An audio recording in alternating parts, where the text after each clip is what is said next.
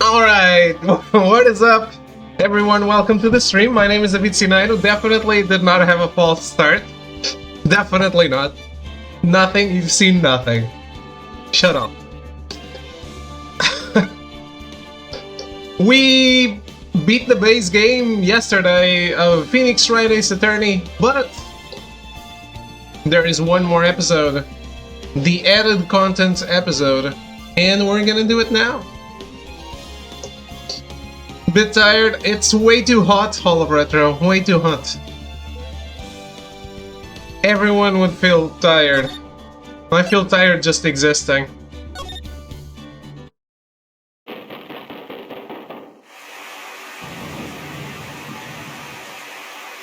Not yet. I didn't like the drawing, so I didn't open it.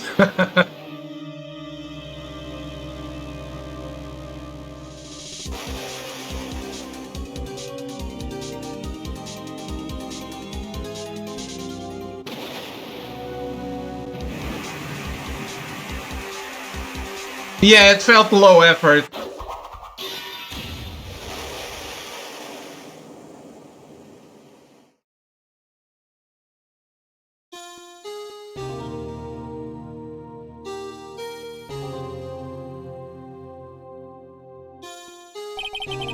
It's been 2 months since I left the office. 2 months without a single trial. I've had offers, but none I took. That is, until the day that girl showed up. Someone has a family that provides for them, huh? He hasn't worked for 2 months? Or maybe Edgeworth just gave him a ton of money.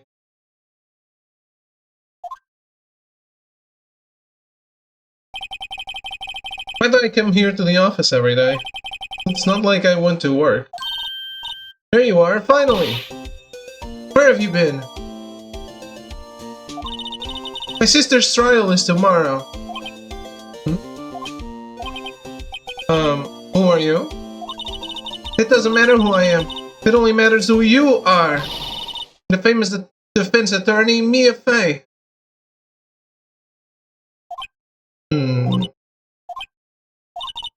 Oh, you're not Mia Fey, are you? I'm sorry, but Miss Mia Fey is no longer works here. So you are the coffee boy? I'm Phoenix Wright, the defense attorney. Right. Wait, you're the Phoenix Wright? The Phoenix Wright from the Edgeworth murder case? Yes, that's correct. It wasn't Edgeworth who was murdered, though. That's a relief, then. You're better than nobody. I'm sorry. I'm afraid I'm not taking cases right now. You are Phoenix Wright, right? The undefeated defense attorney? Well, look, I'm not accepting any new cases. I'm sorry, but you'll have to try elsewhere. Please! I'm out of time! But... please, you have to help. It's my sister.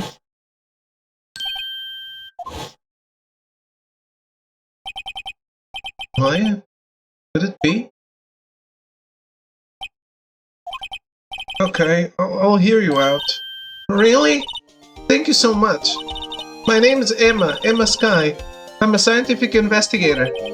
Scientific investigator.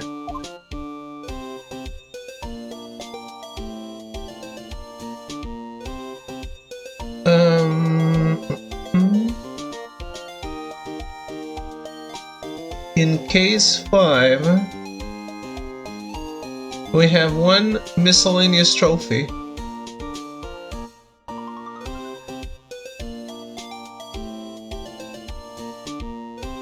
Actually, we need to examine a ladder during case 5 and check out every lunchbox Angel Star has to offer in case 5 as well.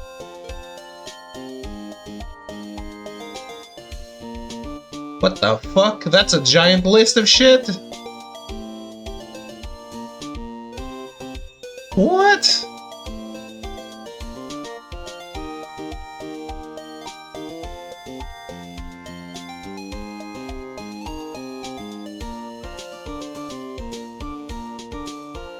Okay.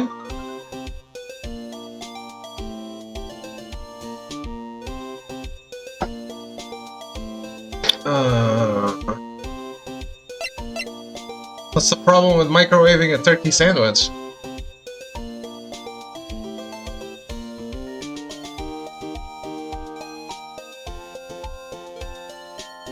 Unless the turkey's still alive.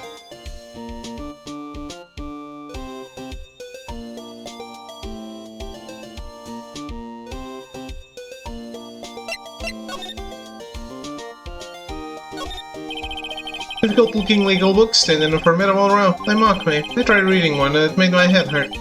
I closed it, slipped out of my hand, then my foot hurt too. Makes the microwave dry after exploding. It explodes.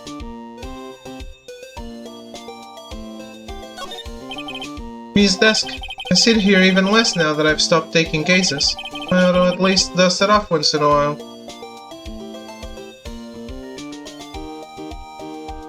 Normal, yeah? I didn't know. May's plant, Charlie. I've been taking care of him in my absence. Looks like it's cleaning day again at the hotel across the way. I hear they're planning a second branch outside the city. Egads. The bellboy was staring right at me. Turkey ain't a big fan of microwaves? I did not know that. I only know I shouldn't microwave or eat boiled eggs if they are whole, because it builds up pressure inside of them, so when you cut, they blow up. Or they can blow up by themselves, I guess. Depends on the pressure.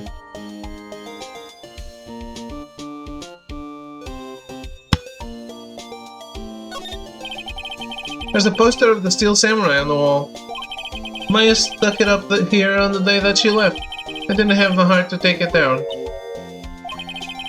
I do sometimes get strange looks from the clients, though.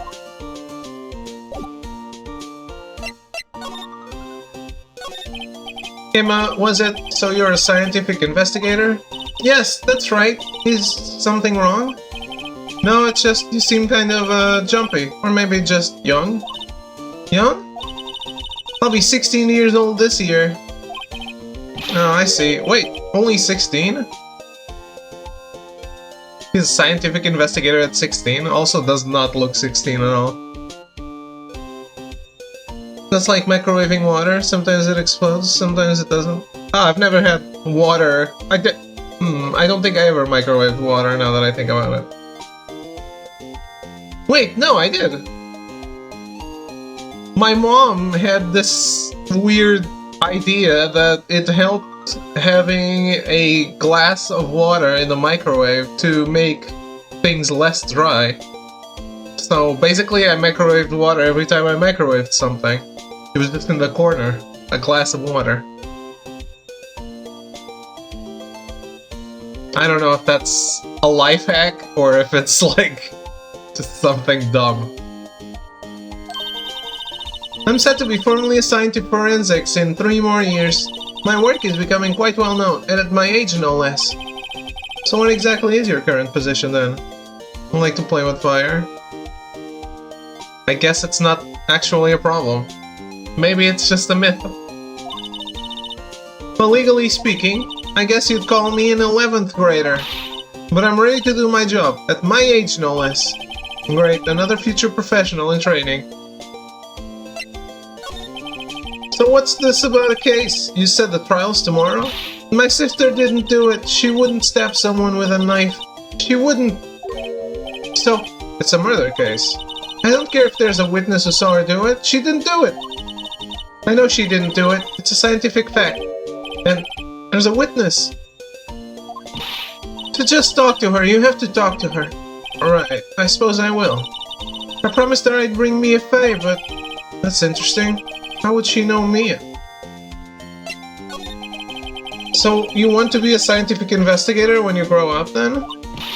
Excuse me? I'm not a child, I'll have you know. Still, it's good to have a goal, albeit a very unusual one. I believe investigations should be done scientifically. Don't you? Yeah, sure can't falter for a lack of enthusiasm. If this case is handled scientifically, I'm sure my sister's name will be cleared. Your sister? I've been doing research, you know.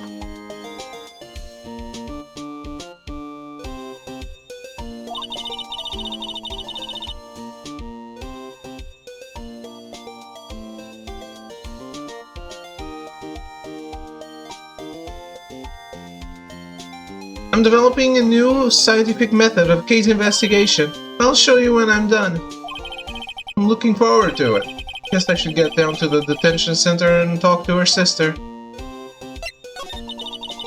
My sister asked for Mia specifically, this Mia Fey person, who was a few years below her in school. So they went to the same school, huh? She always told me to go to Mia if I ever needed a defense attorney. And well, I need one. Incidentally, Mia is a woman. Now that you mention it, I guess it is more of a woman's name than a man's. Well, it's nice of you to help your sister out like this. You must be close. Well, actually, when she gets like she is now, I kind of hate her. Huh? But she's my only family. Your only family? What about your parents? They died in a car accident when I was little. Oh, I'm sorry.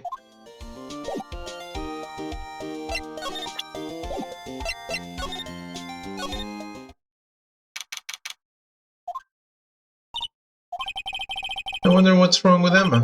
She got quiet all of a sudden as soon as we arrived. Guard? I thought I told you I didn't want visitors. Sorry, ma'am. It's just your sister. No excuses. Or did you not want a raise this year, hmm? Understood, ma'am. Oh, what was that all about?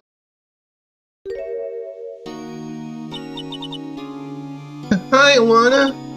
Funny. I seem to remember specifically telling you not to come here.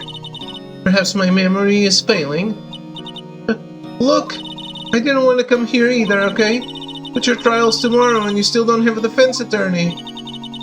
I'll be the one in court tomorrow. This has nothing to do with you, Emma. Is that right, Mr. Wright? Hey, how do you know me? Mia mentioned you. I've heard quite a bit. I'm sorry, what exactly is it that you do? She's a general in the army. Don't medals go on the other side? My name is Lana, Lana Sky. I'm chief prosecutor for this district. You're a prosecutor? Two sisters, one a lawyer? Could this be a coincidence? Emma? Lana? I mean, they're just like... Something wrong, Mr. Wright?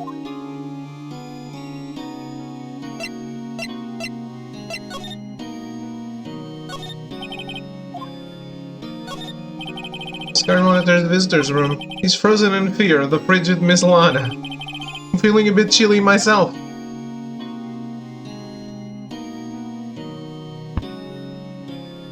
She's frigid? That's a shame.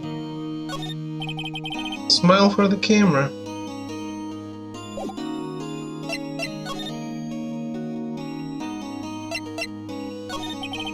So, you're the chief prosecutor? That is correct. I'm responsible for overseeing every trial handled by prosecutors in this district. I make sure the prosecutors have what they need to do the job and manage every aspect. Those are my responsibilities in a nutshell. That's an awfully large nutshell. So, you hired Von Karma and kept him employed all these years. Still, I'm a little surprised. I would think you'd recognize the district's chief prosecutor, Mr. Wright. In fact, it seems impossible. You wouldn't. What's with the hand? Lana? What happened to your hand? Oh, this? I cut myself by accident, when I stabbed them, that is. Huh? I'm not very good at being a criminal, I suppose. How am I supposed to defend this? I have to change the subject. Wait, she was in the class ahead of Mia, wasn't she? There's something you should know from the start. Which is? The suspect in this case has confessed to the crime. Huh? Wait, but the suspect is me. I did it. Well, Mr. Wright, well, why don't you begin by telling me exactly what happened?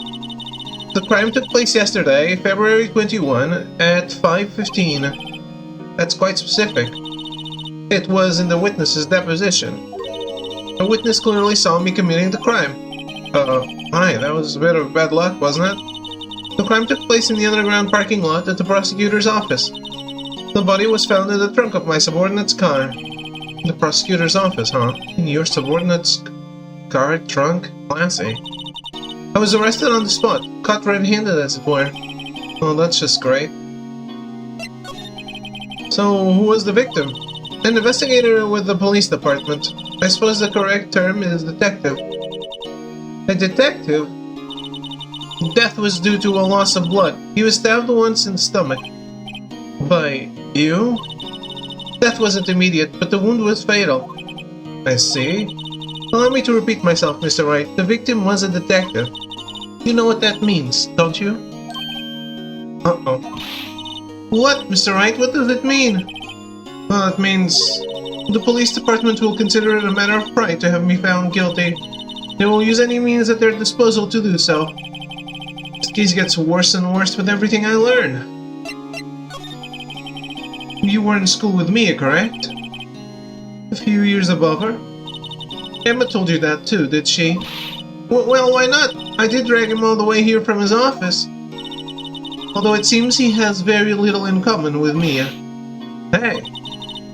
It was in law school. I was in my third year and she was auditing the class. She was different than the other students. Different? She was strong. She'd do anything to become a defense attorney. Anything. That was probably why she was attracted to me. Excuse me? Intellectually attracted. Lana was top of her class in school. Uh-huh.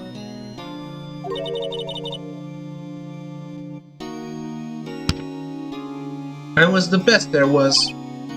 Oh? I'm doing pretty good in school too, by the way. Sounds a bit different when Emma says it. Well, Mr. Wright. Excuse me? As you can plainly see, I'm admitting my guilt.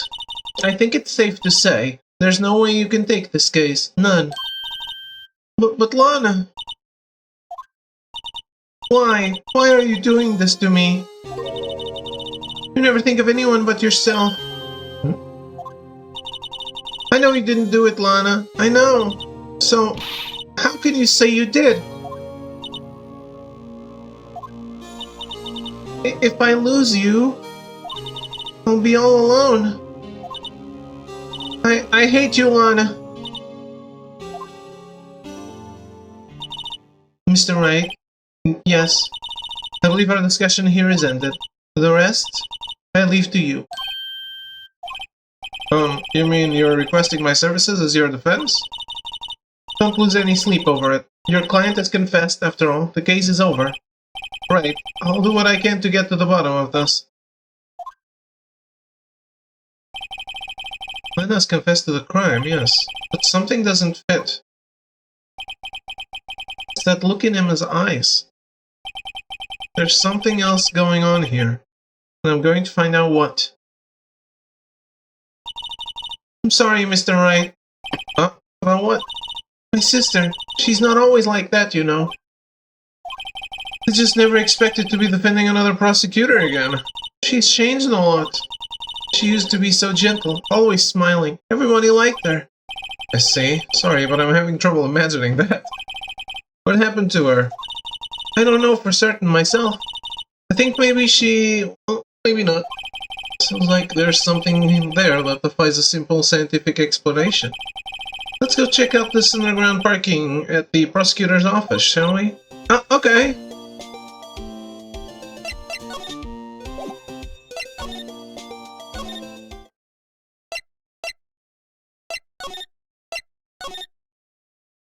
Okay, there's my letter.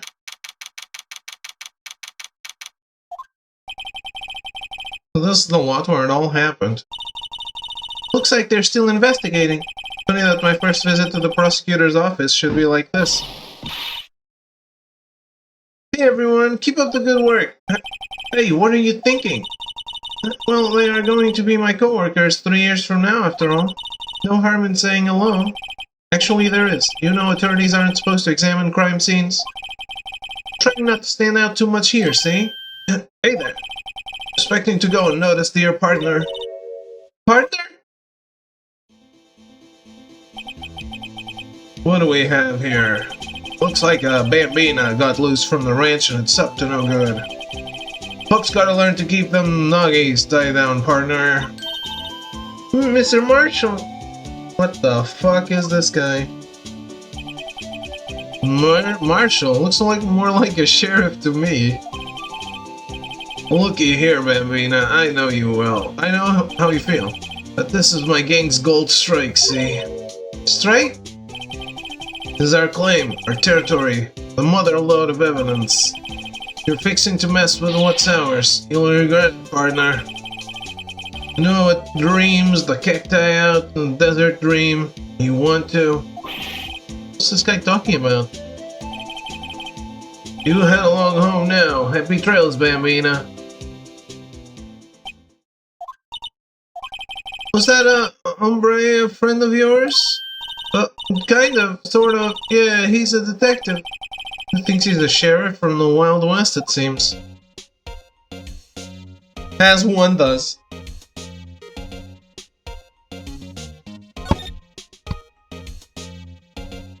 Oh shit.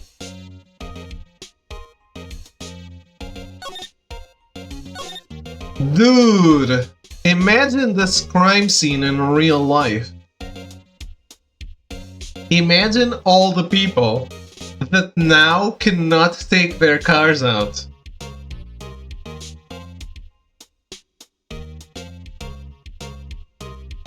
What a fucking mess.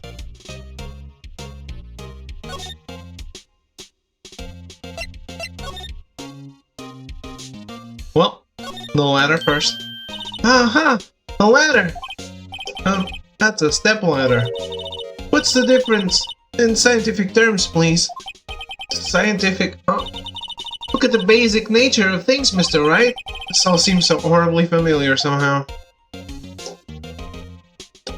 Alright, so that's one thing we needed to do done.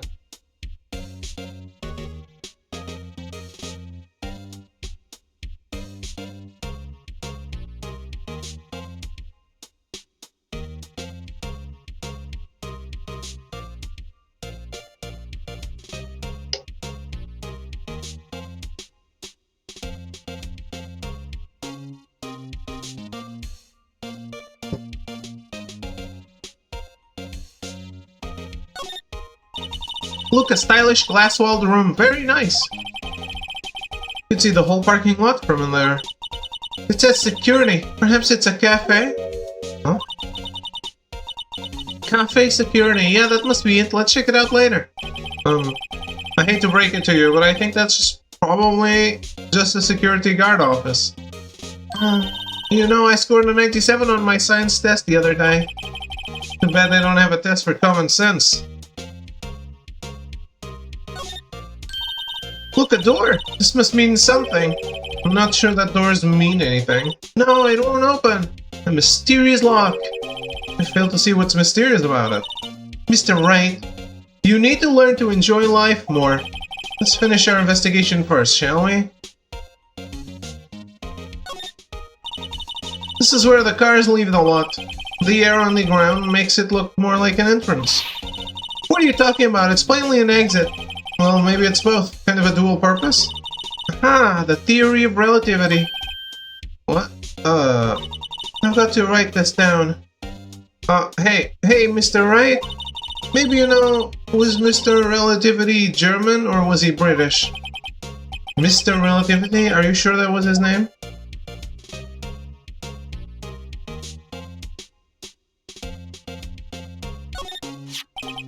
What's this? A wallet? Excuse me, officer? Oh, wait, what are you doing, Mr. Wright? What am I doing? I just found this wallet, so I'm handing it over to the police. I don't believe it. This is real basic. Anything at a crime scene is evidence. Let's be scientific about this, please. Just put it in your pocket. How is that scientific? Sounds like theft to me. Foldable wallets? Wow. Called to duty already at my tender age. Here, I'll teach you the trick to examining evidence in detail, okay? By the way, her eyes are sparkling. I can tell she's been waiting for this. Okay, now look at the court record. You have to be sure to examine the evidence carefully on all sides. Now let's start examining, from every angle. Look, I think there might be a clue here. You should check it out with a press of the X button. Introducing new mechanics in the DLC. This is an ID card. Sergeant Bruce Goodman. This is the power of the DS. I see. See? Well, isn't scientific investigation useful? I guess. Though I don't see what science has to do with it.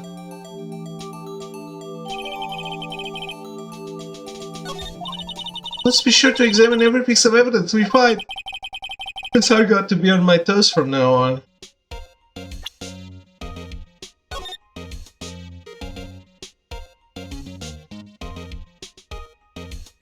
You screw this on? This is what the back of the bed looks like. And I always thought it had a safety pin. Each bed has a number carved into it. That way you can tell which attorney it belongs to. You mean you couldn't lend your beds to anyone? No, I'd be found out right away. Well, that's no fun.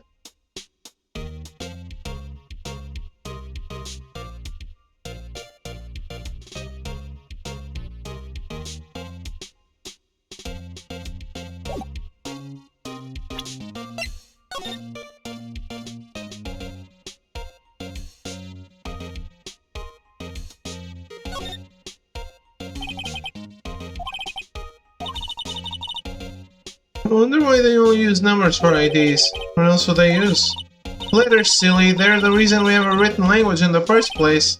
True. Sergeant Bruce Goodman. ID. Yabba-dab. See? Wouldn't that be better? No, that's not an ID. It does have a certain ring to it. Exactly my point. It doesn't take much to amuse her. How goes it, Melty?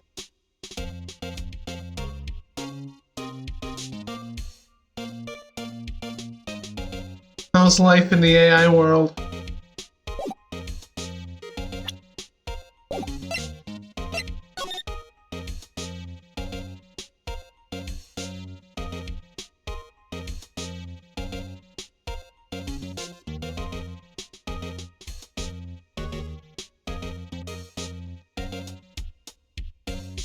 Oh, you did? Nice. What do you think?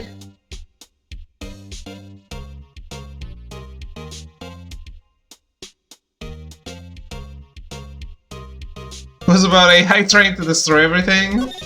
Normal. Here, a phone! Let's see if it works. Hey, don't touch stuff we don't need to be touching. I can't hear anything. My ears! No, my ears! Maybe it's due to the barometric pressure? What's she babbling about? Hey, what did you just say? See? You can hear just fine. The phone's broken. Kinda racist? It was alright. Okay. I've been watching a bunch of shit on TV lately.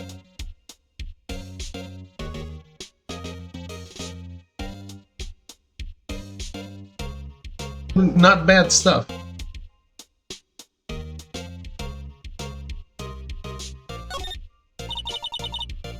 This wall is in our way. It's got a faucet for water. Wait, I know. This wall is merely a facade, hiding the truth. This is no wall, but a water tank. I fail to see how it makes any difference either way.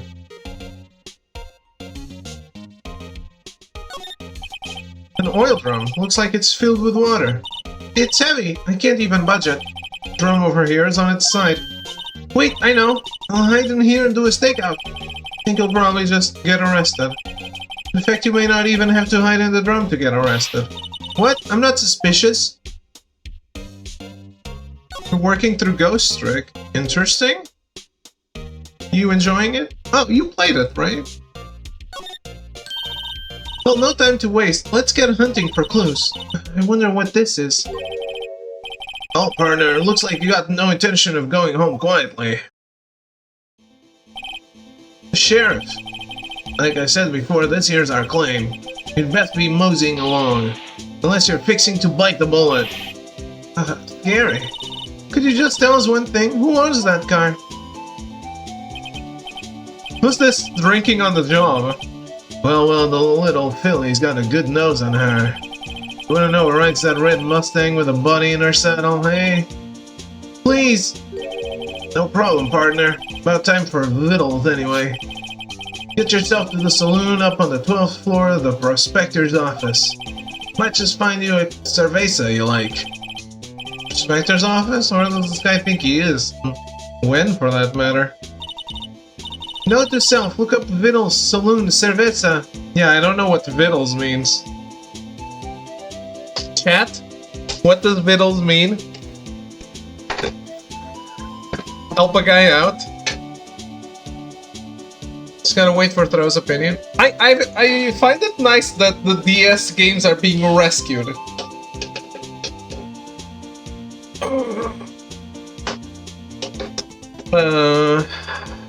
First this, now Ghost Trick.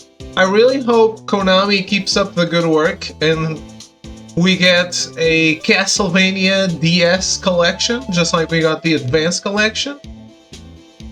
I never played the Castlevanias on DS, and I really would love to.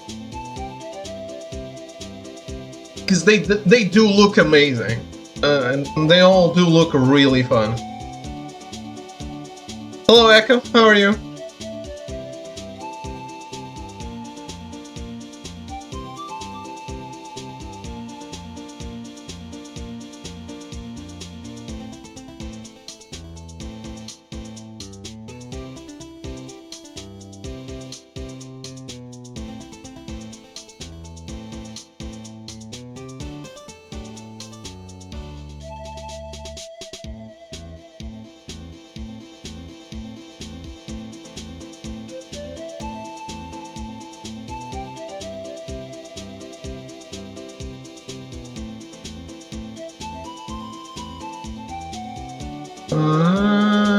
Dictionary.com.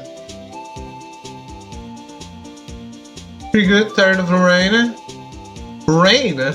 Oh, I wish we got some rain here. Victuals. A non-standard variant of victuals. Victuals, food supplies, provisions. Food or provisions for human beings. Okay. Archaic, to eat or feed. I've never seen that before. Definitely I've never seen that word before. But, okay. Thanks for letting me know, game.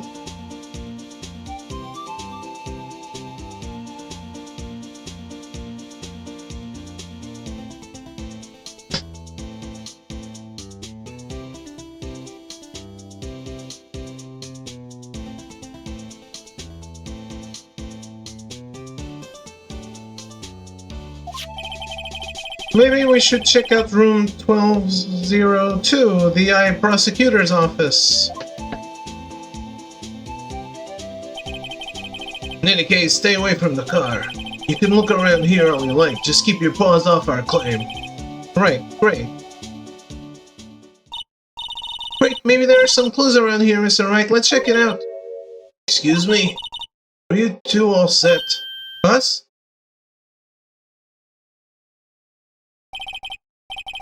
What's this? What the fuck? She has a onigiri hat.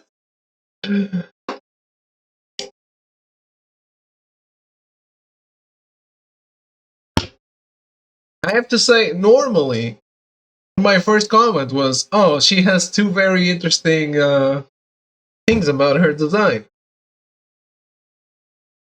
But holy fucking shit, that onigiri hat really calls your attention to it.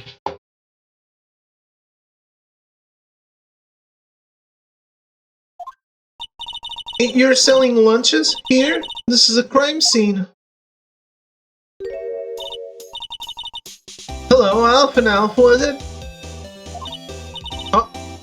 Thanks. And you, sir? Yes? Some crunchy goodness coming at you. Ah, this is the one from the trophy. Got it. Thanks. Interesting way of doing business. This area is off limits to anyone without clearance, especially passersby. Or are you officers? No, but you don't exactly look like the type to have clearance. Shit, she has one of those octopus things on her necklace. I'm just noticing now. That's so fucking cute. That's certainly a way to greet someone. Even if my days as the cuff-up queen are over. Cuff-up? Huh? You know, I'm feeling kinda full. Maybe I'll pass on lunch. I'm quite connected to this case, you see.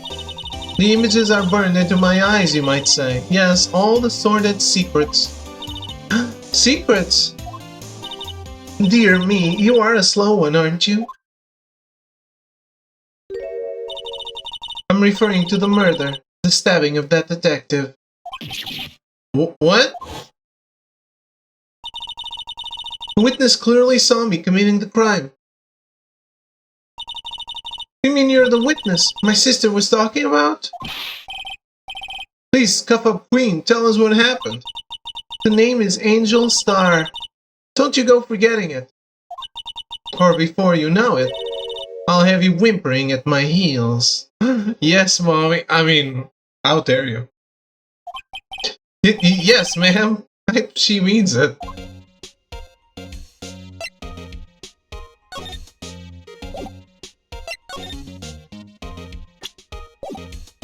Ah, shit. I can't slide over to the other side anymore. So Half and Elf and Crunchy Goodness are story related and are given the first time you meet her. Okay. General So's Trilobite, technically related to the story, so you probably will not miss it. But just in case, talk to Angel and pick the option Angel. Okay.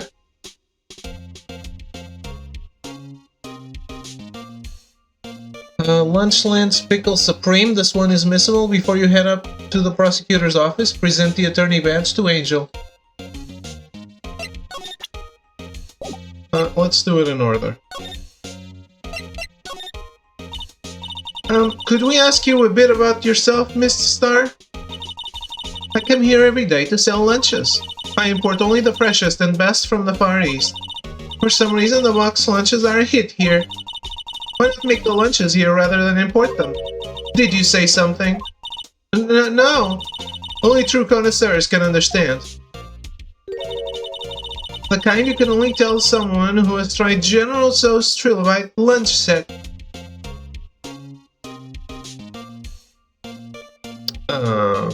All pass. Never mind, you win. I don't even want to appreciate part of a Trilobite's flavor. Anyway, I come here every day to sell lunches. My boyfriend works in the security room here at the prosecutor's office. Your boyfriend? See the security room over there? The glass-walled booth? I sell my lunches, and since I'm here anyway, I drop in to see him. Since you're here anyway, guess selling lunches is more important than romance. So, to scientifically analyze the data available so far, you, Miss Star, are a lunch vendor with an ulterior motive for coming here. Useful analysis. Not. Is there a way to check which ones I got?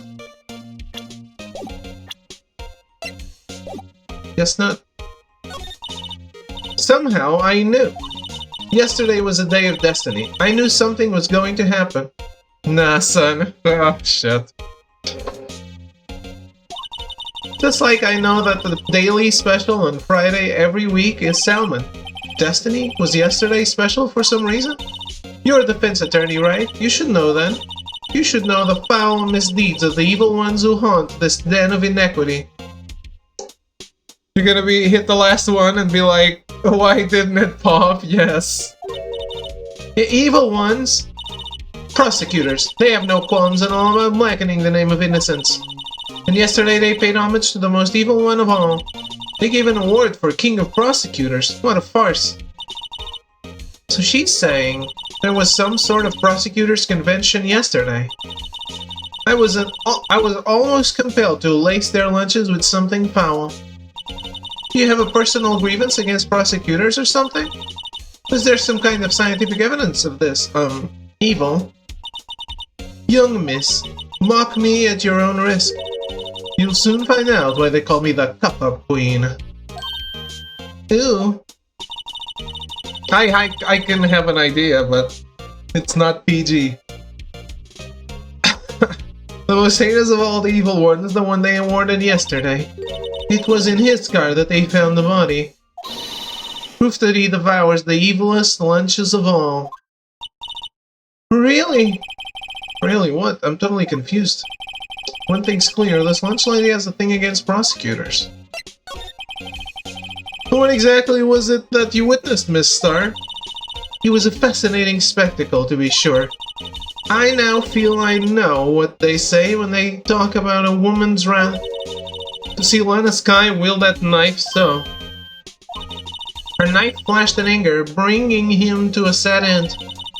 He was truly a sight to see. You mean he saw the very moment of the crime? The sound of his silvery ties to this world being cruelly cut still rings in my eyes. And the rhythmic beat of Lana Sky's knife.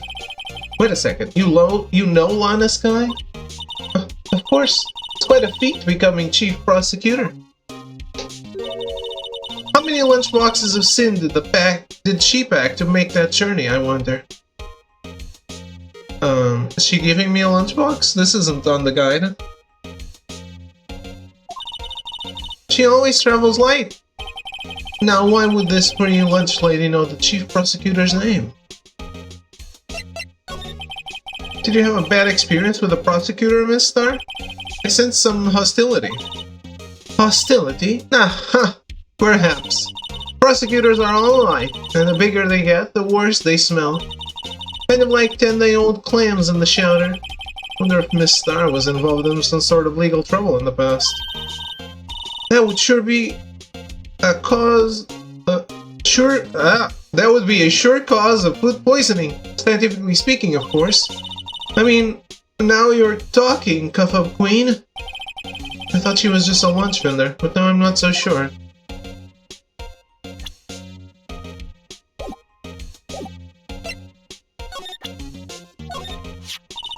A defense attorney must be able to fight.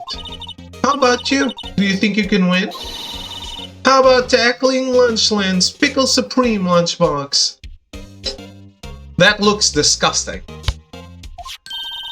Wow, it's really crunchy. A box of pickles. Kind of a sad lunch if you ask me.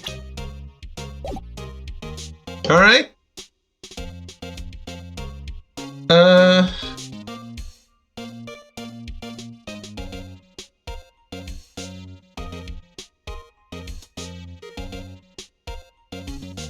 The next one is on day 2, Trial Former. I don't know what that means. Oh, it's the trial. Okay. Why would it say Trial Former? Oh my god. I just read the description for the first one. Story related. Angel gives this to the judge. I love it.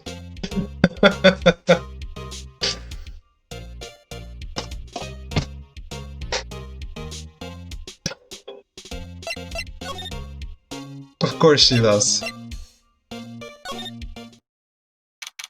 Ah! Who's a fan of the Steel Samurai? High Prosecutor's Office, room 1202.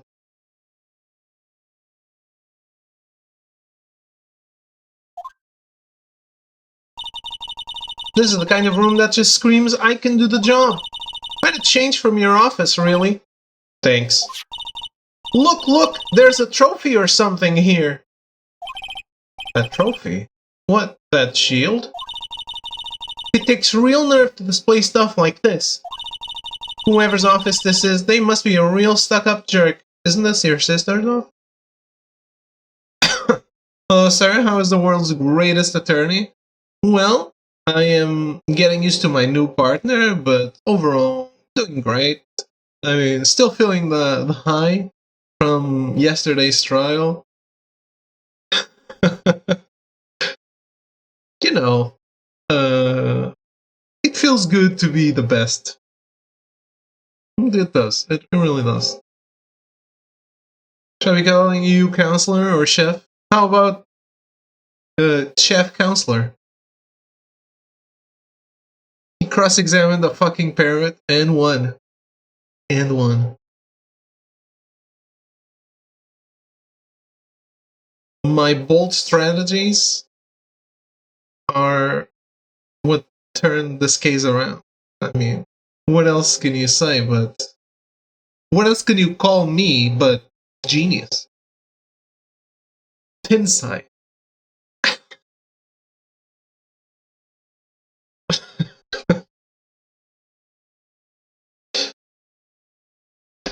By the way, you said you're playing. No, I told Throw to play Ghost Trick. He didn't do it.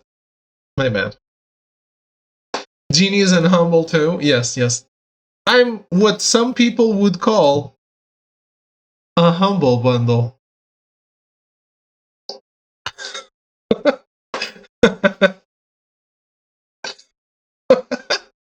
Feel free to boo at your own will.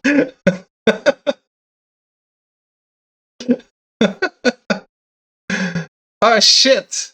Clear chapter 1. Red matter. What the fuck is this? Red matter 2. The fuck? By the way, Throw, I feel like we need to do a spoiler cast for Final Fantasy 2.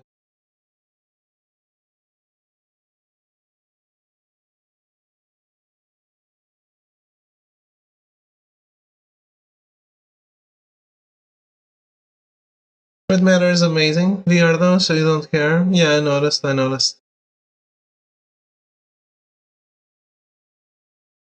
What is there to spoil about 2? I mean, it's the first one with a real story. The very first Dragoon.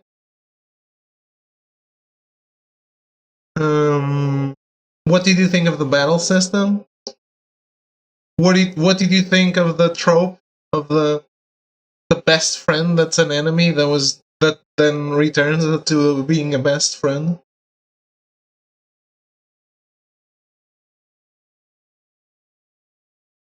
It's a story by technical definition. The characters are barely even characters. I quite like some of them. Obviously, it faces the limitation of the time, but I actually think that the Leon, the character you finish the game with, is like the worst character. Tell me who Furion is? He's a guy. He's a guy. He's a really cool guy.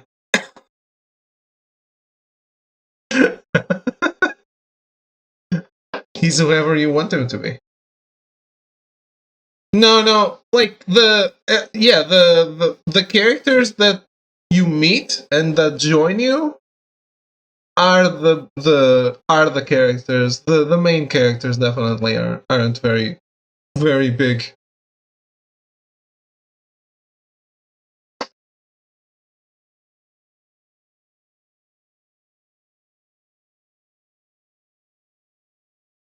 Hilda is the princess of the country. Yeah, not demographics.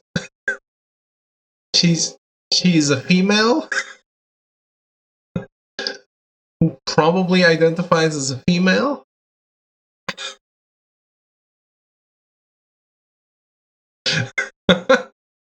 This is not a fan art. No, but for example, Gordon is Gordon. I think, for example, Gordon is a character.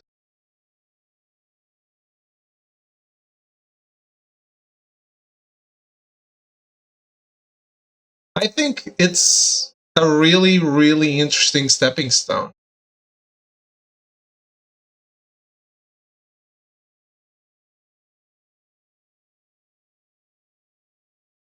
Did you get annoyed with the battle system? Did you use the did you use boosters at all?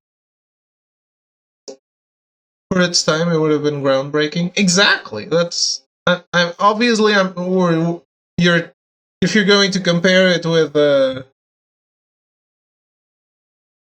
with The Last of Us, well, I feel like when we play these games, we got to look at them through the lens of the 30 years ago. I for example, think the battle system is an amazing idea that doesn't translate to fun gameplay, but it makes so much sense. It makes total sense. It just doesn't translate to fun games, but so which means it's not a good for a video game. But like, if you think about it and don't play it, it's like, oh, sure, yeah, that makes sense. Does Joel level up his crowbar mastery when he uses the crowbar? I think not. He doesn't.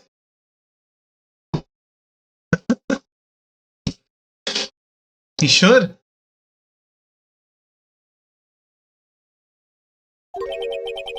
Phoenix Wright?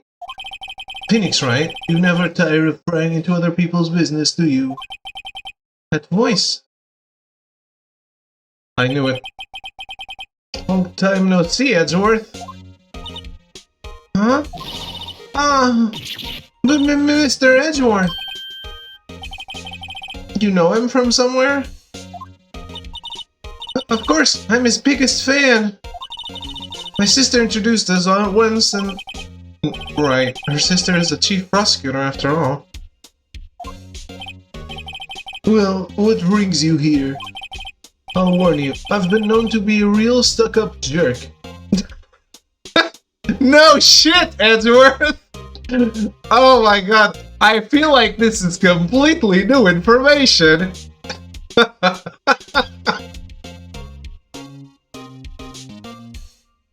I am blown away. I'm blown away by this statement here. No! Did I? No. He was just Mr. Wright here. Hey, don't blame me. We're just here to investigate a murder case. Murder? The body was found in this nasty bright red sports car in the parking lot. Is that his car? That would be my car. What of it?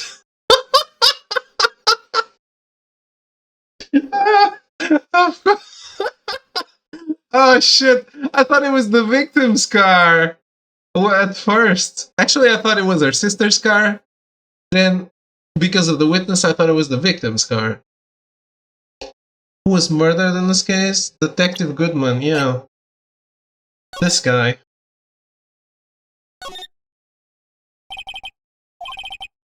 Sergeant Bruce Goodman.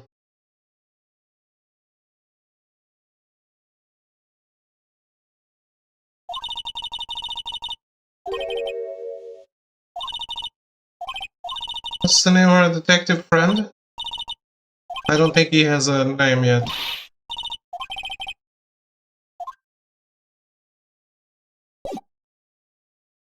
The detective in this case? Dick Gumshoe.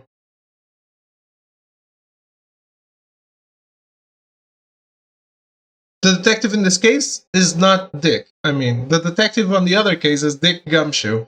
The detective in this case seems like a guy dressed in Old West clothing, and I don't know his name. The green coat guy, our friend? Okay. That's not him that died.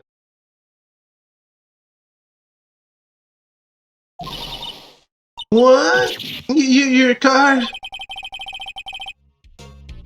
That's how they dress in real life in Texas? I guess. Say one thing, she certainly can scream.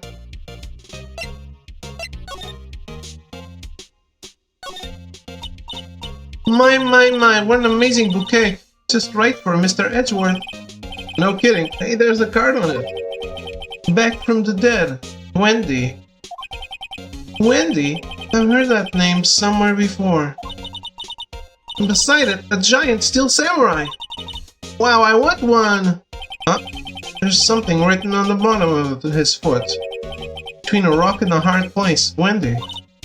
Wendy, is she Mr. Edgeworth's fiancée?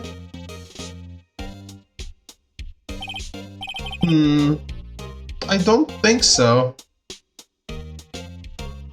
She's sending him shit? Why? This game is such nonsense. Whoa! What a view! It must be nice to have an office on the 12th floor. I guess you would feel important. Incidentally, were you to jump out of this window, the time until impact with the ground would be... Got it! Approximately 3.23 seconds. That's handy to know. Is it? Wow, this jacket is even lacier than these usual ones. This must be his lucky trial jacket. Lucky jacket, right. I've never seen him wear it. I'm sure there's a story behind why it's in a frame. Maybe I'll be naughty and take a picture. She's getting way too excited about this. I've been wondering, what the heck is this? It has a big K on it. Prosecutors. What's that? It's the King of Prosecutors trophy. King of Prosecutors? But you were just prosecuted yourself. How did you win that? It's a great honor. They send that shield to the best prosecutor each year. And you lost 2 cases this year. What? What? So that K, that's... K stands for king? Yeah, you got a problem with that? I didn't design the thing. King of Prosecutors. Kind of like Employee of the Month, only better.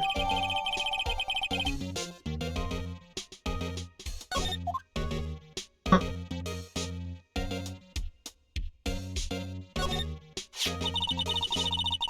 So that's the King of Prosecutors shield, huh?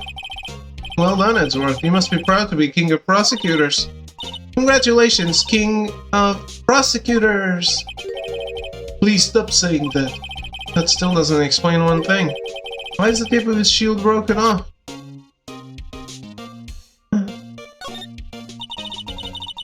Mr. Edgeworth has such a comfy sofa. Sofas like this make me want to curl up and take a nap. I bet he pores over his case files here until the wee hours of the morning. He takes off his jacket, rolls up his sleeves, and goes to sleep using his arms as a pillow. I don't believe it. She's actually daydreaming about Edgeworth working. I bet in the morning he has sofa hair and little creases in his cheek from the seams. Play back, enjoy the game, Chef Counselor? Yeah, are you enjoying Ghost Trick? He's so cool. Sofa hair is cool.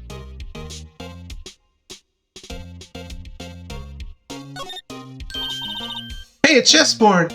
It's actually quite fun so far. Cool. Only 2 cases in so far though. Okay. Yeah, I liked the demo. Happy you're enjoying it. I'm not too up on my chess, but it looks like Blue's in a bit of a tight spot.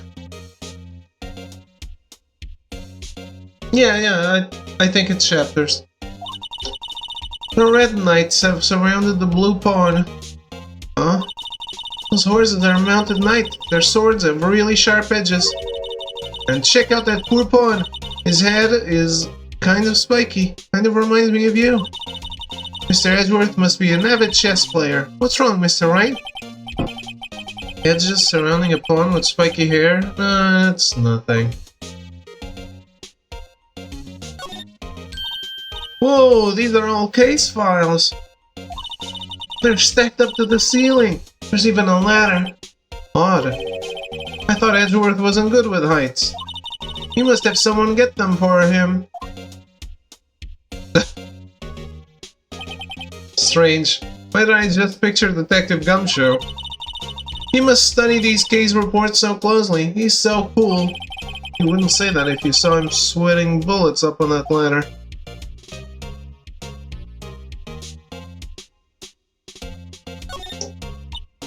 Oh, cute! What a pretty tea set! I go more for the instant tea bags myself. Amazing! The drawer below is filled with packets of tea leaves. They're all sorted by place of origin and flavor. Look at this royal blend! What an exquisitely splendid concoction. Such a thing as taking a hobby too far.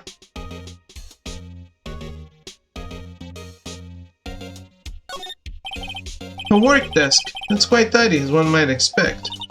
What a nice desk! Easy to use and easy on the eyes. It's polished so well I can see my own reflection. Strange. Why did I just picture Detective Gumshoe? Maybe I'll take that name plaque as a souvenir. Don't. He'll sue you.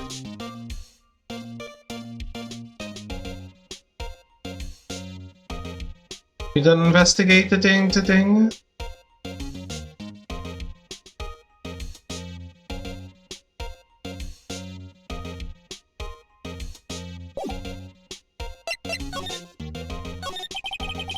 So the body was found in your car? Go ahead, say it, Wright. You think I did it, don't you? After you went through all that trouble to help me last year, no less. No, we don't think you did it. I mean, it was my sister who stabbed him. Wait, no, she didn't do that. I mean... Wait. So you're the chief prosecutor's little sister then? Yes, sir, Emma Sky. Nice to meet you again. Oh, that didn't sound forced at all. Now I remember, you've really grown up. I'll admit it was a surprise for me too. To think that my own car would become the scene of a murder. More surprising still, I'm being forced to prove my superior's guilt. I can understand. Oh, wait, what did you say? Lana Sky is the chief prosecutor, the top prosecutor in the district. She can't prosecute herself, so I'll be the prosecutor at the trial tomorrow. You? Mr. Edgeworth? To be honest, it's a bit of a miracle I'm still here at all. What do you mean? Rumors. You've heard the rumors about me, haven't you? Miles Edgeworth. It's hard to remember a time when there weren't rumors about this guy. Forging evidence, arranging false testimony, illegal searches, you name it. Thanks to you, my innocence was established in the trial at the end of last year. However, there are some who say I'm the one responsible for the current incident. What? That's crazy. Huh. Some people need very little excuse to think ill of others. It's a fact of life, impossible to stop. But some of them even go so far as to present me with toys like this. They think it's funny. Toys? That bronze shield? There's gotta be a story behind that one. Chief Prosecutor Sky. Yes, we first worked together on a case 2 years ago. It was my first big case. That's right, I remember. 2 years ago. Wasn't even a lawyer yet. Since then, I always felt that she was looking out for me. It appears I was mistaken. Mistaken? Why? I mean, I know she's not the warmest person, but I'm sure she felt some responsibility for you. Then, why? Why did she stab someone in the trunk of my car? Not only that, she stabbed him with my knife. What? What? Mr. Edgeworth, your knife was the murder weapon? To be specific, it was the knife I keep in the toolbox in the trunk of my car.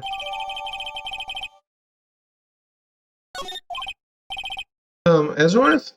What? Are you sure you didn't do it? Come on, can't he take a joke? You have a strange sense of humor, Mr. Wright.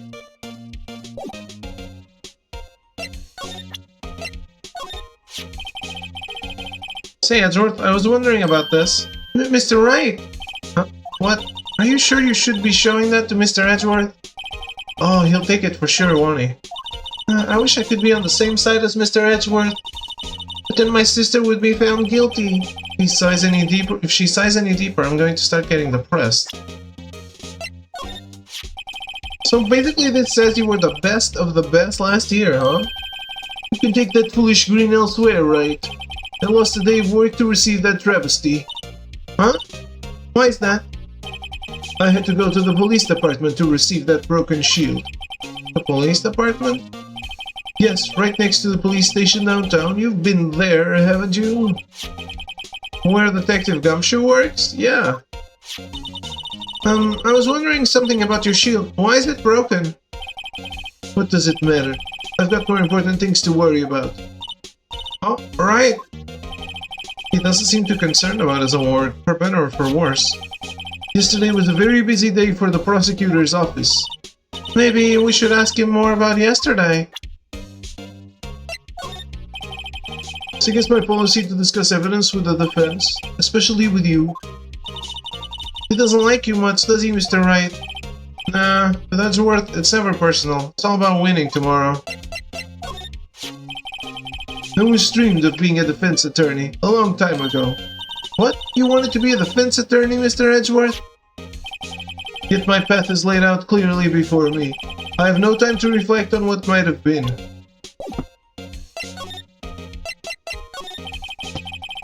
Could you tell me more about yesterday, the day of the murder? Yesterday was the annual cleaning day at the prosecutor's office. Cleaning day? Working with the police department, we sort and file all evidence for solved cases. We call it evidence transfer. Wiping your hands of old cases, in other words? Oh, and another thing. A ceremony was held at the police department. There's an annual review and awards for outstanding police officers and prosecutors. And that's when you got the shield? I was at the police department yesterday afternoon. I got back here at 5:12. That's very precise. People like myself and Mr. Edgeworth pride ourselves on our precision, Mr. Wright. No, I place little faith in my memory. The only thing I trust is solid evidence. Edgeworth's parking stub headed to the court record. This is the parking stub from the underground lot. The murder took place around 5:15. So the murder happened right after you got back? What, right? I'd appreciate it if you'd direct that suspicious glare elsewhere.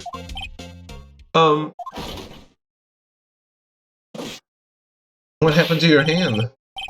Excuse me, but is Mr. Edgeworth anywhere in the premises? I'm Edgeworth. What is it? I'm here, sir, at the request of the chief, sir. I got your report, sir. Report? What? Did you find new evidence in the case against Chief Prosecutor Sky? I don't like the way this conversation is going at all. Sky, sir? No, sir. The name of that, no name of that kind, sir. Not in this report, sir. I think I just heard Edgeworth's lid blow. Mr. Edgeworth's lid isn't on very tight, is it? I made a clear request to the police department, did I not?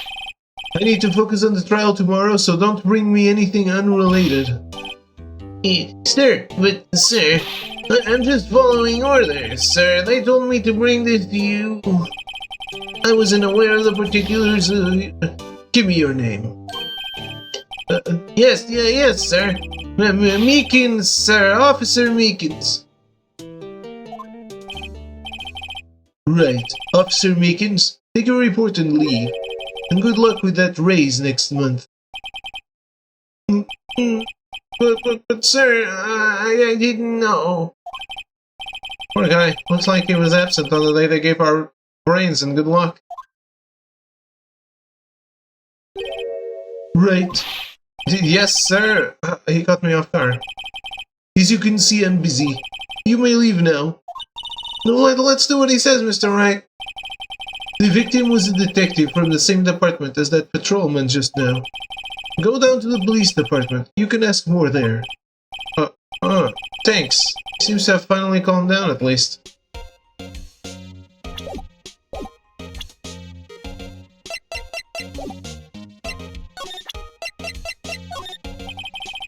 I'm busy preparing for tomorrow, and I'm not in the mood for idle banter, especially not with you. Let's go, Mr. Wright. Fine, I'll just have to talk to him when he parks up.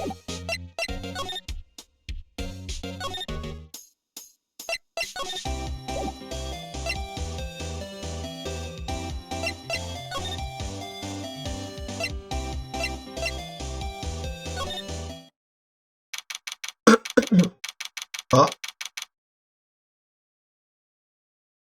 February 22, Police Department entrance. Oh, we're finally here.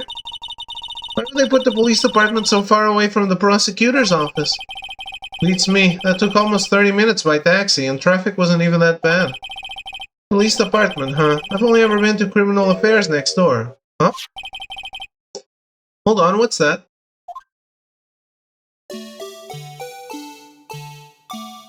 My god, this game has moving images. Disturbing, why does it undulate like that? Oh wait, I know. This is the Blue Badger. You're trying to make him the police mascot. Well, Mr. Wright, you sure know a lot about the police. Still, he does seem familiar somehow. Get the Blue Badger. Who's that next to him? Someone appears to be dancing with the Blue Badger. Oh, he noticed me. I'm sure he's running over here fast. Hey, pal. What are you doing here? That's my line, Detective Gumshoe. Specifically, why were you dancing over there? What? Well, at least he doesn't seem to be busy. This is our chance to get information. Hey, I'll have you know I'm a very busy man, pal. Wait, okay, let's take a quick break before I continue this. I can't wait for his excuse. I'll be right back.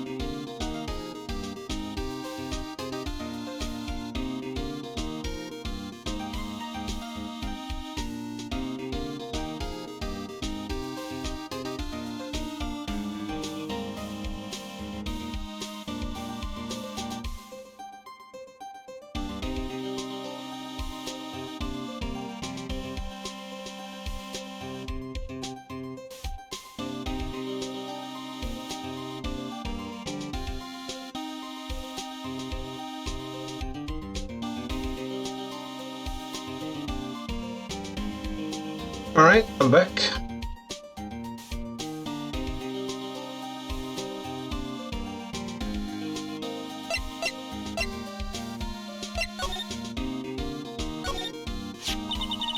I was wondering about that. What? The dancing blue badger? It's my masterpiece. You made this, Detective Gumshoe? The chief threw together some designs and I just did my thing, pal. Nice work. That's battery powered, so it can go anywhere. Do future games have voice acting? There's no switch, so it just dances until the batteries die. Poor Blue Badger, fated to dance until he drops. Blue Badger panel headed to the court record.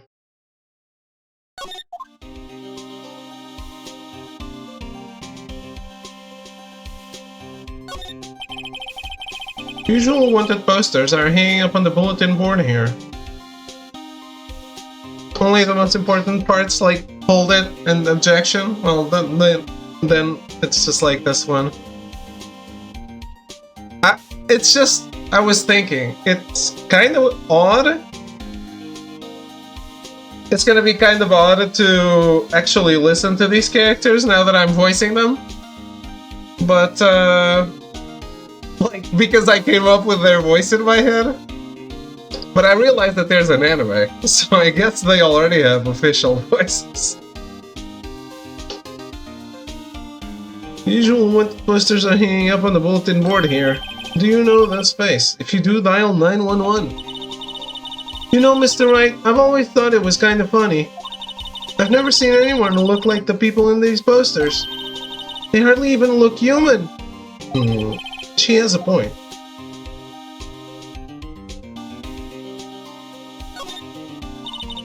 I always get excited when I come to a police station. Why is that? It just feels like I've jumped into a movie. Huh? You know, with all the police and criminals. Well, I don't know if this is all that exciting. Sure is. Look at those two officers over there. They're probably talking about the latest bust. Funny, I thought they were talking about the weather. There's evidence down the line with actual voices outside of that? Nah, okay. Detectives in there look very busy. Just imagine, right now, behind those doors. So Maya left us, but she's here. She's still here. A police drama in action. Somehow, the thought fails to excite me. Look, that patrolman is saluting the other guy. He must be a detective. And then I said, "Hey, you do that. Your soup will get cold, buddy." That's hilarious, sir. I laughed so hard I cried. I guess he wasn't saluting, he was wiping tears from his eyes. They make a good pair. Mr. Wright, do you know why patrol cars are painted black and white? No idea, why? Well, I think they're designed after a panda. A panda? Not that I have scientific proof, it's just a theory. Do you mind me asking how he came up with that theory? It was when I was on a school trip. I saw a patrol car and it came to me. We had just been at the zoo, see? What about zebras? Or do they not have those at your zoo?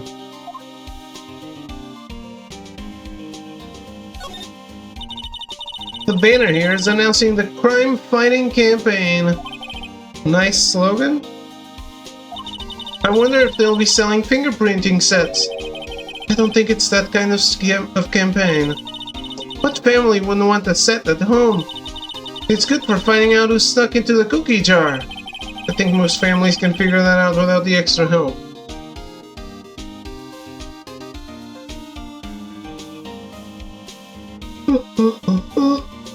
We done? We done? I'll give you one word of advice, pal. You'd better not agree to defend the suspect in this case. Why not? Huh? Well, it's just that the chief prosecutor has confessed to the crime. She says she summoned the detective to the prosecutor's office and she killed him. But what if she's not telling the truth? Yes, well, no. Come on, pal. There's plenty of evidence against her. But what if the evidence was faked? Hey, pal. Can I speak to you for a second? Me? Why is this little girl so peeved at me? She's a relative of the suspect. She's Lena's guy's sister. Whoa, the chief prosecutor's little sister. Just please investigate this case carefully, okay? Scientifically. Yes, sir. Oh, by the way, you might want to keep your voices down. You don't want to be overheard using words like faked. Huh? It's a sensitive issue with us these days. So, what are you doing here, Detective Gumshoe? Me? Well, nothing really. They kicked me out of criminal affairs. Detective Gumshoe, what did you do this time? What do you mean this time? And what happened? I know things are busy right now. I mean, with my sister's case and all. That's true. We've never had a chief prosecutor murder anyone before. Only the highest ranked people are being let into criminal affairs now. The lowest ranking guy in there is our chief of detective. They're not letting any of us rank and file detectives in at all. None of you? I know this is an important trial, but isn't that a little odd? So anyway, I thought I'd spend the day getting the badger dance down, Pat. Isn't there anything else you could be doing? Hey Arrow, how are you? The chief of police himself is directing this investigation, pal. And Officer Marshall was assigned to the underground parking lot. Officer Marshall. Now that I think about it, Emma did seem to know that Marshall guy. Patrolman in charge of a crime scene. It's unheard of, pal.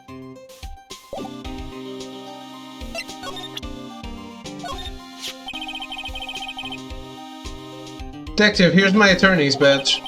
You show this to me every time we meet, pal. Real men show their police badge. Enough said. I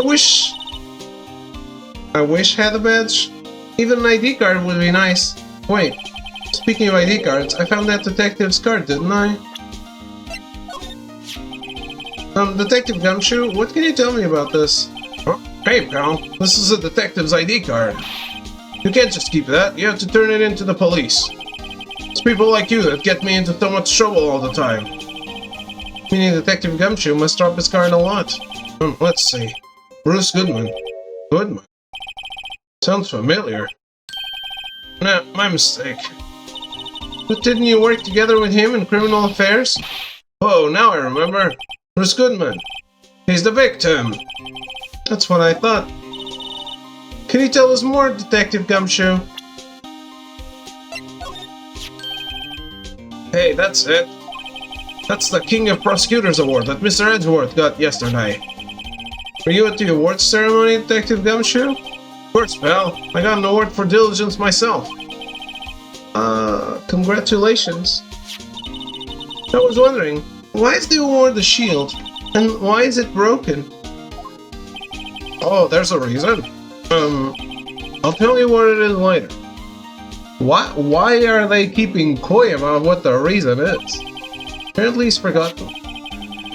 I was proud of Mr. Edgeworth for winning that award, even with all the naysayers in the prosecutor's office. Naysayers? Must be because of the rumors. Found in Mr. Edgeworth's car, stabbed with Mr. Edgeworth's knife, huh? What would drive Chief Prosecutor Sky to do such a thing? You tired? Finally getting around to the Horizon DLC, enjoying a turning? Yeah. Just, feel a little tired because it's so hot these days. I honestly just do not feel like playing a game sitting down. I can tell you that if I wasn't a streamer and wanted to play this, I just grab my Vita and lay on the couch and just play it on the Vita with the remote play. This must be such an amazing remote play game.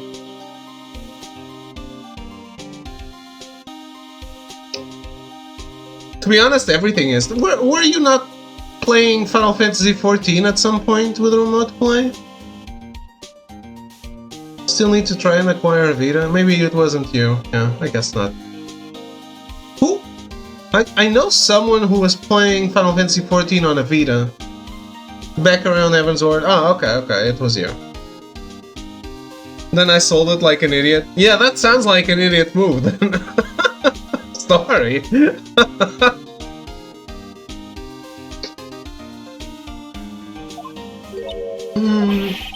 Wait, I didn't mean... I mean, sure, of course, someone else really did it. Someone who must have a grudge against Mr. Edgeworth. Car and the knife do seem a little too well organized to be a coincidence. I mean, the knife was in the car. Poor Mr. Edgeworth, what could have happened? We have to find out a little more about what's going on with Edgeworth.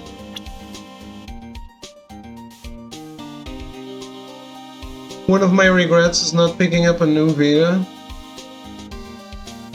Just like, I'll just get a new one and then everything died. Can you guys not find one now? Is it impossible?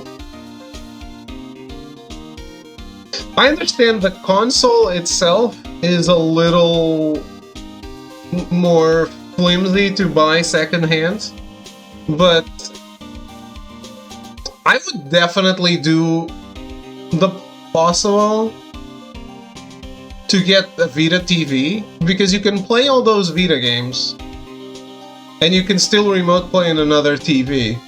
So a Vita TV is a good investment, and they're just so cheap. Like at some point they were costing like $50. And you must have a lot of Vita catalog due to years of PS Plus. Wanted an orange/blue one? Okay. I don't think I even seen that.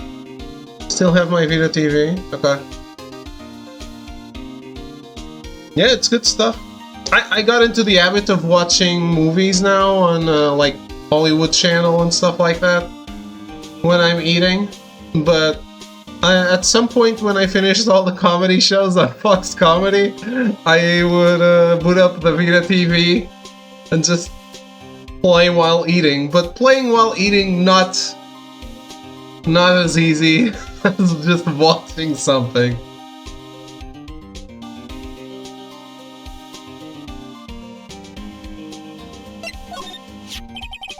Found in Mr. Edgeworth's car, stowed in Mr. Edgeworth's knife. Alright.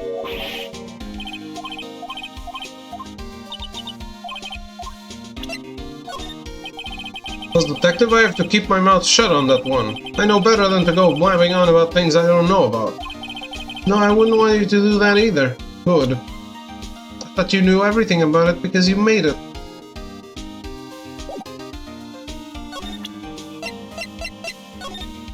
Wait, they told me I needed to check everything.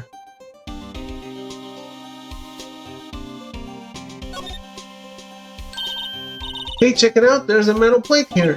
It looked like the names of all the previous recipients are engraved on it. Wow, one guy's listed a bunch of times.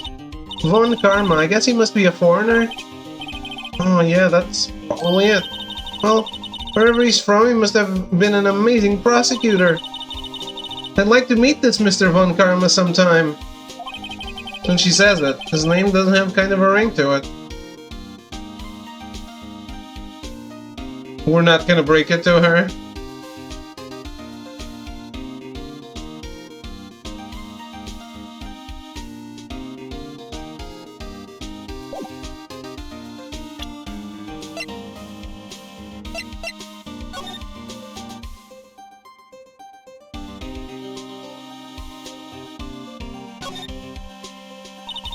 This must be the victim's blood, right? Either that or Edgeworth cut himself peeling an apple.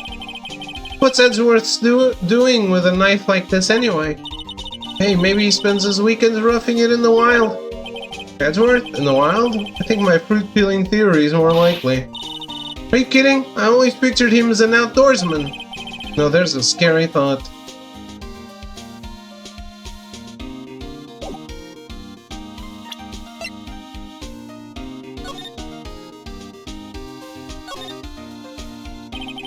Miles Edgeworth 1712. This is dated the day of the crime.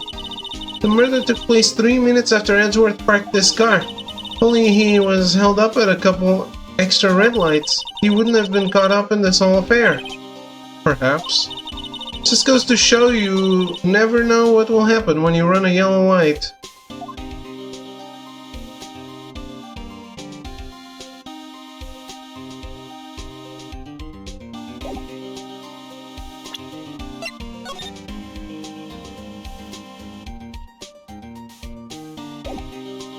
I guess I can't examine that one. So this ID card belonged to the victim? He was a detective, like myself.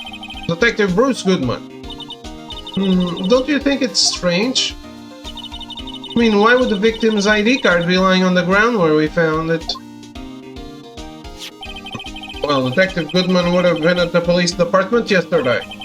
It was an evidence transferal for a case he handled 2 years ago. Evidence transferal? Mr. Edgeworth mentioned that too.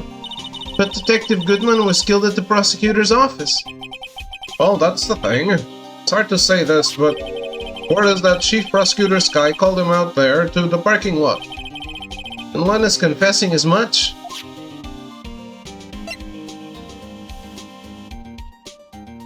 Oh shit. Did Edgeworth unknowingly transport the body? Is he killed here?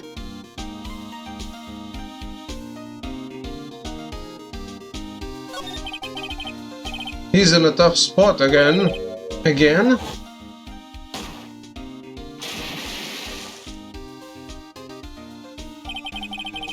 Well, it all started with the murder of that defense attorney Hammond.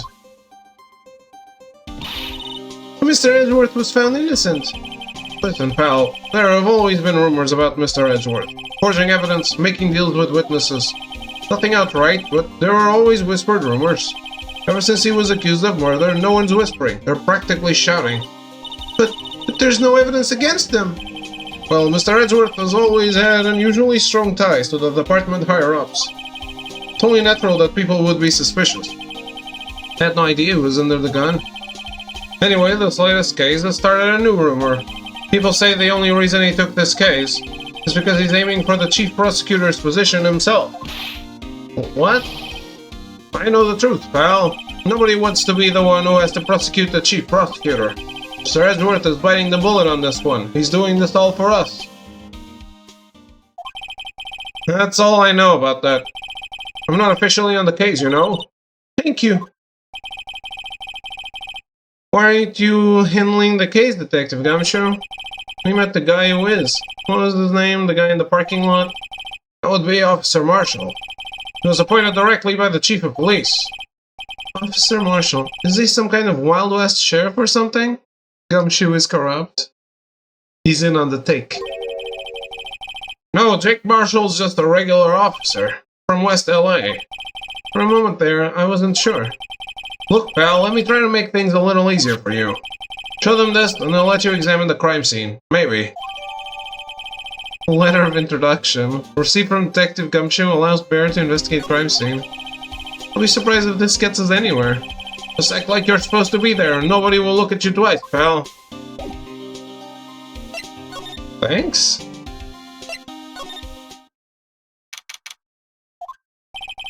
Looks like the investigation is still going.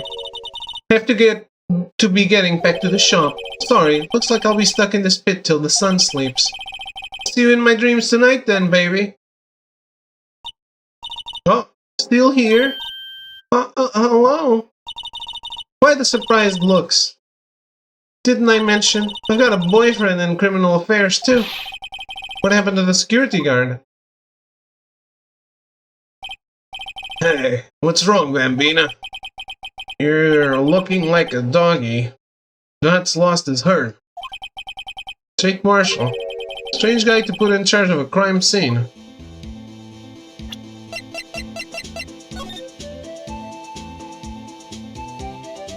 I love the Wild Arms soundtrack playing when this guy shows up. And look here, it looks like something's been crossed out. Maybe it was a letter or something to Detective Gumshoe. Let's see. Annual bonus, 20 bucks. I think a couple zeros are missing. No, that sounds about right, at least in that detective's case.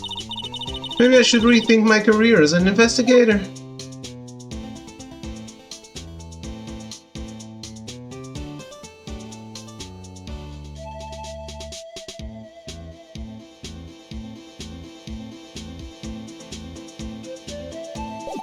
Gumshoe is indeed a dick.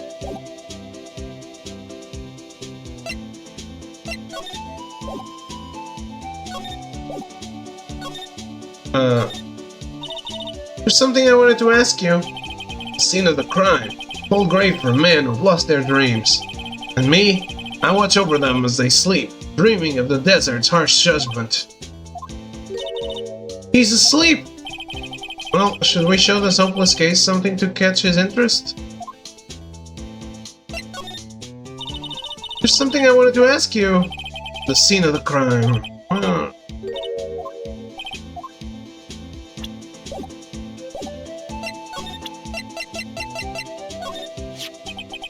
Would you mind reading this for me? What's this? I warn you, thin letters to me go right in the spittoon. Spittoon? It's a letter of introduction from Detective Gumshoe. May we investigate? Gumshoe? Ah, that old cowdog. He holding a birthday party or something. Huh? Look, where it should say letter of introduction, it says invitation. I think he just miswrote it. Wait, why am I getting all defensive here? No worries, this proves it's from Detective Gumshoe. Better than a blood test. I guess I'd better let you in then. Hey, thank you, Officer Marshall. Oh, that's right, he's a patrolman, not a detective. Which reminds me. Hey, wait a sec. Isn't a crime scene supposed to be handled by a detective or higher? Oh, folks. Who's our calling? Welcome to our Gold Strike. We like the settler. Strike out for lands unknown. Manifest destiny. Let's have a hoot and Annie. Note to self. Police investigations are like settling land. Well, Mr. Wright, what do you say? I say I won't be needing this anymore. Detective Gumshoe's letter of introduction, crumpled and discarded. On the floor? Wow. I guess this isn't that in Japan.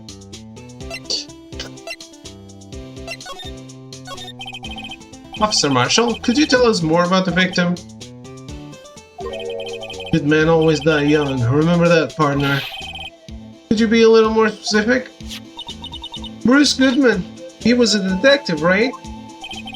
Well, aren't you a feisty doggy there now? Detective Goodman was stabbed here at 5:15. The Smiling Madonna told me the tale. I think he means the witness, Miss Angel Starr. One stab to the chest. Fine piece of work. This here's the autopsy report.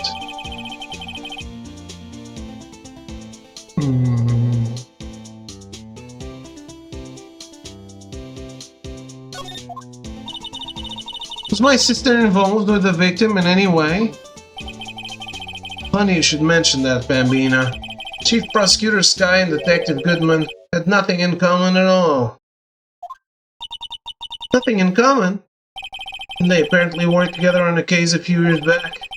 So there's no motive. Goodman wasn't a particularly gifted detective. It's one reason why he didn't do much work with the chief prosecutor. But my sister called the victim here on the day of the murder, right? Here to this parking lot? So it seems. Like calling an unarmed man to a shootout at high noon.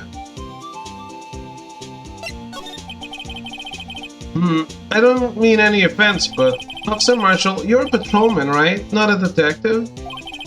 You calling me out? They shoot you for that in Texas. Was that what Melty does? Huh? I was one of them fancy shoot detectives till 2 years ago, tell you the truth. Oh really? Now he tells me. But you're a patrolman now, so how can you be in charge of a crime scene? Nothing gets by you, does it, Bambina? So why are you in charge? No reason. We're just short on hands right now, keeping an eye out in the meantime. That's odd, though. Detective Gumshoe was saying he had nothing to do. Nothing important, at least. He's nothing but a sad old cowdog that can't find his tail. Maybe it's because he runs with that Edgeworth, eh? Edgeworth? The cowdog's been kicked out of his cattle run by order of the chief of police. Just, you don't realize it yet. Detective Gumshoe kicked out of the investigation?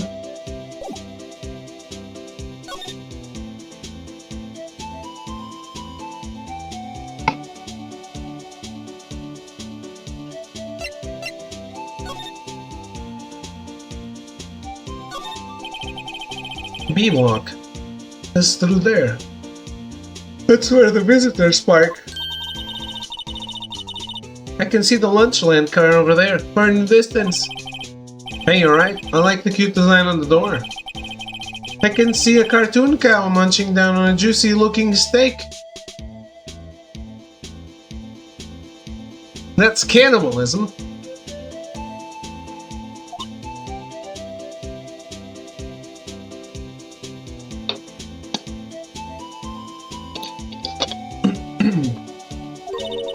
Does that strike you as a little creepy?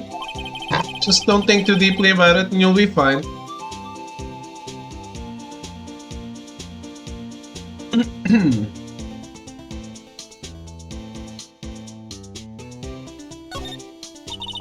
A block. This area is reserved for prosecutors. Defense attorneys are relegated to B block. I dream of the day when I will be able to park my car here. I'll go over to B block to buy my hamburgers from you, Mr. Wright. I'm not planning on giving up my job that soon.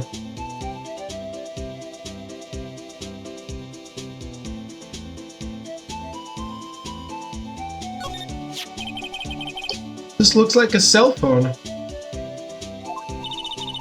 Scientific analysis would suggest this belonged to the victim. I can't think of anyone else who it could belong to. What's so scientific about that? Should we check it out? Yeah? Right, let's check it out.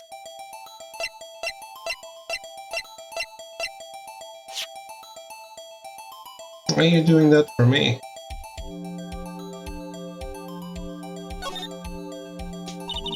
Man, what a boring strap. What's wrong with it? Everyone has different tastes, you know.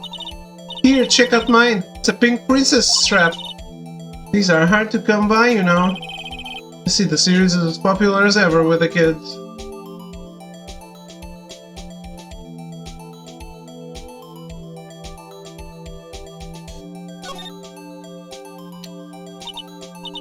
And this phone's still on the redial screen. Redial? Mr. Wright? Most phones keep a record of all the calls you've made and received. You just press the blue button to display the last number you called. Convenient, isn't it? I'm surprised you didn't know that about it. Sorry to disappoint you, but even I know about things like redial. Huh? Oh, I'm sorry. Just, you never know with people from your generation. Whatever, let's check this phone out.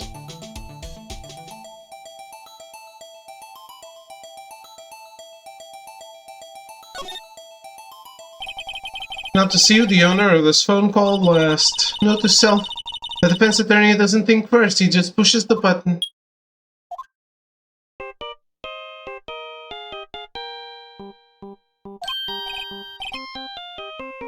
Hey, that song, I know that! Hey, what's going on over there? Sorry. See you, partner. Pressed redial on that there phone, didn't you? Well, yeah. Whose phone is this anyway? He was on the ground over there. Whose is it? It belongs to Chief Prospector Sky. What? It's my sister's? Apparently dropped it when she was taken into custody right after the crime. Look, the last call was made right when the murder occurred. Looks like she was fixing to call someone. Except she only spoke for a few seconds, according to this. Who did she call? No idea. Sorry, partner. I got a question for you, partner. I heard the phone ring just now. One of those newfangled ringtones. Oh, that? I'm sorry, that was my phone. What? Your phone? Yeah, It's kind of strange, but someone called me right as we picked up the other phone. A wrong number. I hope you're not lying. They shoot you for that in Texas, partner. Damn, Melty, you gotta move. Uh-oh, I've incited the wrath of the Lone Star Patrolman.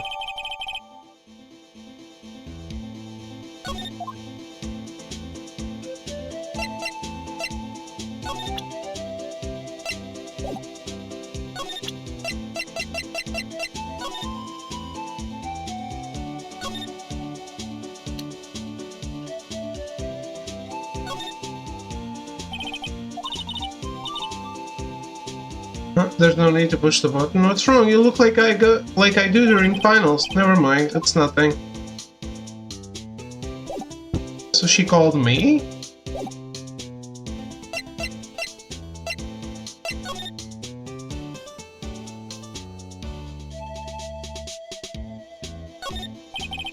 This appears to be the car where the body was found. Looks like the lock on the trunk is busted. The crime took place in the underground parking lot at the prosecutor's office. The body was found in the trunk of my subordinate's car. A luxury car. Just screams I have money to burn. Yeah, prosecutors get the big bucks.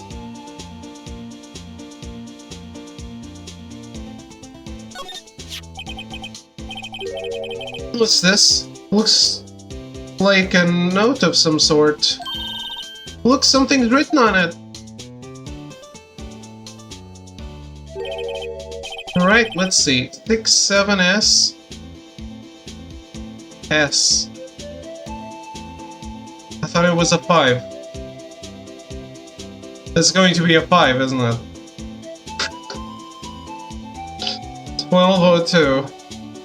12/2. There's a name printed on the paper above that. Goodman. What did I lose? I don't know. Maybe it fell out of his pocket when he was killed. Well, so, what does it mean, Mr. Wright? How am I supposed to know? Note to self. For the deductive reasoning, go to Edgeworth, not Wright. I'm sure Edgeworth wouldn't know what this means either. Victim's memo found in the car trunk. Who's her sister? The chief prosecutor? Hot? This rope. Is it? Yep. They laid it in the outline of the victim's body. So wait. The victim must have died when the killer closed the trunk on him. You've got to be the only person I know that would come to that conclusion.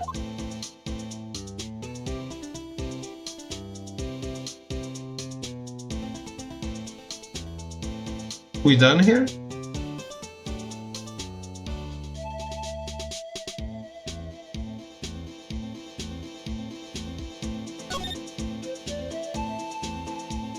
I think so.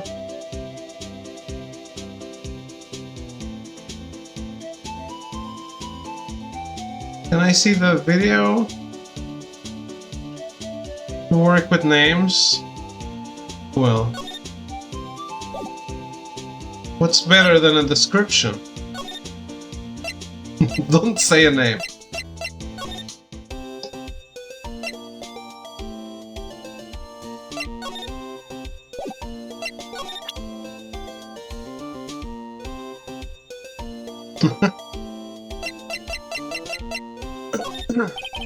Here, see this? Huh? I've noticed that defense attorneys have a tendency to want to show people things. What is this? A behavioral study of lawyers?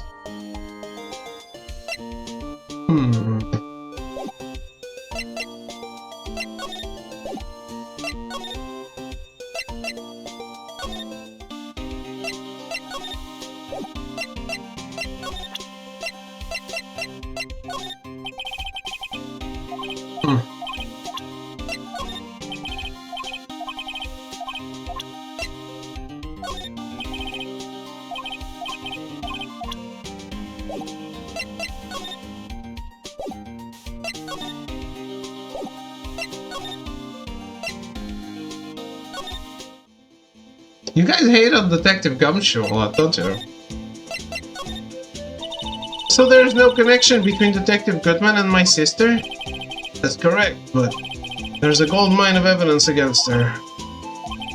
The prospector tomorrow is none other than Edgeworth himself. I'm afraid your sister's fate is decided, Bambina. Many condolences. Officer Marshall. Yeah, Bambina. How can you say that? You and my sister. You were... There's something between the Scump and her sister that I don't know about? I apologize, Bambina. Something must have gotten to me. Maybe it's a dry wind that's blowing through the prospector's office. Dry wind or heel will. Someone's up to something here, but who? He's actually the best detective I ever met in this game, so...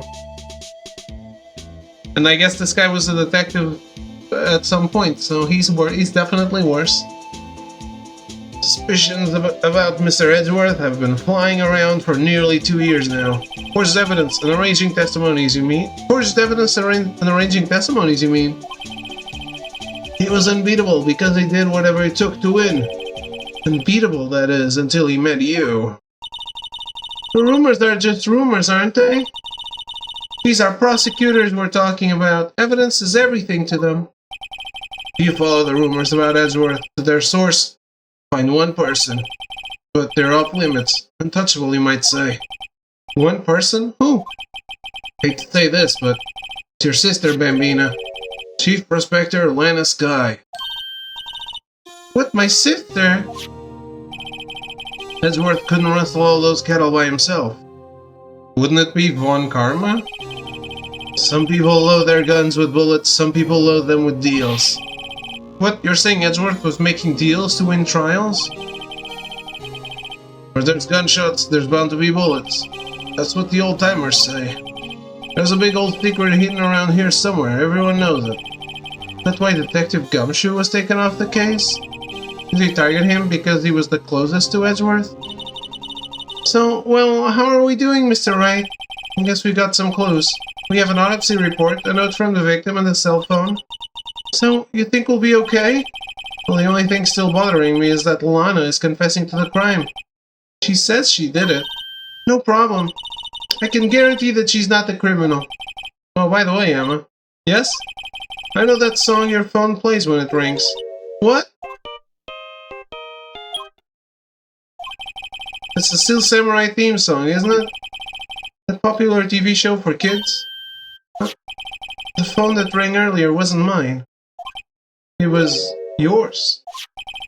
At 5:18, just after the murder took place, your sister called you, didn't she, Emma? I'm sorry. Can you tell me what you talked about? She hung up right away. I see. The detective is murdered, and the suspect is the top prosecutor in the district. I've got a bad feeling about this. Like, maybe I still don't know everything that went on here. Yeah, why would you know everything on day one? Clearly, it takes 3 days to conduct a full investigation.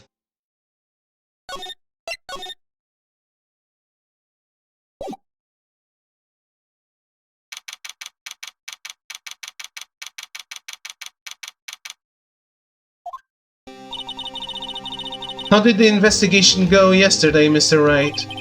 Frankly, there are still a lot of gray areas. Or rather, the whole thing is one big gray area. Don't worry about me, no matter what the outcome. I'm ready to accept my fate. I believe in you, sis. Mr. Wright, let me offer you a word of advice. Yes? The defense attorney should never believe their client. Huh? The defendant is called to trial because they are suspected of wrongdoing. Never forget that. Miss Skye, you remind me a lot of Mia. But there is one decisive difference between you and her. And that is, you're not a defense attorney. I believe it's almost time for the trial. Good luck, Mr. Wright. My first trial without the Fae helping me. No one's going to bail me out this time. I'll be alone in there, so I have to discover the truth all by myself. Let's do it, Mr. Wright. I'll be with you the whole way. Will you?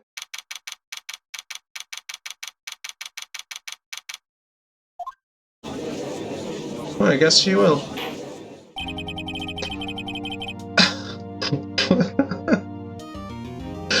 Court is now in session for the trial of Miss Lana Sky. The Honorable Judge is presiding. The defense is ready, Your Honor. The prosecution has been ready for a while, Your Honor. Edgeworth. It's more Edgeworth feels more suspicious in this case than the actual suspect. It's been 2 months, but I haven't seen a courtroom since this trial. I hope that personal feelings will not be a part of the proceedings today, Mr. Wright. I will choose the path I think is right, regardless of what those around me might say. The judgment to be made here is in our hands, not those of anyone else. Very well, Mr. Edgeworth, your opening statement, please. Chief Prosecutor Lana Sky has committed an unpardonable crime. Not only this, but she was rash enough to commit it in the prosecutor's office lot. Wow, he's much more forceful in person. I suddenly feel like confessing to everything. However, she will now pay for her rashness with her life. I was a witness to her crime. So, yeah, we're trying to ascertain guilty or not guilty here, but does guilty mean you get killed?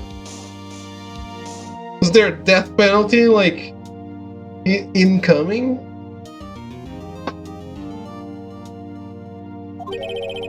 The professional witness.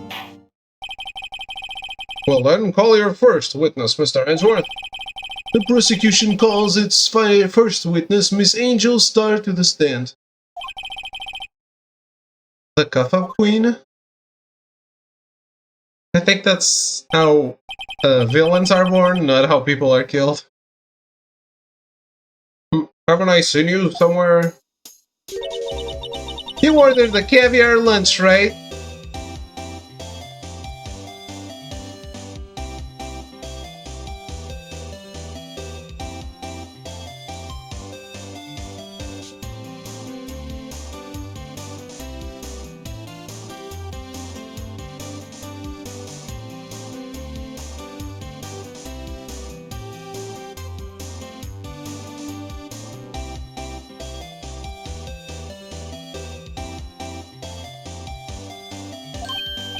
Oh, caviar! I've never eaten caviar before. The judge is really wolfing it down. Oh, and for you, I have a fiesta bowl. Thanks? Will the witness state her name and profession? Oh, and you, sir, did you order the fingerprint lunchbox? Okay. So the three first ones are story related, and the next ones I have to get through everything. It is too early for lunch. Your name and profession, please. Well, Your Honor, how does it taste? So this is why everyone raves about caviar. It's so tasty it hurts. I've always thought caviar would taste like pickled tapioca. What the heck does pickled tapioca taste like? Name, profession, no. Me? The name is Angel Starr. Don't go forgetting it. I find myself running Lunchland these days. Is that what you wanted me to say, Mr. Edgeworth? Very well, witness. Please describe the incident to us. The prosecution will wait. I'm not finished eating. Hurry it up. Very well, Mr. Edgeworth. As you know, we usually call on the police to provide a description of the crime. Your Honor, as Mr. Edgeworth has said to the court, I am a professional. What exactly does that mean? Until 2 years ago, Miss Angel Starr was a special investigator with the police. She was a first-rate homicide detective. What? Miss Starr was a detective? Another detective. Okay. And Gumshoe is still the best I know. Oh, I know who you are. Cuff up. Cuff up Queen, Angel Star, Your Honor. Long time no see. Oh, very well. You may continue with the description, Miss Star. Just who is this lady? If I might have the court's attention over here. The parking lot at the prosecutor's office is divided into 2 blocks. A block is for the prosecutor's office personnel. B block is for visitors and clients. The chain divider separates the 2 blocks. I suppose that's to keep visitors from taking up prosecutors' spaces, yes? The crime took place by a car in the back of A block. In the car's trunk. The killer stabbed the victim with this knife and went to drive the body out.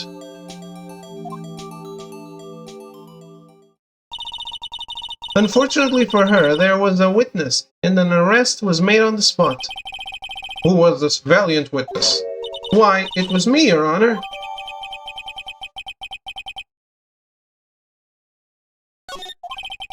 Witness, did you see the very moment of the crime? If she's standing on the security room... I'm just ballparking here. She's standing on the security room. It feels like that wall with a faucet is going to be covering the view. No? Looks like it. Looks like it. Of course, Your Honor. Immediately after that, I apprehended the chief prosecutor. Seems rather cut and dry, doesn't it? Oh, Mr. Wright? I can't agree on principle, Your Honor. It seems that some poor losers are unwilling to accept the truth, Your Honor. Shall I proceed to crush what little hope they have remaining? If you can, then give them your worst, Miss Star. Wait, are they talking about me?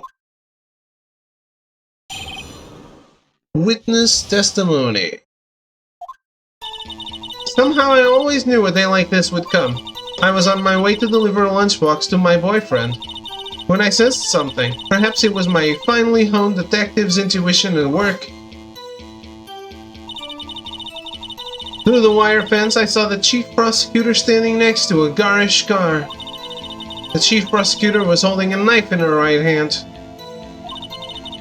Then she thrusts the pointy tip of the knife into Detective Goodman's chest. Bringing a lunchbox to your boyfriend? How touching. As you can see, there's no room for doubt. The key point of your testimony seems to be nothing other than the point of the knife, which you saw being stabbed into Detective Goodman. Boo! So, how does it feel to be so utterly crushed? I'm still thinking about that. It's merely a flesh wound, Mr. Wright. Very well, Mr. Wright, you may cross-examine the witness.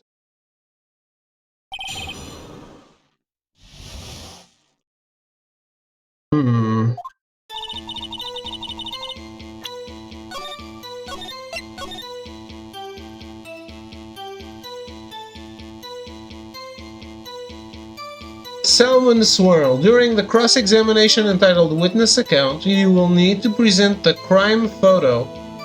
When Angel says the chief prosecutor was holding a knife in her right hand. Since this is necessary to advance the story, it can be considered story-related. Okay.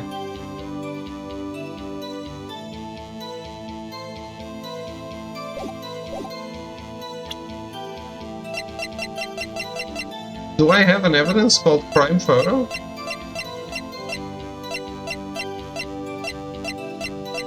I don't.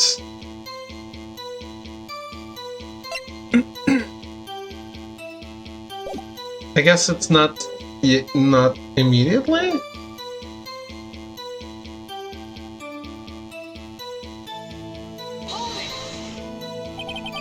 How did you know?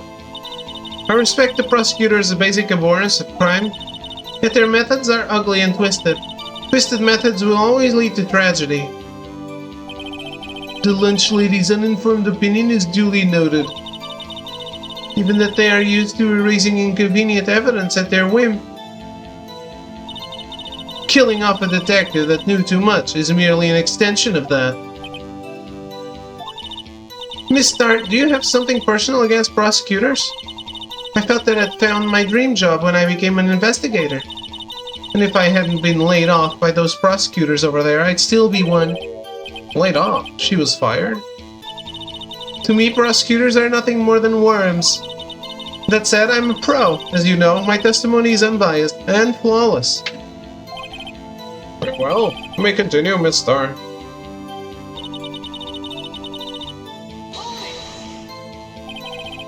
This boyfriend, he's the detective? Not that boyfriend, the security guard. That boyfriend, you have several? Yes, this boyfriend, that boyfriend, and the other boyfriend. Care to join? The yet another boyfriend position is still open for applicants. I'll stick with the lunches, thanks. Note to self, the judge had to think before replying. The security guard room is in the lot in A block. It's up on the second level, so you can see everything from there. I guess you can see past that wall. That would be the room with the security sign. Incidentally, did you bring your lunchboxes by car? Since I'm a visitor now, I parked in B block. So she was in B block when she witnessed the crime. When I sensed something... Yeah. You sensed something. So you're saying you had a premonition of the murder? It felt like... How would you say... Oh yes. It was like the feeling you get when you view a pumpkin chock full of seeds.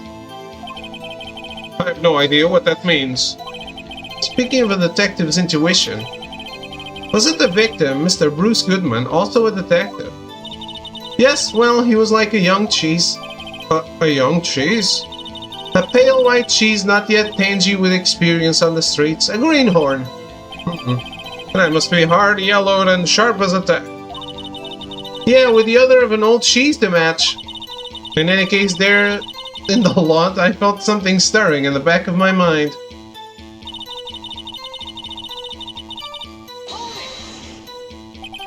By garish car, you mean? Mr. Edgeworth's car, yes. Mr. Edgeworth?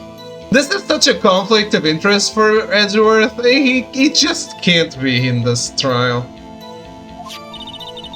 Incidentally, the knife with which the victim was stabbed was also Mr. Edgeworth's. Wasn't it? Indeed it was. What an odd case this is.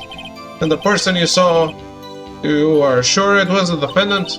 I saw her from no further than 30 feet away. I am certain it was her. If she's telling the truth, we're doomed. Let's just do what we can. Even if we don't have any proof, we can always nitpick. Witness, in your testimony you clearly stated the following. Prosecutors are nothing more than worms. Ergo, you are a biased witness.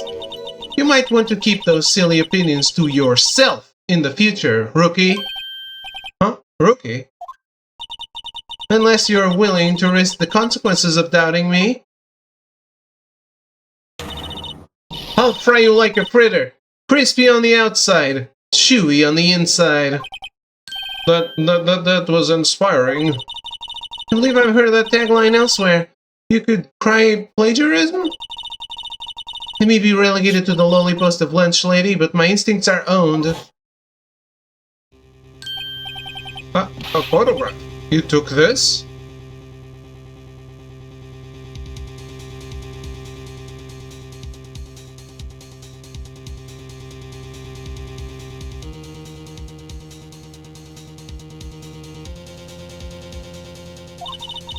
The moment I witnessed the crime, my reflexes took over and snap! I took a picture. In fact, one of my lunchboxes is rigged with a camera. I suppose that's more exciting than just hanging it around your neck. Witness, why am I only seeing this photograph just now? You think I'd show it to you, a prosecutor? Think again. My boyfriend works in the photography division of criminal affairs. Oh, this is most certainly the defendant.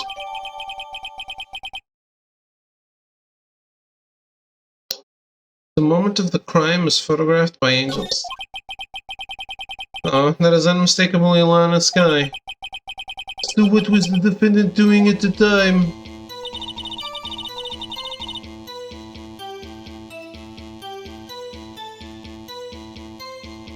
Ah.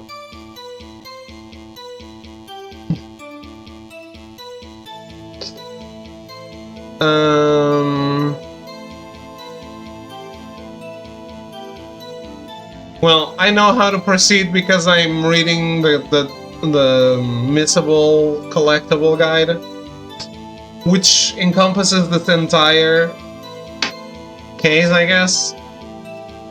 Or at least all our interactions with her in this case. So I know I need to present the crime photo here, but I'm gonna press first.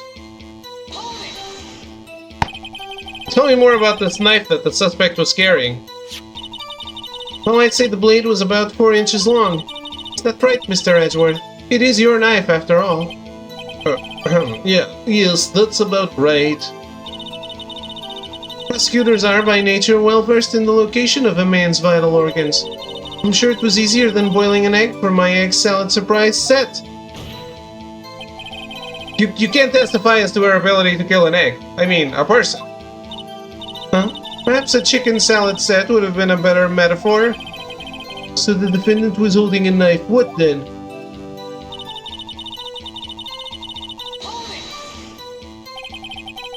Tell the court why you didn't try to stop this crime. You did see her raise the knife to strike, no?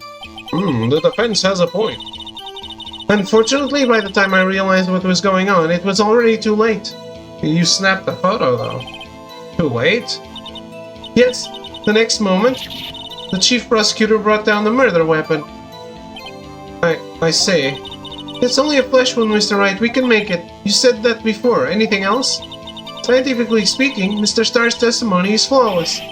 Sounds pretty fatal to me. What do we do? Is this it? Is my sister guilty? Let's just keep our heads cool and press the witness a bit, shall we? For some reason, having her panicking next to me makes me calmer. Don't smile like that.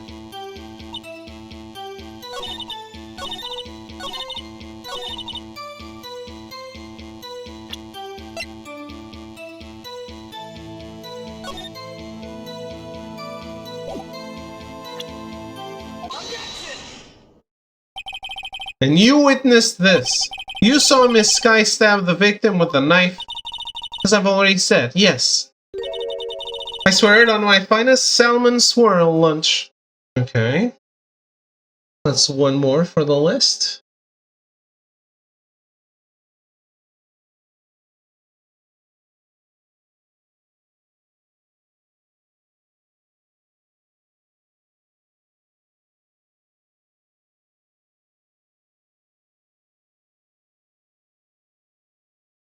First love. This one is missable. After you get the salmon swirl, you'll be given the option to raise an objection. Raising this objection will advance the story, but you need to choose no problem instead of to unlock this lunchbox.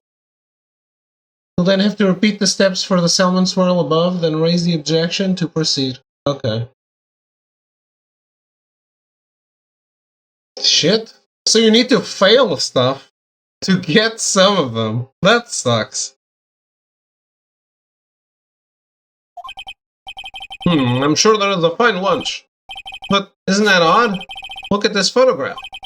This is the photograph you took of that very moment of the crime, is it not? And why is Miss Sky not holding a knife?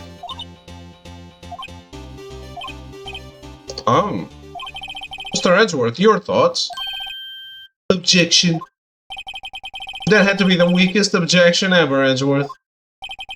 Yet it was still stronger than your ever feeble mind, Mr. Wright. What do you mean, Mr. Edgeworth? This photograph was not taken the moment before the stabbing. It was taken the moment after the stabbing. And how can you tell that? Les verres Coca-Cola sont de retour chez McDonald's en version street art. Un verre offert pour l'achat d'un menu Maxi Best Of. What the fuck?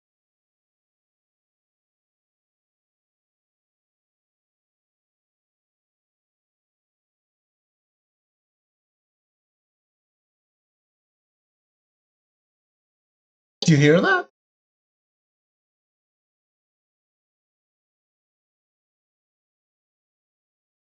Was that the game?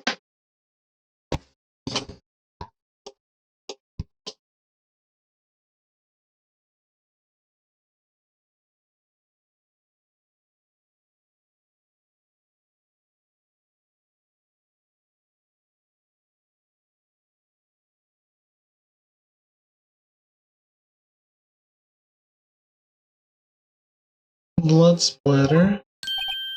Huh? What the hell happened? Why did I feel like I was hearing a French commercial?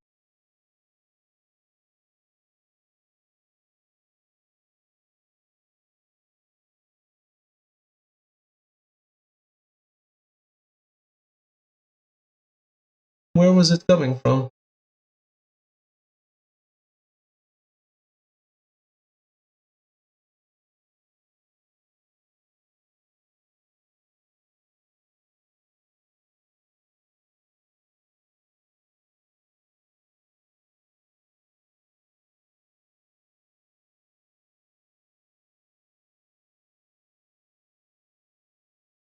Weird. Huh? See the dark crimson stains on the chief prosecutor's coat? It's a black and white photograph. Oh, yes, it's hard to tell, but this could be blood. Well, Mr. Wright, I see no problem here. No problem, except you. Mr. Wright, are you going to just sit there and take that kind of abuse? You got a better idea? Now that you mention it, I see no problem here, other than myself. Mr. Wright, you can't just let him walk all over you. That's just sad. Feeling sad, Mr. Wright? Perhaps a bittersweet first love lunchbox is in order. Well, that was a waste of time. Let's continue with the testimony. Perhaps I should have dug a little deeper. Okay, I got the lunchbox.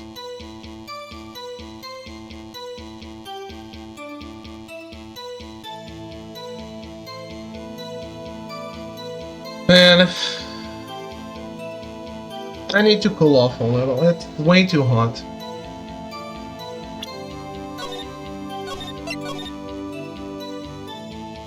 I'm sorry I'm taking more breaks. Let me turn the AC on a bit. See if this room cools down a little bit. I'll be right back.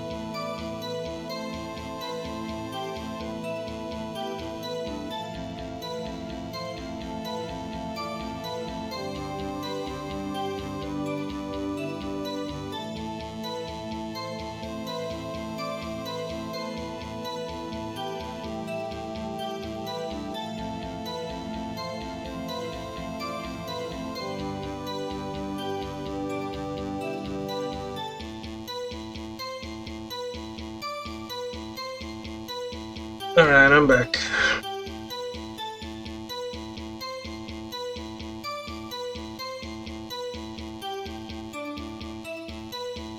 Sweating through Ace Attorney.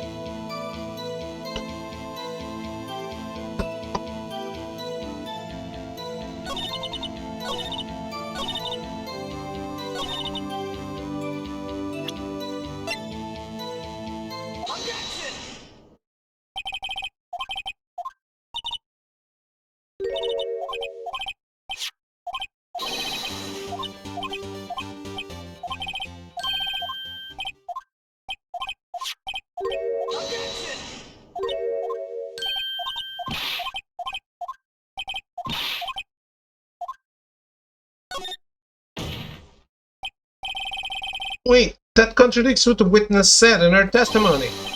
Namely that she took the picture the moment she witnessed the crime. It seems I was slightly unclear. My apologies. I thought you were a pro.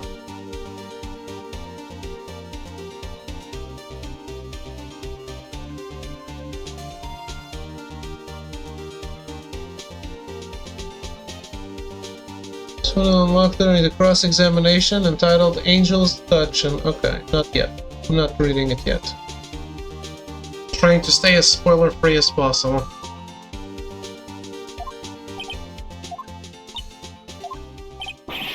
That's it?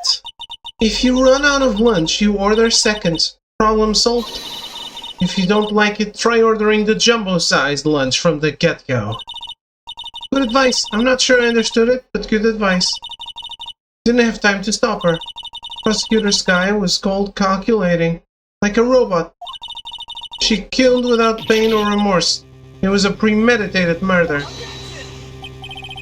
A premeditated? How do you know? Look at the chief prosecutor's hands in that photograph. Well, are those gloves? Surgical gloves made of thin rubber, most likely. Why would she have those on? Huh? If it was not premeditated, she would not be wearing those gloves. She was investigating the crime scene. These gloves do seem to tell a tale of premeditation. Premeditated murder. A serious offense. Witness, add this to your testimony. Murder was planned. The rubber gloves prove it. What if she was just in the habit of wearing gloves? Like driving gloves? Witness me. The gloves were admitted as evidence when the defendant was arrested. They were rubber gloves of the kind used for autopsies. In other words, when the chief prosecutor came to the crime scene, she came to do murder. It's the only possible conclusion one can make. Everything was planned. It was a premeditated crime. Impressive. I'm sorry they took you off the force, Miss Starr. This is bad. She's got them thinking this was all planned. If she can prove this claim, the trial's already over. I've got to think of a way to show that this wasn't premeditated. It's only a flesh wound, Mr. Wright. We can make it! You said that before.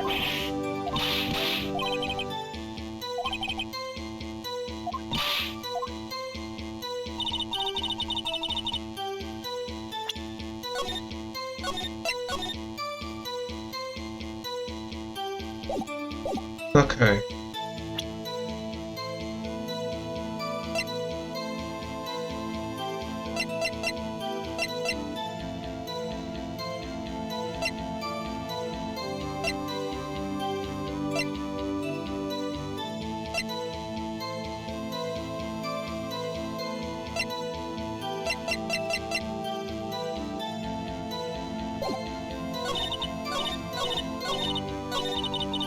Ah, shit. I'll let it go by.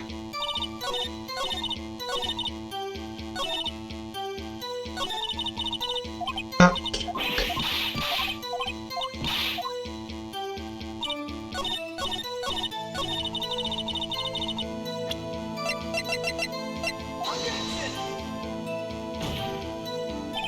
Your Honor, that statement contradicts this evidence. Huh? What? It does contradict the evidence! How can the murder be planned if the car arrived like 3 minutes before?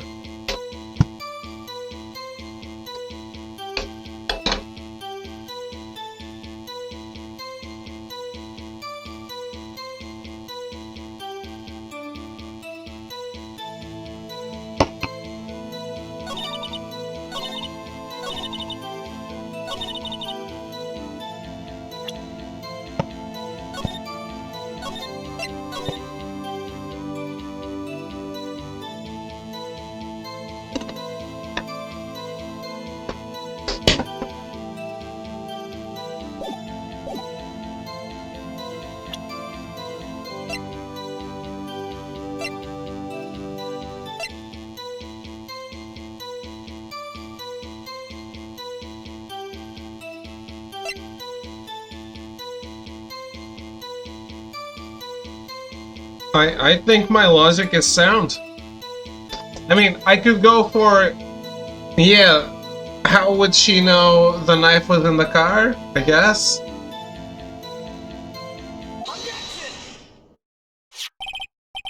Witness, do you know what this is?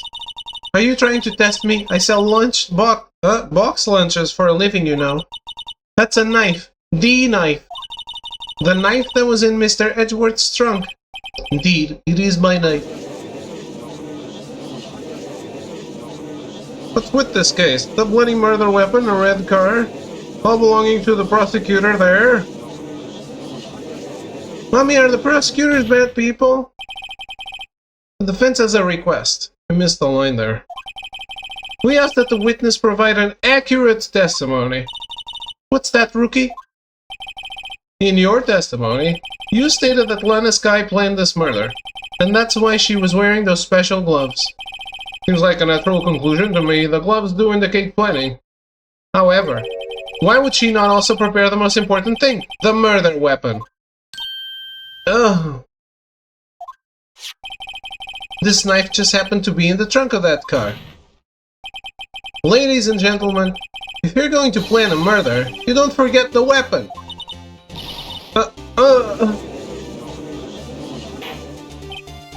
Order, order, order! Wait, now the tide is turning in our favor. Great show, Mr. Wright. My sister's as good as free. Definitely not. Right. I believe the next lunch you'll be eating is humble pie. What? I hope you weren't deluding yourself into thinking that the tide has turned. Not over such a trifling detail, but this shoots a hole in the whole premeditated theory. But prosecution could care less if it was premeditated or not. The only one who seems to care is that lunch lady over there. The defendant Lana Skye murdered a detective with a knife. That is the only thing the prosecution need proof, nothing else. Very good, Mr. Prosecutor. I suppose you think you're clever now? But you know as well as I do that she planned on killing him. It was planned. If it wasn't, why would she have been wearing... I believe I'd like to hear your testimony again. Witness, please tell us only what you saw, not what you thought. How dare you? My powers of deduction are not to be underestimated. Really now? Angel's deduction. Okay. You'll need to present Goodman's autopsy report when Angel says nothing else could drive that human machine to plunge the knife in again and again.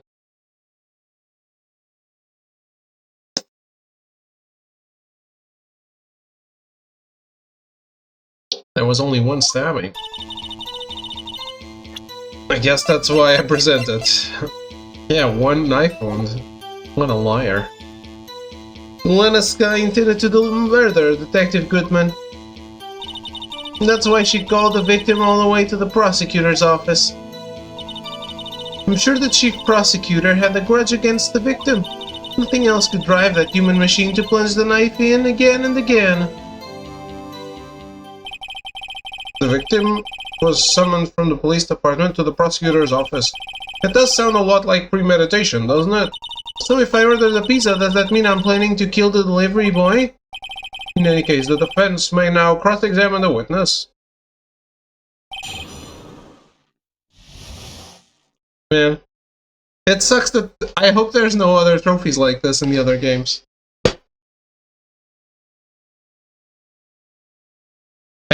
I definitely don't want to repeat the whole case, but I also didn't want to be using the guide.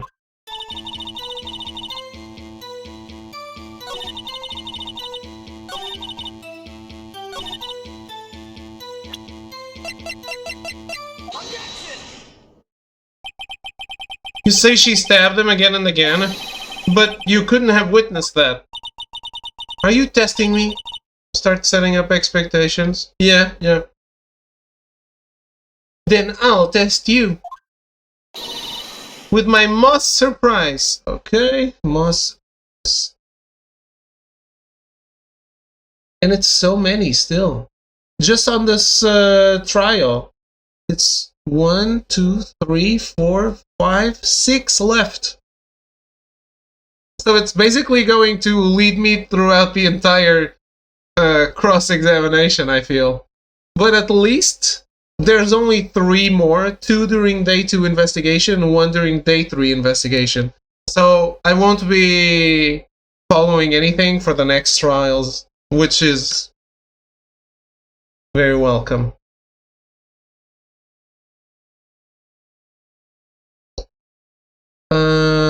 Actually, this one unlocks just after Moss surprise and can't be missed. Okay. I'm afraid the moss is growing under our feet as we wait, mister. What do you mean? I shouldn't have to explain this, but take a look. The autopsy report states that death was due to a loss of blood from 1 stab wound. Ah, you're right. Good show, Mr. Edgeworth. What a hunk. He's my hero, really. What about my objection? No one noticed? Well, witness. You got the crime scene set, right? Oh, thanks. I always believed that no one could ever mistake ketchup for blood, but now I realize that such mistakes are possible. So, you're saying you mistook something for blood? When she lifted her knife, I thought I saw blood at her breast. Splattered blood from her victim. That's why I thought she must have stabbed him at least twice. Tell us what you saw that you thought was blood. Testify. Her red muffler looked like blood to me. That's how ghastly the whole scene was. What's a muffler? I thought that was a car part.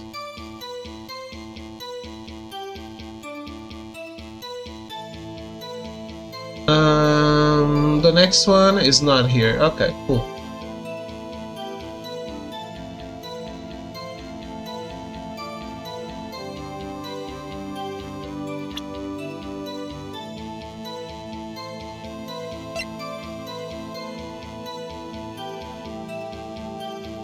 I don't know what a muffler is.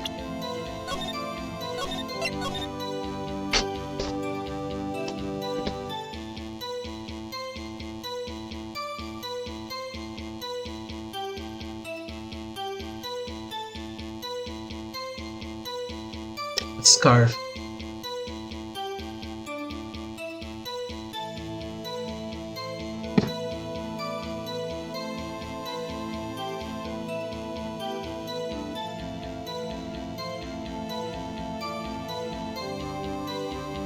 Okay.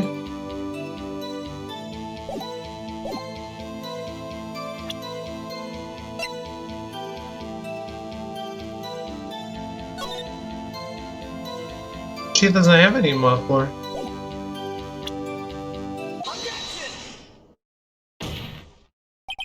Mister, I demand an explanation.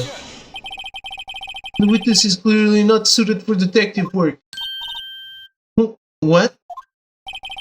The suspect was not wearing a scarf or muffler of any kind when she stabbed the victim. And you've proved it yourself with this photograph. Huh? But that can't be! Only a professional lunch lady could be so utterly clueless. Congratulations, perhaps you finally found your true calling in life. Harsh words, but good. In the end, Mr. Edgeworth prevails. What was my objection, shop liver? But it was there, a scarf. No, not that, but something red, really. Well, now, where were we? The witness has given us an entertaining interlude, but back to business. What? Very well, witness, continue your testimony. You saw the crime and apprehended the suspect. Tell us about that. Very well. I do remember some things accurately, at least. Ultimately, we couldn't shake the most important part of her testimony. Most important part? Part where your sister stabs the victim? This next testimony might just be the moment of truth. Apprehending the suspect. After the murder, the suspect attempted to run behind a partition off to her side. I quickly caught her, explained her rights to her, and arrested her on the spot. And that sent mistrial immediately. Ah, yes, when I arrested her, she mentioned the muffler. That's what had me confused in my earlier testimony. The chief prosecutor made to escape, but against Angel Star, resistance is futile. You're quite determined about the scarf, aren't you?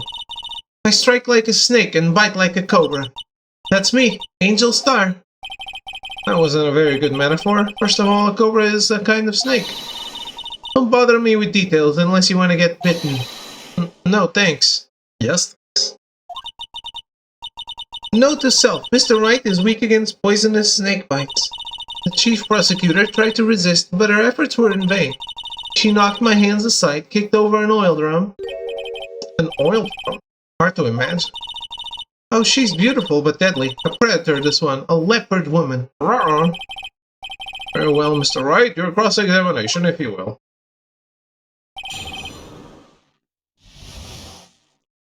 You will need to press the statement. Ah, yes, when I arrest her, she mentioned the muffler.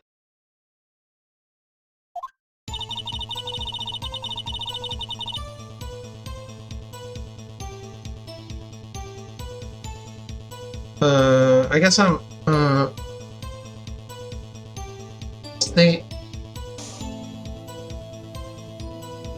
don't know if I should read more and know that this is how you advance. Because if it's not how you advance, I might advance it by mistake.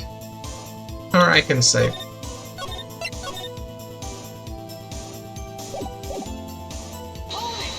Because I like pressing all the statements. So, where's this partition on the floor plans? I'm sure she means this wall next to the car. That's right. There was a wall there, about 6 feet high. She was obviously trying to hide herself. Quite a natural thing for a criminal to do.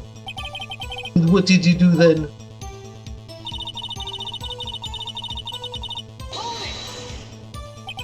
You say quickly. Were you close to the suspect? As I just said, I was only 30 feet away from her the whole time.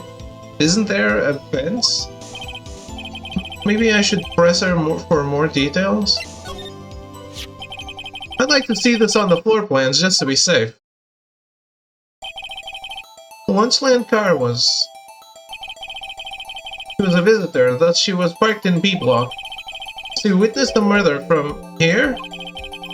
That would make it about 30 feet from the car, yes. Is that correct, Miss Star?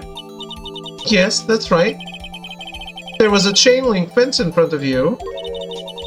I went over it, of course. Amazing, the cup of queen lunch lady athlete indeed. Would have taken her a little time to climb over the fence, so she couldn't have gotten to my sister that fast. Yeah, that fence was about 9 feet high, too.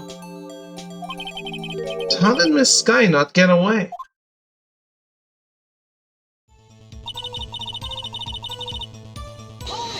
Okay, and this is what I needed to do.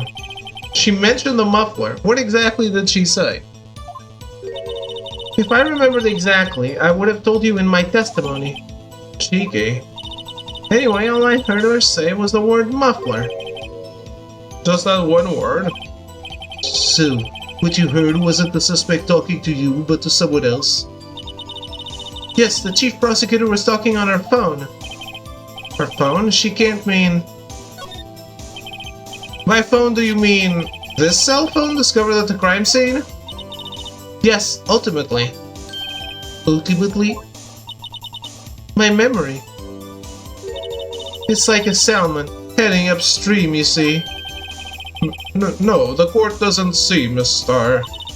The chief prosecutor first attempted to use the phone hanging on the wall. On the wall? That's right. Near the car, there was an emergency phone on the wall. Apparently it was out of order. So she used her cell phone? Who would use the phone on the wall before the cell phone? The emergency phone was out of order that day. Good witnessing. Witness? Good witnessing? Whatever happened to good testifying? You should of course add this to your testimony. The things I do to please this rookie defense attorney.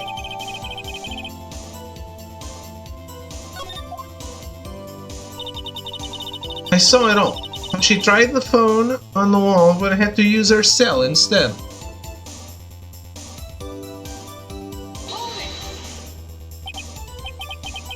Do you think you could restate your testimony for the court? I was going to ask the same thing. Only say this one time, so listen close, rookies.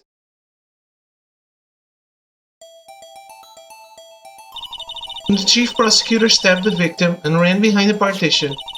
Then she picked up the emergency phone on the wall, but it was out of order. So she pulled her own cell phone out of her pocket. And during that time, you climbed over the chain link fence. Then, when I boldly grabbed her arm, the chief prosecutor hung up her phone. And you saw her doing this? What is it, Mr. Wright?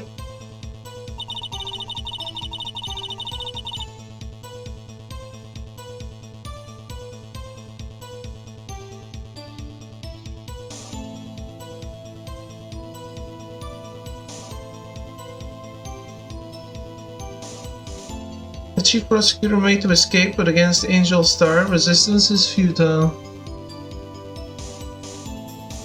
Oh shit.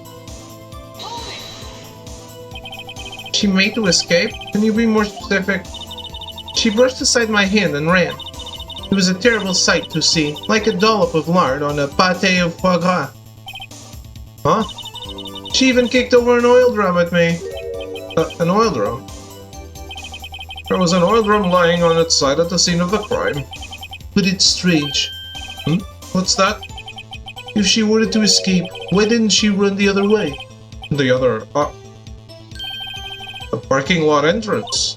That's right. Doesn't make any sense that she would run from behind the partition to the oil drums. Excellent. More mysteries. I wish we could solve a few before finding more, though. So Miss Sky tried to run? I'm sorry, my sister's so suspicious, Mr. Wright. Not as sorry as I am. But she didn't do it. You have to believe me.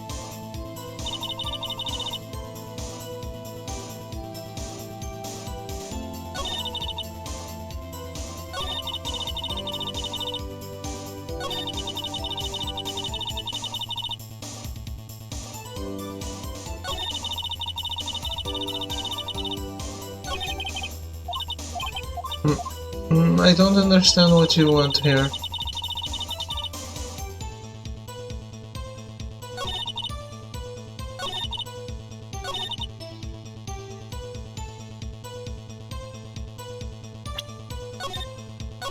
I think it's this, but that's not what's written here.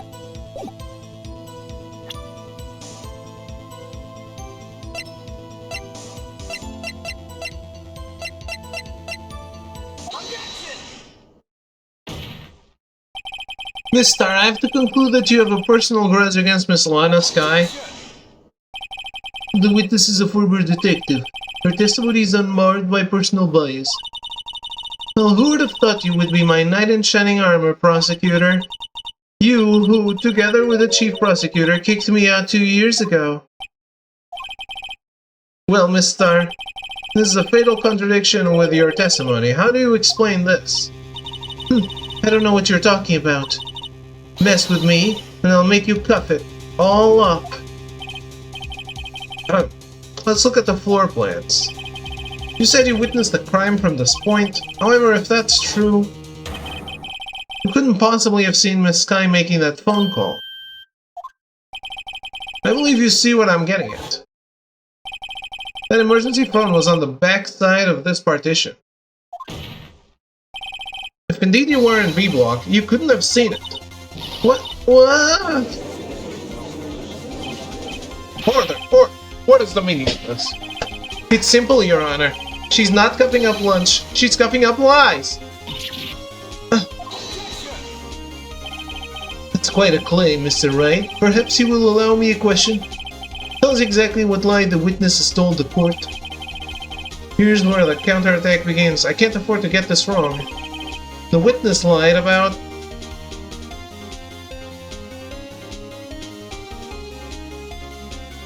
what she saw. Okay. This is the incorrect answer. You will be penalized, but you also get the Patooey lunchbox. Fuck my life. She lied about what she saw. In other words, she didn't see Miss Sky using that emergency phone. It does seem hard to imagine how she could have. Very logical. What's the matter, Star? Can't cut your lunchbox? Mr. Wright, I hate to bother you while you're celebrating your victory, but why would Miss Star lie like that? Huh? Why would she say that my sister had tried to use the phone but failed? Doesn't make any sense. Why lie about something so insignificant? Oh, dang, she's right. I mean, maybe she really did see her try to use the emergency phone. They see no room for doubt here. You ordered the Patooey on rice, right? Mr. Wright, and I thought you had something there. One more try.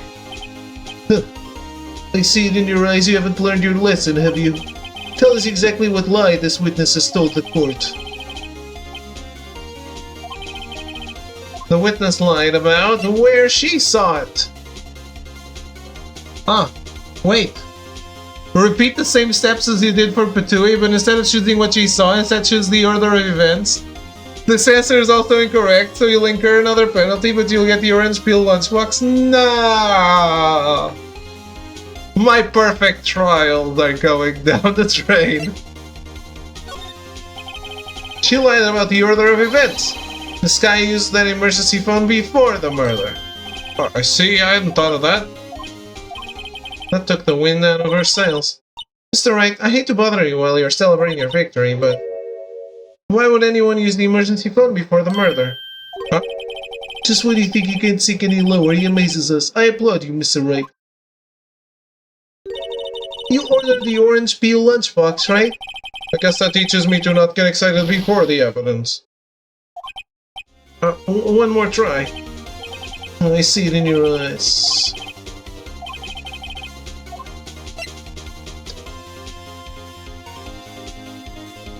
Proceed forward after getting the orange peel by choosing the correct answer, where she saw it. This advances the story, and you will then be asked why Angel lied about where she saw the crime. You will need to choose distance to the crime in order to unlock this lunchbox.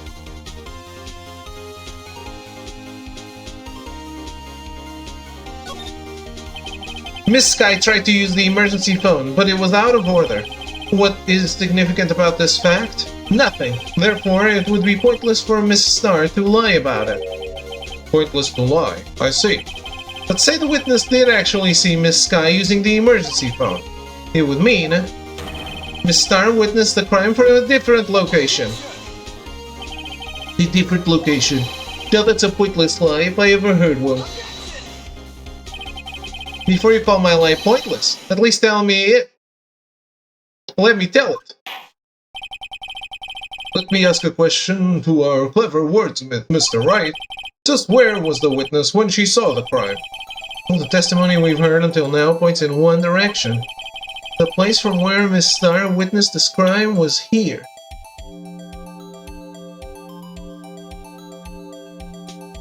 This advances the story.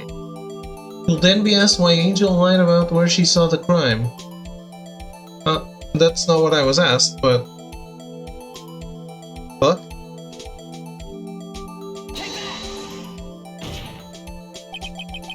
This is the only place where she could have been. The security guard room? Indeed, the security room in the underground parking lot is well positioned. It is built on the second floor so you can see the entire lot. She would have been able to see the emergency phone from there. But why there? There are many other places where she could have seen the phone. Not in this case, Your Honor. The witness, not being part of the prosecutor's office, couldn't park in A block. The only place where she could have seen the crime and the back of the partition is here. I remember in your testimony, you said you brought a lunch to your boyfriend in the security guard room, yes? Well, Miss Star, how many years have I been getting the better of man? To think that the tables could be turned. Today a man has got the better of Angel Star. Order! Order! Witness! What have you done? You used to be a detective. You should know better. I'm not turning back. The guilty will be punished. And I'll do what I must to make sure justice prevails. The guilty? Is she talking about Miss Sky? Mr. Wright, doesn't this strike you as odd? Why did Miss Star lie? It doesn't make sense. Huh? She could have just said she saw the crime from the security guard station. It wouldn't change anything. Exactly. This photograph tells all. It was the defendant who stabbed the victim. That truth still stands. And how could she take that photo? It still stands? I disagree, Mr. Edgeworth. What? If a witness is found to be lying, they're guilty of perjury. She knows this. She wouldn't risk that without a good reason. So tell us what her reason was, Mr. Wright. Huh? Me? Who else? Mr. Wright, let's review what we know. Miss Star witnessed the crime from the security guard station. But she lied and said she saw it from B block. Must make a vital difference. But what? What would change? The distance to the crime? Is it? It changes the distance between her and the scene of the crime. My condolences, Mr. Wright. But one look at the floor plans and it's quite clear. The distance between the scene of the crime and the guard station is 30 feet. I don't see how that would change what she could see. What she saw is not in question here. What matters is the time it would take her to reach the scene of the crime. Miss Star, you witnessed the crime from the security guard station. Now how long did it take you to go from there to the scene of the crime where you arrested Miss Sky? Well, witness, you... Yes? You ordered the squid wheels, right? okay, 2 left.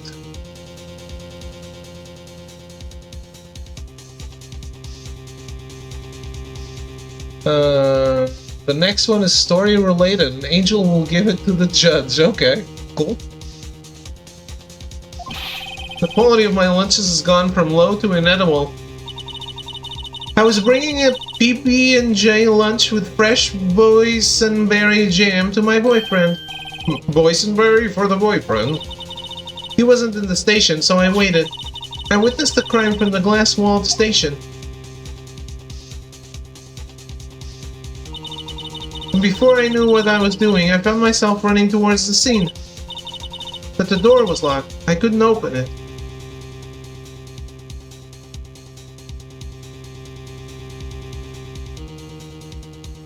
That is way longer. That's why I had to go through the visitors' parking in B block. That's quite a detour. It probably took me at least 5 minutes to get to the scene of the crime. 5 minutes? This changes things considerably. It was that woman over there in the defendant's chair who stabbed him. I know it. I have photographic evidence. I swear it. I swear it on my finest plastic spork. You have a point. The spork is a wonderful invention. Is it? Would you like another caviar lunch? Absolutely. Uh-oh. Mr. Wright, you have to do something. Do you have any evidence to stop this? This one is unlocked during the cross-examination entitled The Size of Evidence. Okay, not yet. Spork is the best invention? No. Hello, Shroom. Hello, Ruben. How's it going?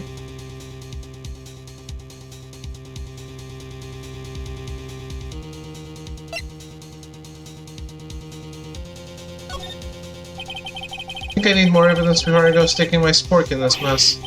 Ooh, caviar, and how it makes my eyes tingle. Mr. Wright, no evidence can win against the raw power of caviar. It's a scientific fact. The only thing that's left is your strong presence and deft powers of deduction. Let's screw the lid back on those overpriced fish eggs. 5 minutes between the witnessing of the murder and the arrest? Think about it. You can make pasta in that amount of time, if you like it al dente. I've got lunchboxes that tie pasta into nuts, rookie. 5-minute blink. Isn't that strange? Strange. If you were a criminal, what would you do with 5 minutes, Your Honor? Well, I guess I'd flee the scene. Hey, don't get the wrong idea. I didn't kill anyone. You have the instincts of a killer. You would run. But this time was different. Miss Sky dawdled at the scene of the crime. She even had her picture taken. No true criminal would act this way. It's inconceivable.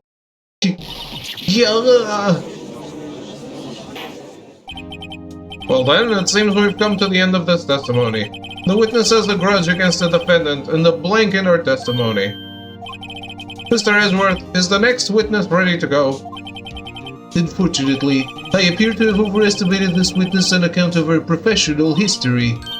We did it! We screwed that can shut, Mr. Wright. That was too close. I'm afraid that the cuff-up queen has been dethroned. And with that, court is adjourned.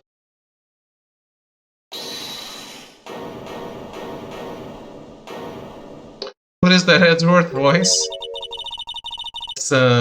It's his canonical voice. I don't know what you mean. It's the game's voice acting. If you have any problems with the game's voice acting, I urge you to contact Capcom. Mr. Edgeworth, you ordered the squid wheels, right? That's the one she tried to foist off on me. I prefer not to take the defense team's leftovers. Anything else to say? I might be able to save you. I have the size of evidence. What was that? That's another one of our trick lunchboxes? My apologies, but we have no further questions to ask of you, Miss Star. Ah. Is this your jumbo lunchbox? Oh, a triple-decker. Out of deference to the witness's determination, I'll allow one more testimony. Let's hear about the size of evidence. Like the Lunchline motto says, you won't be disappointed. What's she going to pull out of her lunchbox this time?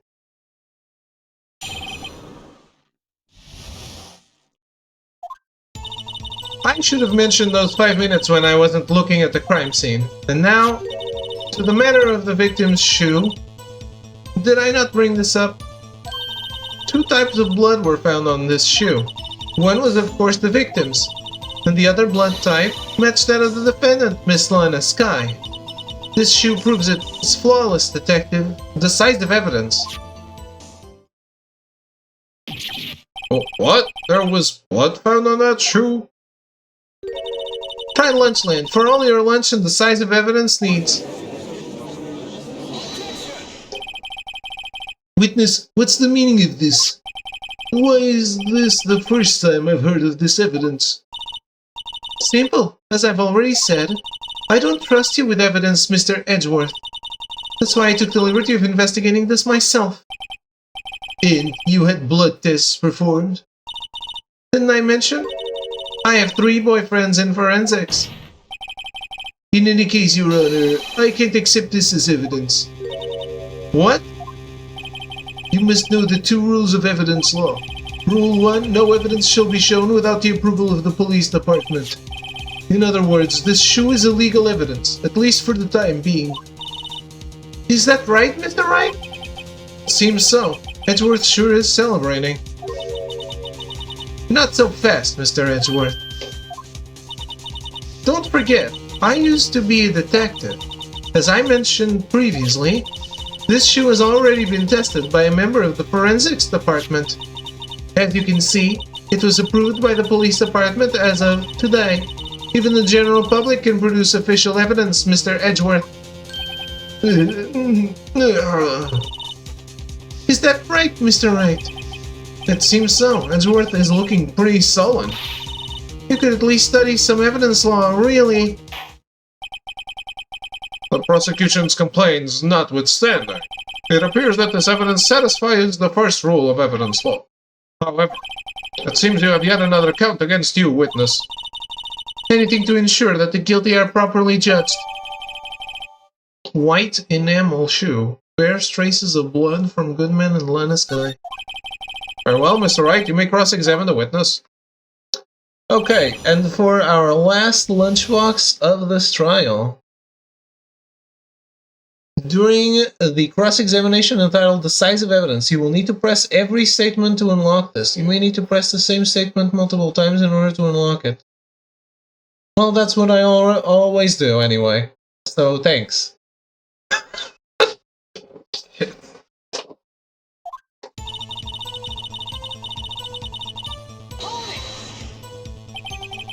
Why did you lie about those 5 minutes? I guess you could say I just wanted people to look at the results. The result? How many times do I have to say this? I saw the chief prosecutor stab the victim before my very own eyes. Compared to that, a 5-minute blank means nothing. Then why didn't you just tell the truth? Don't make me laugh. We're dealing with the most untrustworthy of the vile lot known as prosecutors. Falsified evidence, arranged testimonies, erasing and manipulating evidence. When you fight monsters, you need to use every trick on the book. And this is when the suspect is admitting she did it. False testimony is the most despicable crime of all, Miss Starr. Let's just get this over with.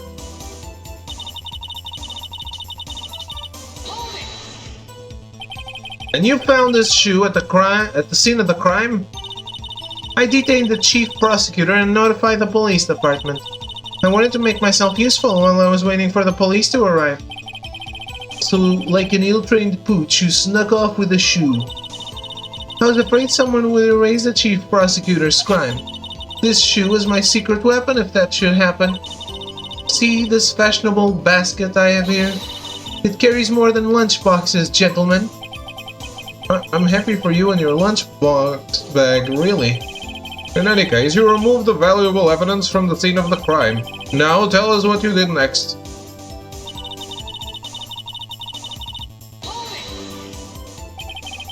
So you brought it to the forensics department. If you're going to submit something as evidence in court, you need it approved. To do that, evidence must be analyzed by a forensics expert. She got away with her little coup because she used to be a detective. The shoe does appear to have bloodstains on it. Well, the man was stabbed after all. That blood belonged to the victim, Detective Goodman. As I said, there were 2 types of blood found on the shoe.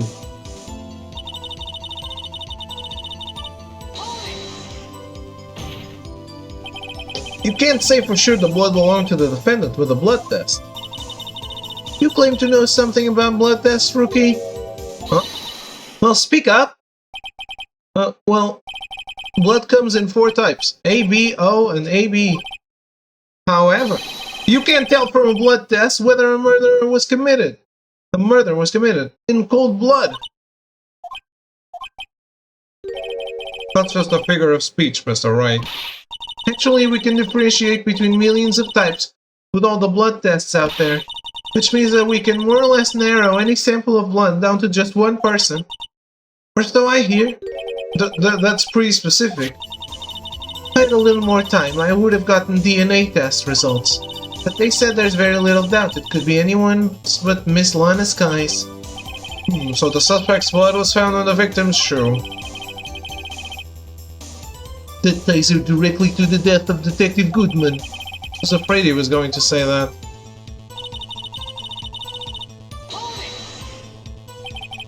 I can't let this evidence go through without a fight. Well, that's it. Peppered fish guts. That sounds disgusting. The next lunchbox are all in the investigation side of the game. Fortunately. Some like it hot, Mr. Wright. Some, like your client, she's in enough hot water to make a whole vat of soup. Mr. Wright, do you or don't you have a problem with this shoe? Problem? This is critical. Is there a problem with the victim's shoe?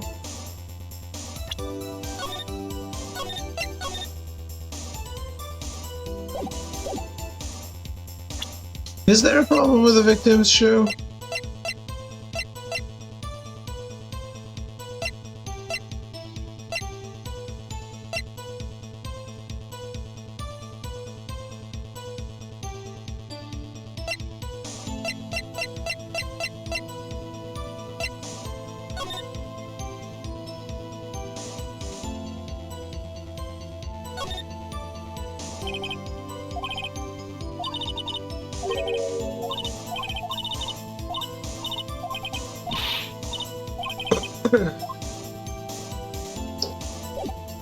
I don't know if there is. I'm not imagining things. I'd say there's one critical problem with this evidence. Clear contradiction. That gleam in your eyes. You're still young, rookie. I'd give you a peppered fish gut now. You couldn't take the heat, could you? Let's hear what Mr. Wright has to say. What is contradictory about the victim's shoe? Show us the problem with this evidence.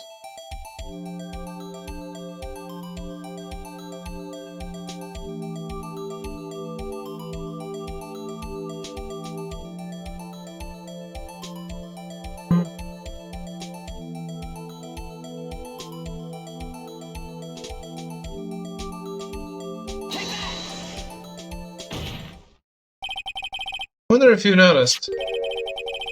There's blood on the bottom of this shoe. Don't mess with me, rookie. New DS abilities, fancy? Yeah. This is a DS only case. Or it'll be your blood on the bottom of my shoe. Indeed, there is quite a bit of blood on the bottom of the shoe. It makes sense. The victim was stabbed with a knife. What could possibly be contradictory about blood on the bottom of his shoe?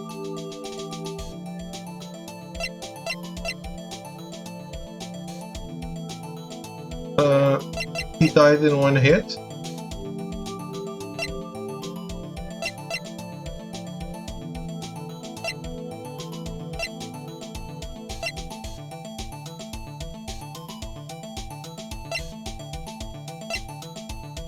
Actually, it's the pose of the...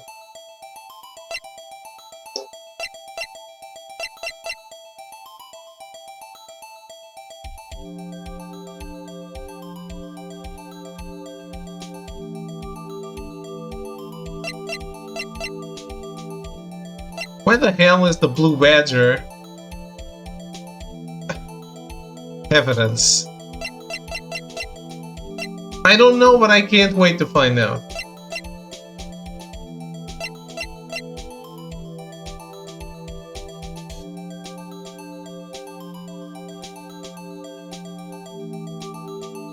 You'll find out and you'll hate it. Oh no! The seesaw effect!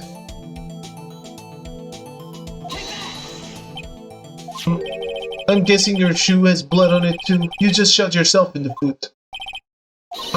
Would you like a grinder or a grind from the heel of my boot, Mr. Wright? Oof. When did I last say it? Oh, not that long ago.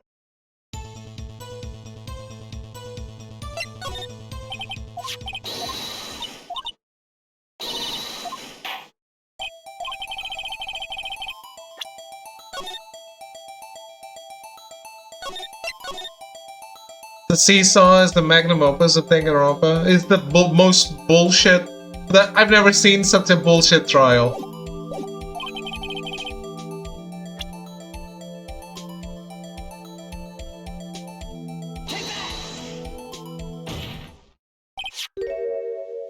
Is that V3? Yes. If you know, you know. If you don't know, I don't think it's a spoiler. I hope it's not. Okay. Well, just pretend like we didn't say anything, and when you know, if you remember we talked about this, come and tell us how much bullshit it was. I wasn't a fan of V3, to be honest. I love Danganronpa. I really, really love Danganronpa, but only the first, only the trilogy. The 1, 2, and the 3, the anime.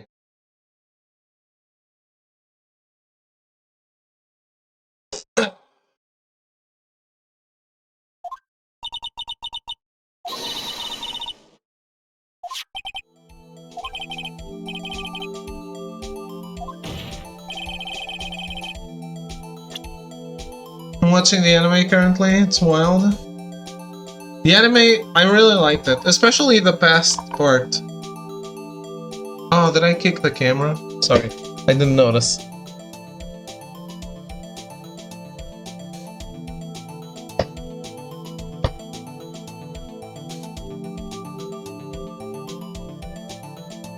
There's more than one anime.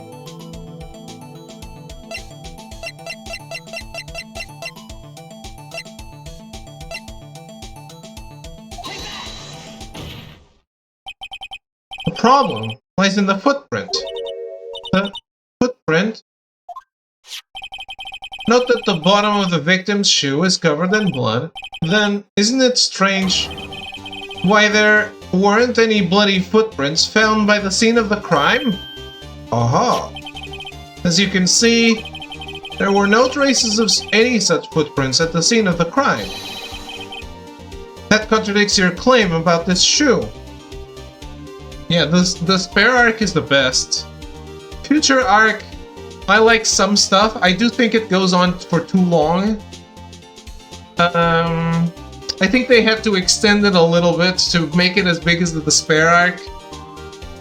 Because I don't think there is that much need for that big a number of episodes.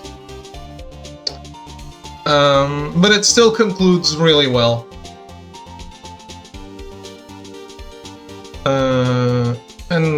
Yeah, overall, the Danganronpa trilogy is just so good, and the Ultra Despair Girls also amazing.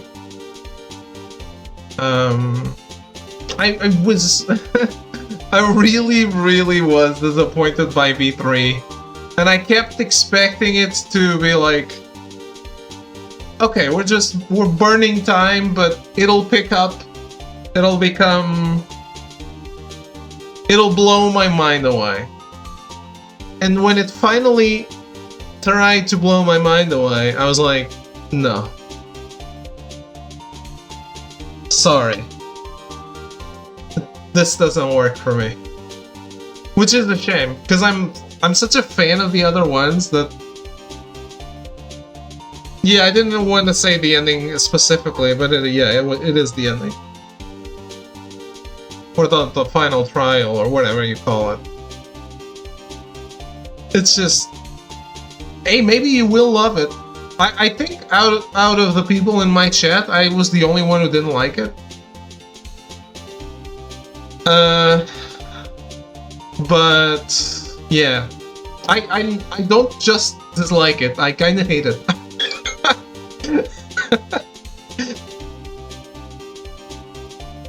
That contradicts your claim about this shoe. This picture only shows part of the floor, so there could have been bloody footprints.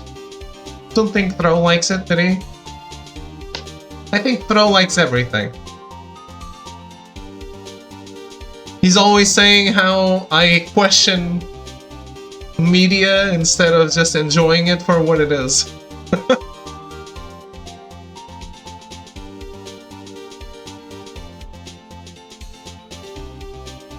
This picture only shows part of the floor, so there could have been bloody footprints.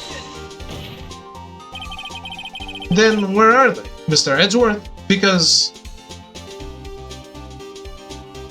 yeah, he doesn't like Final Fantasy 15, that's true. He doesn't enjoy it for what it was. We checked the scene and found nothing of the sort. Order. Well, witness. What? Great going, Mr. Wright, but it's true that the lack of a footprint is a contradiction. But then we have to ask why there wasn't a footprint. Oh, that's true. There has to be a reason why there wasn't a footprint. Think, Mr. Wright, think. Hey, I don't know why it's not there. I'm just good at finding contradictions. What?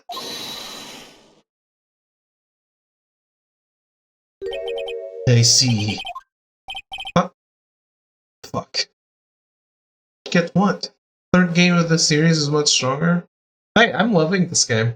I don't know what you're talking about. Her witness is more devious than I gave her credit for. We were hoodwinked into the very end. But she slipped. There is one vital hint to the truth in her testimony. The third game of the series is much stronger than Danganronpa overall. Dude, I feel like Danganronpa 1 and 2 are perfect. V3 is not a third Danganronpa game. That's just it.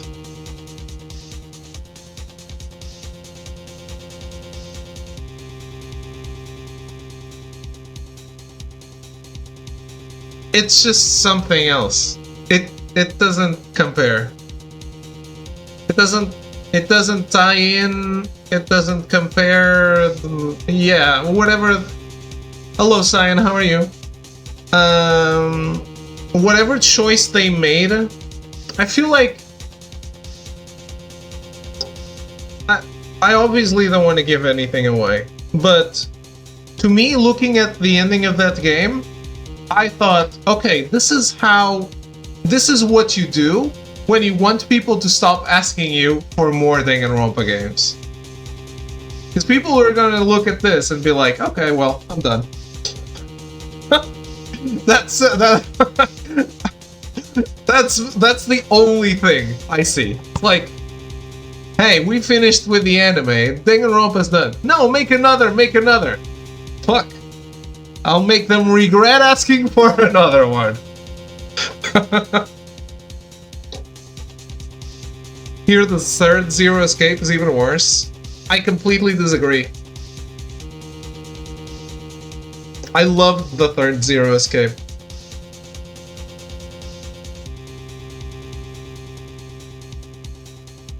Interesting take.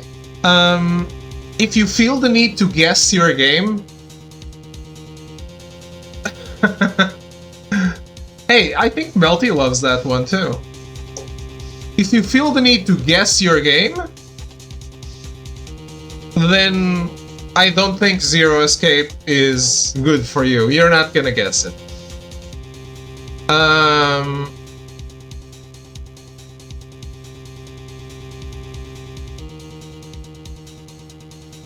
But if you play the game and go for the ride, like you're taking things as they happen. Yeah, it does. I don't see any reason why Zero Escape 3 or Zero Time Dilemma isn't an amazing game. I love the puzzles, I love the characters, I love everything they're doing in the game. I have seen some complaints, and they are valid, but they did not apply to me at all.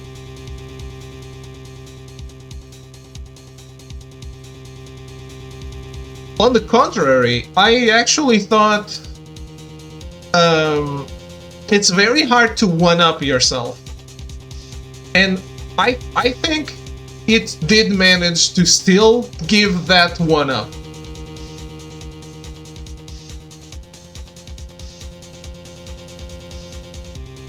And besides, I love the direction of the game. It's very cinematic. Everything happening is like, to me, was edge of your seat stuff.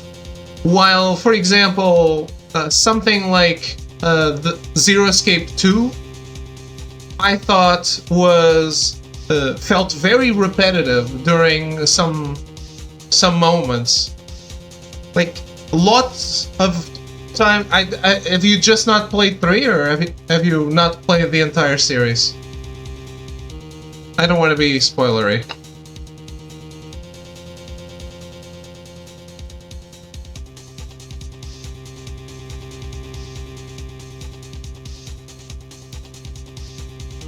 Danganronpa 1 and 2. Oh, but no Zero Escapes at all? Okay. Well, as many games do, they have routes, right? And the thing that I dislike most about Zero Escape 2 is that some of the routes feel too similar. Obviously, there's always going to be an overlap, because it's the same characters in similar situations, but it's too similar. It's like, there were times when I was just skipping text in a new route because I'd read it all in in another route. I don't think you should do that. That's not something that I feel should happen.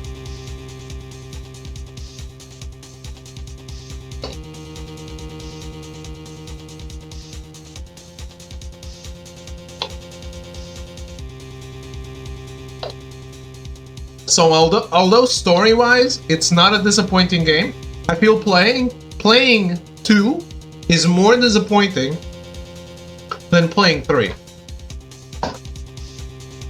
It wasn't as engaging to me, just personally. When it gets going, and it's amazing, and the Zero Escape series is fucking glorious.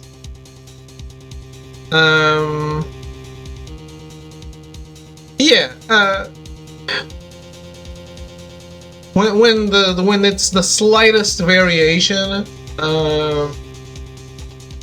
is it really worth? I feel like it needs to be that way due to the nature of the game, but it doesn't take away the feeling of repetition, the feeling that you're kind of wasting a little bit of time, that you're just going through the paces to get to the next new scene. And I can't, even if it makes sense for the game design, I can't really give it a pass for that. But yeah. Overall, I absolutely recommend. If you haven't played Alter the Spare Girls, go play that. Actually, before you finish the Danganronpa anime, because there's an episode that's a sequel to Alter the Spare Girls.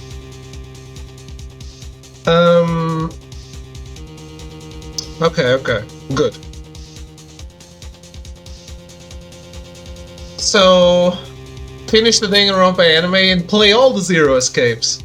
And then, you've taken a break from Danganronpa, you've played another amazing series, and you can go into Danganronpa V3 thinking, okay, it's just a new thing.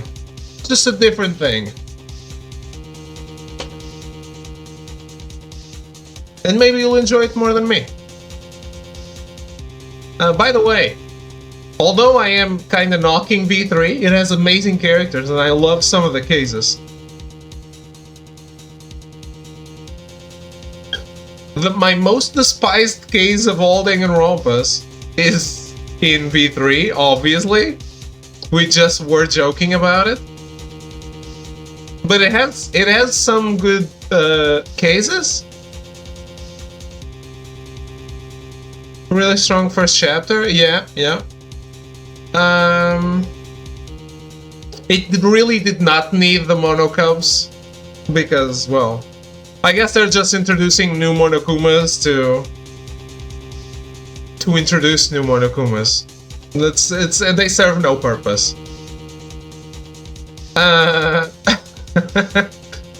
But the characters are really cool. I really like Kibo. I really like Maki. I really like Gota. I really like the main character. Monomi is best girl. No, Maki. Maki from V3 is best girl.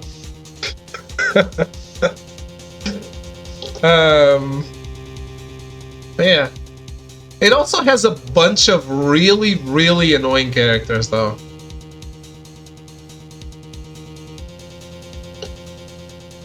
Dude, I can simp for adult Peko. Oh no, not Peko. Peko, yeah, Peko is the sword girl. Yes, Peko, yes. I was thinking of who? Yori? Is that Yori?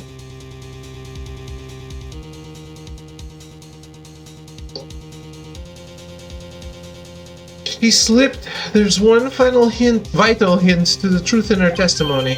What are you talking about? I don't think that's how you write it, but that's her name, yes? Think back to when she told us about the apprehending the suspect. The chief prosecutor tried to resist, but her efforts were in vain. She knocked my hands aside, kicked over an oil drum. Oh, she's beautiful, but deadly. A predator, this one. A leopard woman. Rawr!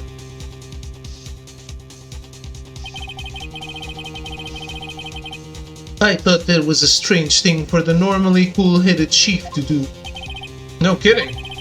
Now, witness, allow me to ask a very simple question. This oil drum, was it empty? Also, what's his name? Kokichi? Kokichi is such a cool character. He's really funny. You kind of want to kick his ass, but he's really funny. But yeah, also plenty of great characters in Zero Escape. Especially in the third game. In the third Zero Escape, you don't want a single person to die. You love them all.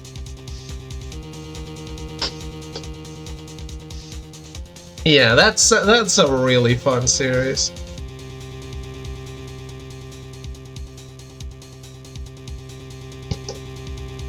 This oil drum, was it empty?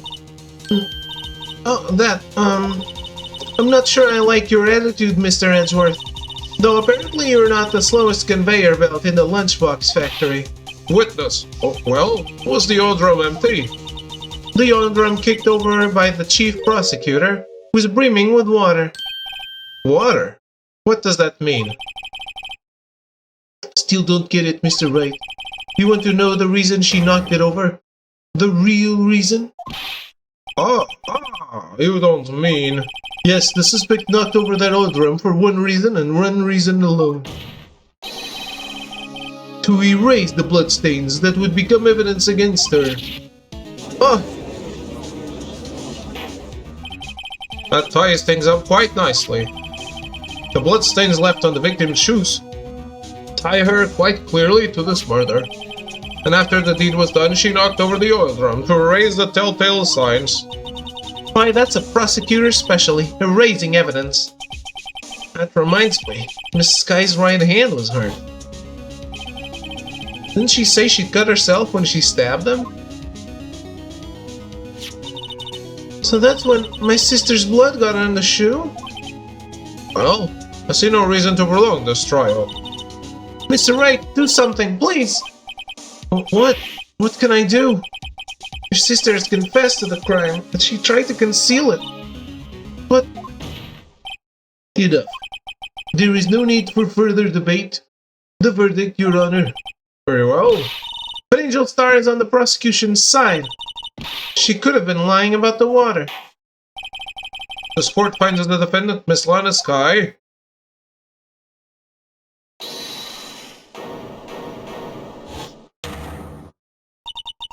Little girl, what did you just say? Huh? Me? Did you say that I, Angel Star, was on the prosecution's side? Well, yeah, you are. You're saying my sister hid evidence by erasing the bloody footprints. Well, I thought you'd had your fill, but here you are demanding a second helping. Another lunchbox. A lunchbox called Evidence. Wait, this isn't in my guide.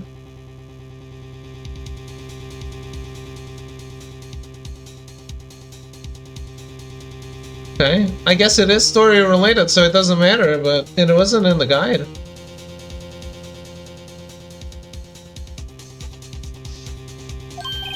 Wait, witness, don't tell me you have something else.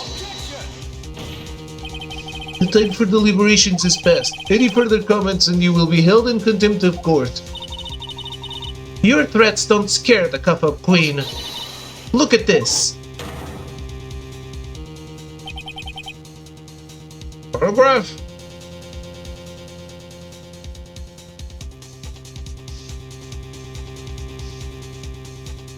What's that in the exhaust tube?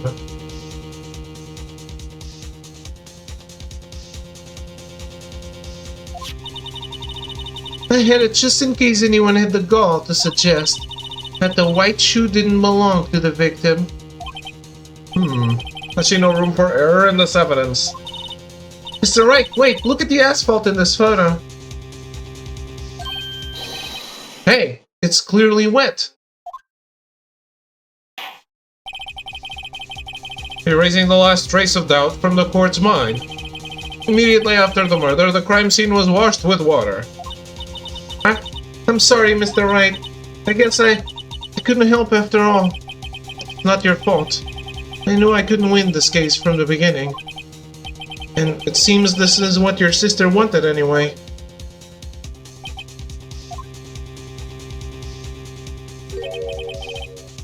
I'm sorry, Mia. Right? Wet or not, don't be so quick to throw in the towel. Huh? Get yourself up off the asphalt. Take another good look. Don't give up. Not until the bitter end.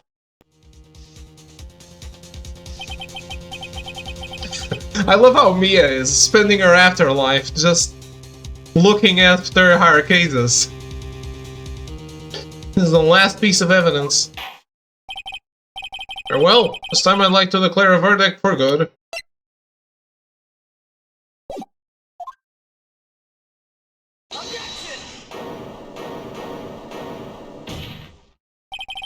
Your Honor, wait.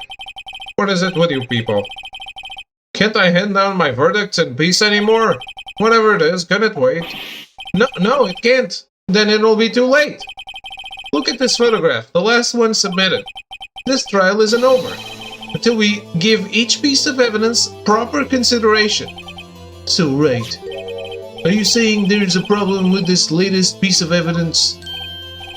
Yeah, I'll think later. Yeah, there's a problem. Right or wrong, I've got to go ahead with this. I suppose since we've come this far, we should give every claim a fair shake. Very well, Mr. Wright.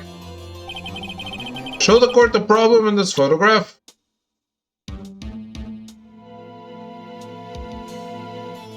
This?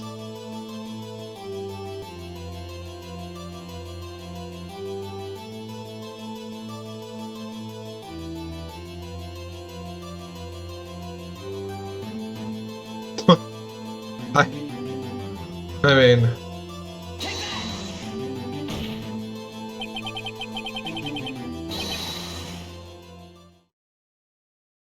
it isn't, is it?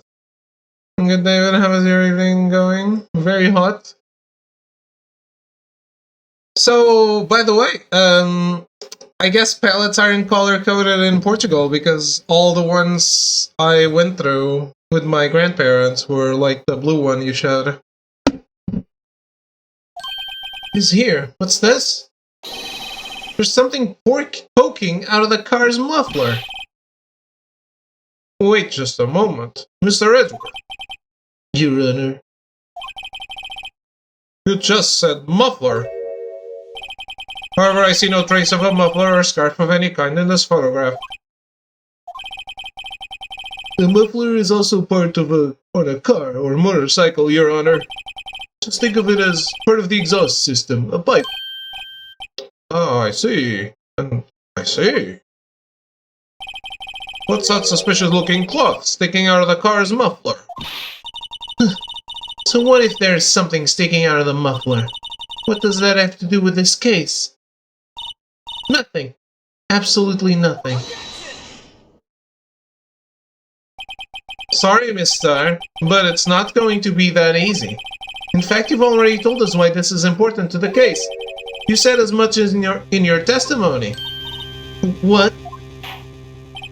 Let's hear what Mr. Wright has on his mind. Tell us why you think this piece of cloth in the muffler is related to this case.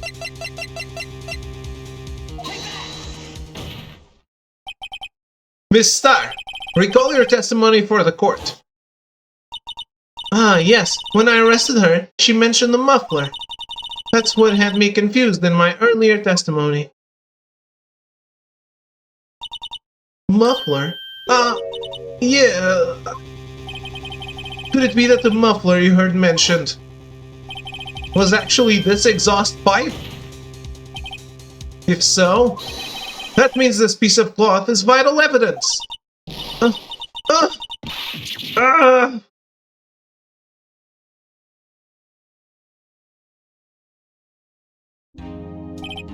Well, it seems we'll have to suspend the proceedings. Suspend? I find myself wondering about that piece of cloth. If we leave any question unanswered here, we do a disservice to the law. Have the car at the crime scene inspected at once and bring me that cloth.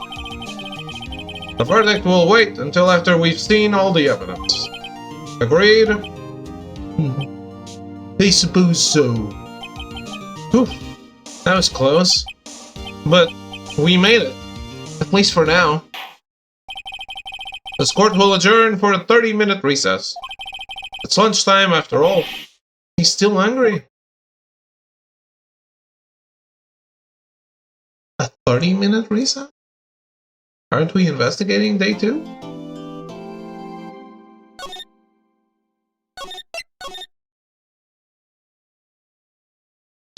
Trial letter. Oh shit. Guess not.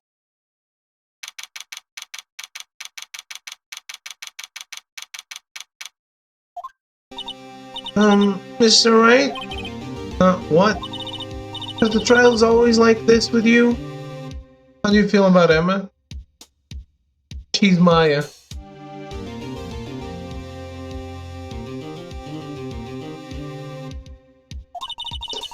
Like you're swimming up from the bottom of a lake about to reach the surface. No matter how hard you paddle, you never seem to get there. Pretty much. Except today we're swimming in quicksand. What happened to your sister anyway? Apparently she got called off to the judge's chambers. Probably something to do with that piece of cloth. So, this is where we turn this trial around, right? Our only weapon, a tiny insignificant piece of cloth. I'm the one that's starting to feel tiny and insignificant, to tell the truth. Hola, partner. They say you show a red cloth to a bull and it'll fire up its temper. That's what they told me when I was a young one, at least. Officer Marshall! Thought I'd come to take a look-see at how the trial's going. Looks like I'm late. I got the home range locked down tighter than a fort in enemy territory. This is true banger. This is just wild arm soundtrack. That hard to slip out, huh? That hard to slip out, huh? What is going on over there, anyway? All the police I've seen these last 2 days have been really on edge. Don't you got enough on your plate without worrying about other people, compadre? Could be worrying about the chief prosecutor's taste in mufflers, for example. Officer Marshall, the whole muffler thing didn't have anything to do with scarves. She wasn't even wearing a scarf.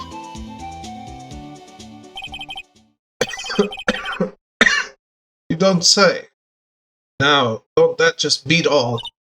If this guy takes the stand, I'm gonna have to change his voice. Otherwise, I'm gonna be coughing all the way. And tomorrow. I've seen the red breeze blow at her slender neck many a time. Saw it that day too. She was wearing a red muffler. What? The awards ceremony that afternoon. Edgeworth's seen it too, I reckon. What does that mean? The photograph taken at the crime scene. She wasn't wearing a scarf.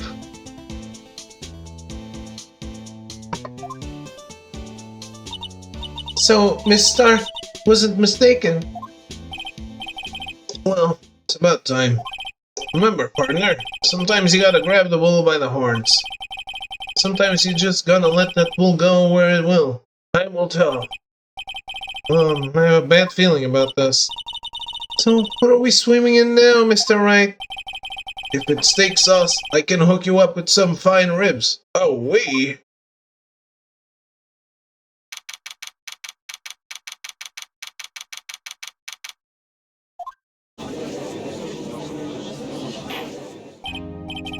I'd like to resume.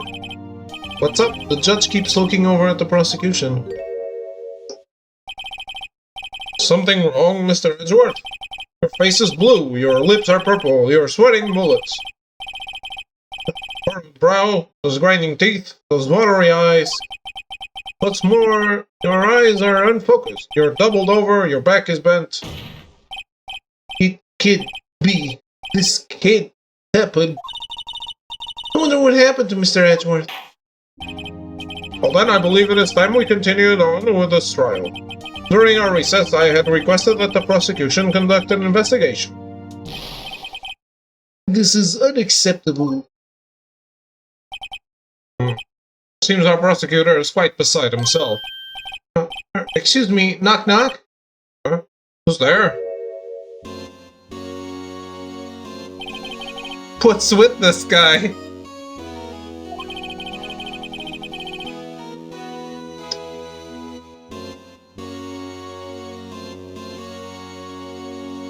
Who the fuck is this?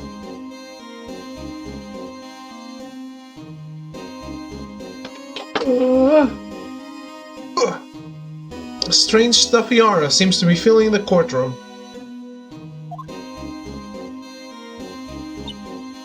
Hey, the temperature rose 5.7 degrees when that man came in. It's the devil.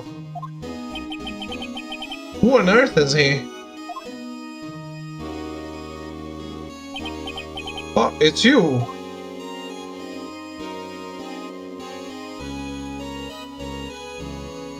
Yes? Oh. Sorry I'm late, OG. The roads were packed. It's just me. Long time no see, OG. How you been? Swim much these days? Oh, hello? No, I've been so busy. Busy. OG, my boy. You have to make time to relax. Yes, indeed. OG seems to be his nickname for the judge. Or Udgy, I guess. I'm afraid you're right. Very afraid. I'm sorry, but who are you? So you're Wright, the attorney. I've heard good things about you, son. Hey, thanks. So sorry about our little worthy giving you all that trouble, eh? You know, we should all go swimming together sometime, jolly. Little worthy? Mr. Wright? You don't know the district chief of police? Chief of police? He's the top-ranking police officer in the entire district. He is? Name's Gant. Damon Gant. Pleased to meet you, everyone. So, to what do we owe this honor today? It's been over 2 years since you last came to this courtroom, hasn't it? Well, it's worthy here. Look at the poor fellow. I just thought I'd help out by bringing this. Hey, that's my sister's muffler. So Miss Star wasn't just seeing things. When the crime occurred, Miss Sky really was wearing that muffler. To think that it was stuffed into that exhaust pipe. Our little Worthy's car, no less.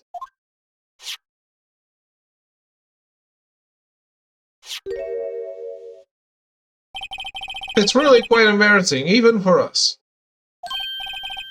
What's this? It's what you'd call a switchblade knife. Quite perplexing, this. Chief, what kind of outfit are you running? Mr. Edgeworth, how could they miss such a vital piece of evidence? If your investigators are this lax, how do you expect us to do our job? Now, wait a minute, were they... I have no desire to hear your excuses. I'm telling you to wait. Or didn't you hear it? Now look at this document, where it says person in charge of the investigation.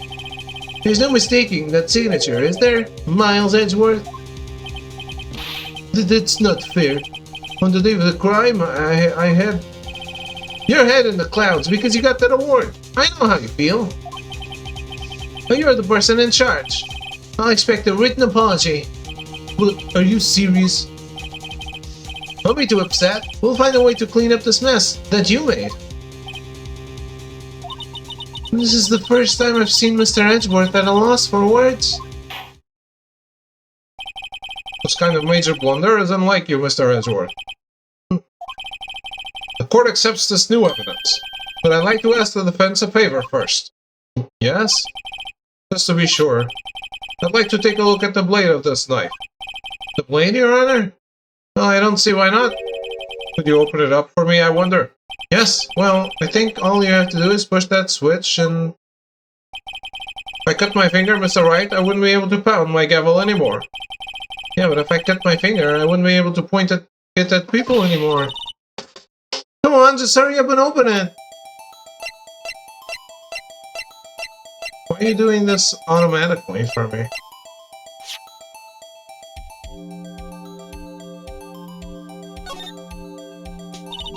There's a small tag on this knife. It seems to say SL92. What does that mean? Well, I've heard something similar. DL6 incident fame. But it's strange. What is? I'm not certain, but I get the feeling I've seen this somewhere before. Letters like this, or letters that looked a lot like this somehow. Yes, you have.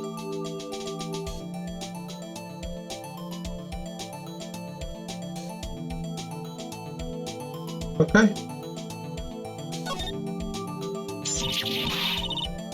What? Don't scare me like that! I'm the one who's scared. Look at this knife blade, the tip is broken off. This dark red stain? Blood? Switchblade knife added to the court record. On the crime scene, wrapped in the defendant's muffler, small tag attached. This does not excuse the actions of the police department. I would like to hear an explanation from the chief of police himself. I'm terribly sorry, but could I ask you to testify for us? About the split between the prosecutors and the police and this knife? Sure thing. Not a problem. Not even a little one, really.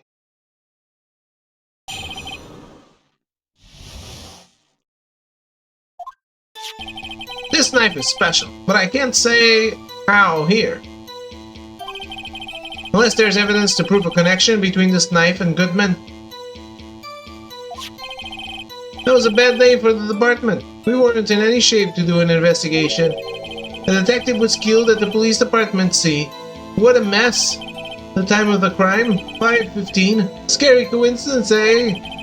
Not officially linked to this case here, so I can't talk much about it. There was a murder at the police department, a detective. That's hush-hush information, Aji. We haven't exactly announced it yet. Wait a second. You said 5:15? That's the exact time that Detective Goodman was killed at the prosecutor's office. Order, order, order. Anyway, we at the department were only flustered, as you might as well assume. We're in the middle of a top-secret investigation. Don't tell anyone, okay? I think we understand the police department situation. Well, Mr. Wright, 2 detectives killed at the same time in 2 different places?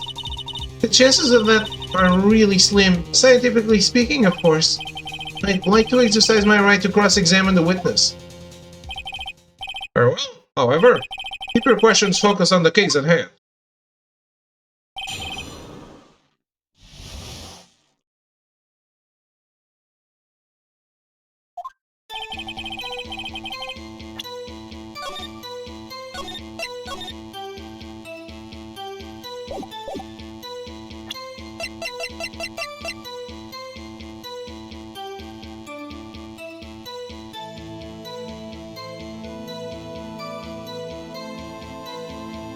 Are you going to go straight into 2, David, or are you going to play something else? No, I'm going to play something else.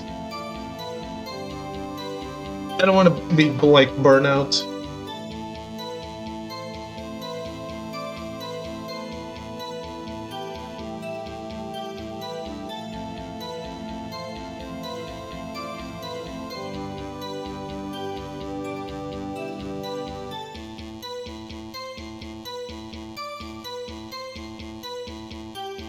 Need a few game buffer between these. Yeah, that's...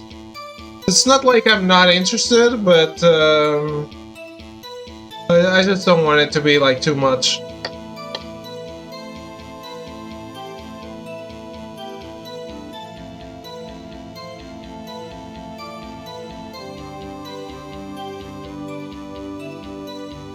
Probably doing Nier.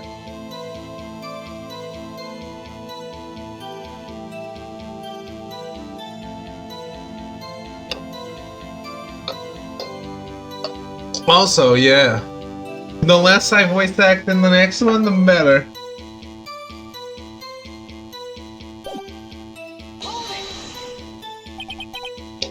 Excuse me, special?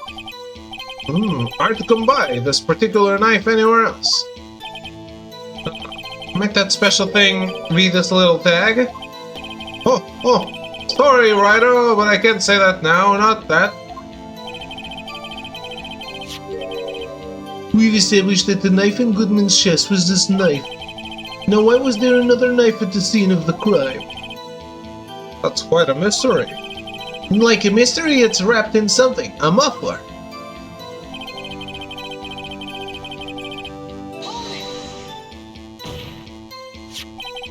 This knife was found on the scene of our crime. I think that makes it connected to the case, don't you? See, there's a lot of things that go on at the department I can't explain. It's delicate, okay? Sorry, Rhino. Righto. Maybe there's something about the knife that will give us a clue. Let's examine that knife while we can, Rhino. Evidence that links this knife to Detective Goodman. I think perhaps the pieces are falling into place. We should try presenting the piece of evidence that's had me stumped all this time. So, how were things down at the department?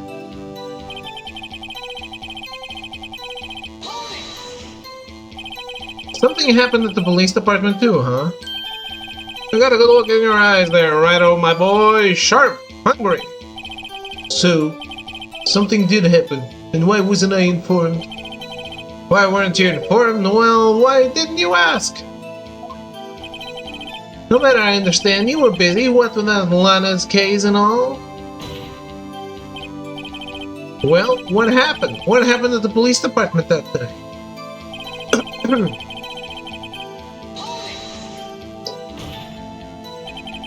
On the same day that a detective was killed in the prosecutor's parking lot. Another detective was killed at the police department? That's a fact. Surprising, isn't it, Ajay? I'm at a loss for words. And the perpetrator? Do you have a suspect? Well, there was a suspect. Just arrested him, in fact. Just arrested. That was quick. But there's still a lot of unanswered questions. Maybe you could help, Righto? I suppose I could help. If you help me by giving me data on your case. Oh, good one. Let's get sharp. Okay, here's the deal. I'll tell you one thing and one thing only.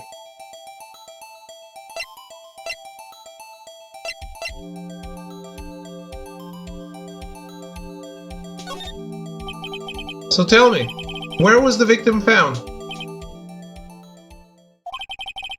Well, I can't speak on where the corpse was found, but I can say the crime took place in the evidence room at the police department. The evidence room? You wouldn't know about the evidence room, would you, Wright? Can't say I've heard of it. Guess I should ask again once I learn a bit more about this evidence room. There's something stranger about this than the place where the body was found. The time of the crime? 5:15? That's when Detective Goodman was killed in the prosecutor's office. What? Funny, isn't it?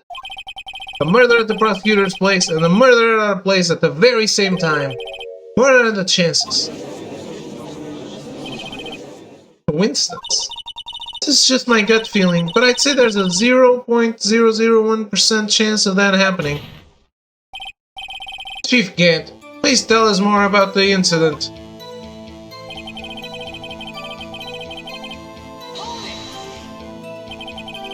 How can you say there's no connection? How? Because I'm the chief of police. I can't just say anything I please, Righto. You understand? Try to understand, Righto. Well, if you can prove there's a connection, more power to you. Maybe there is something that ties the two murders together. Whatever it is, I'd better find it and get to the bottom of this. Two detectives were killed at 5:15. One at the prosecutor's office and one at the police department. That can't be coincidence. And that knife? What was it doing there? I better check this knife out. I get it, game.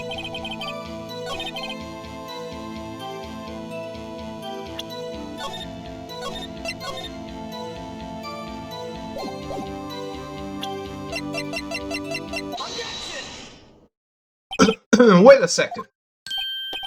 At last, an honest-to-goodness objection. This knife. This has to have something to do with Detective Goodman. What do you mean? Ha! Ha! An honest-to-goodness, what do you mean, from Ajay? This is great. This guy's a fan. Look at the tag on this knife. It reads SL92. And this is important. Why? Over here, we also have a memo that was on the body of the victim. What's this? 6 minus 7 S12 2? Flip it, you ass. Your Honor, it's upside down. Upside. The printed name on the memo makes it look like it's right side up. But turn it around and what do you get? Oh. Oh. Whoever wrote this note was holding the paper upside down. SL9. That's the same thing that's written on the knife tag. Order! Order! Well, Chief? I guess the cat's out of the bag. You win, Righto. I win? What game is this guy playing? This knife was evidence in a case. It was stolen from the department's evidence room. So this knife was stolen? Yes, but on the day of the murder. It was evidence, you say? Was it in fact a murder weapon? Nice, nice, nice, nice. Good show, little worthy. It was a murder weapon, as it happens. It was evidence from a case long since solved. So this knife was stolen on the day of the murder. It was found in the exhaust pipe of Edgeworth's car. Hard to think there isn't a connection there.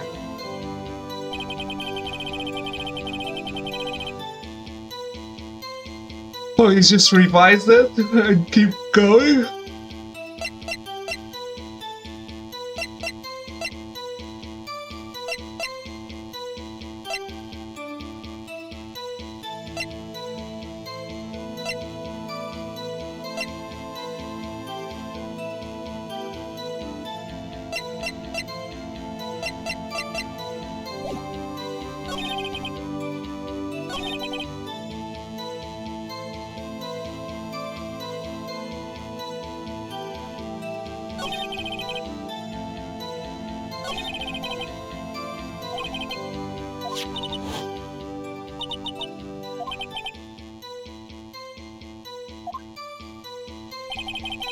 I already checked the knife out. Didn't I?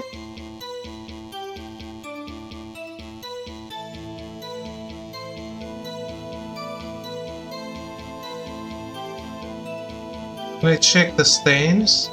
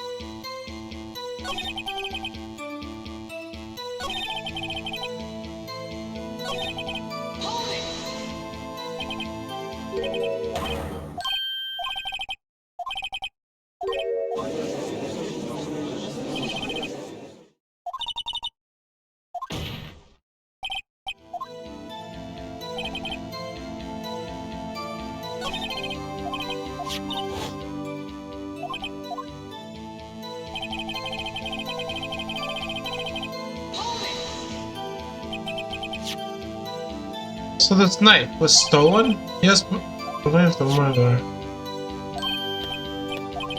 I got this conversation. What's the contradiction?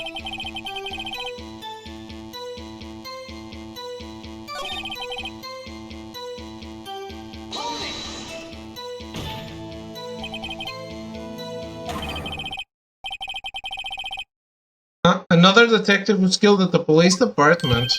That's a fact. Surprising, isn't it, Audrey? I lost for words. I don't know. Yeah, I read all this.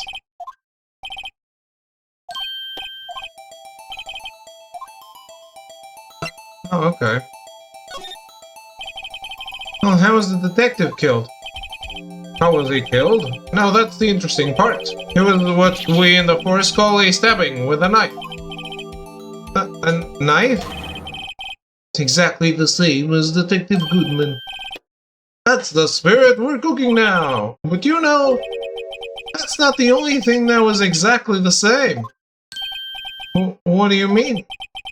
There are more similarities between the two cases than the cause of death. Just like I'm going to have to press this a bit harder.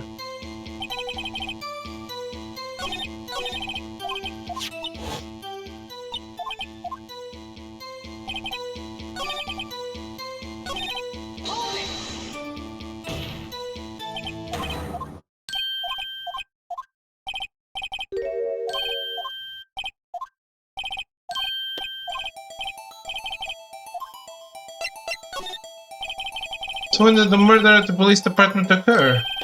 That's a sharp question, right? Oh, very sharp. Well, my boy, you're gonna love this. Okay, he just moves on.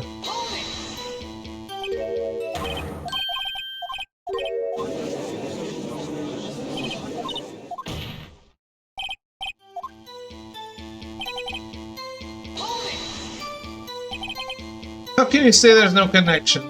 Oh, because I'm the chief of police.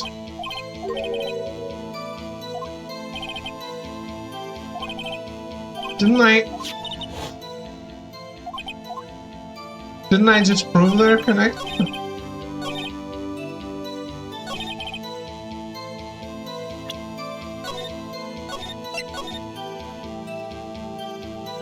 No, I guess I didn't. I proved the knife was connected.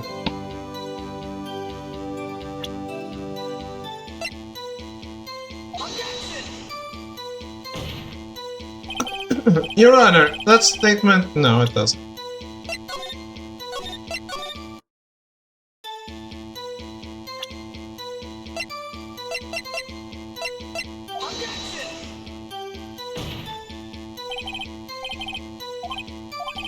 No.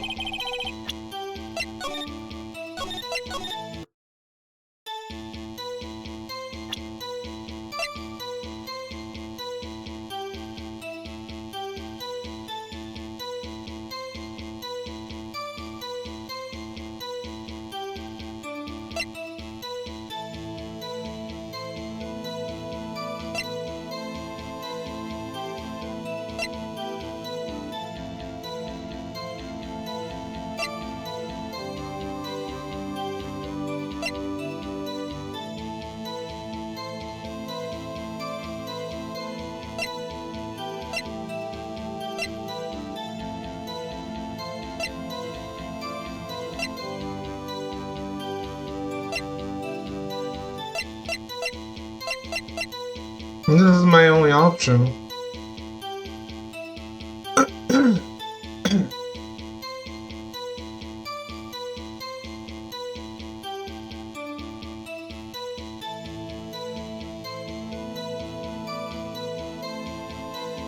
We did an hour and a half of 4 p.m., but they're also always saying it's 5:15.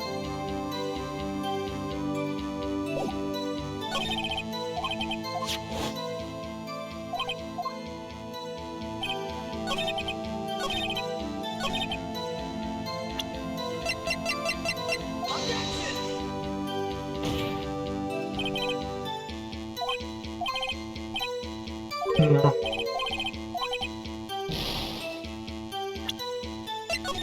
I'm lost. I'm lost on this one, actually.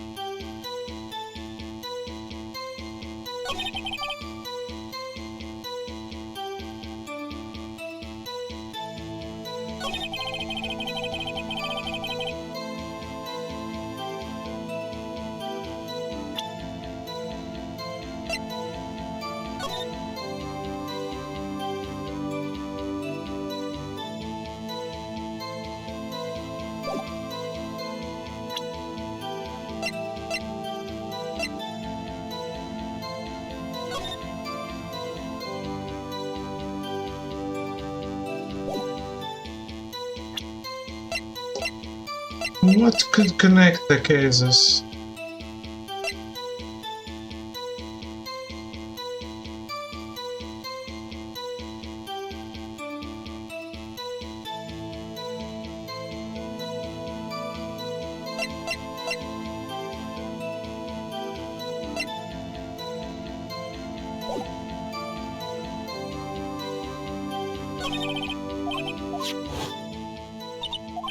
I'm going to press everything again.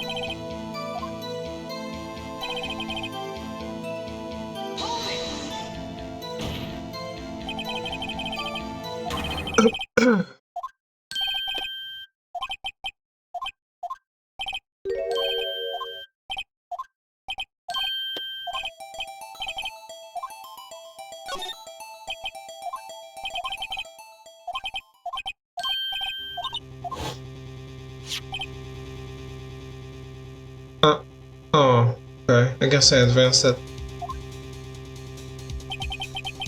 It's the connection between the two cases.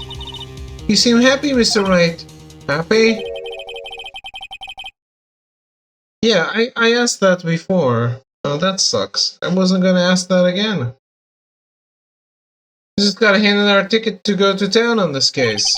With the link between the two cases established, we finally have some leverage.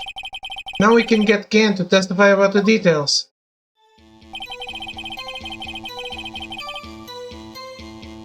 Besides, I just have to do the thing that I tried to do, don't I?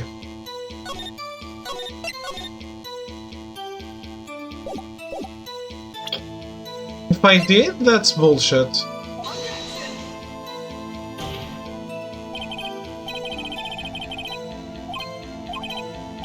I guess not.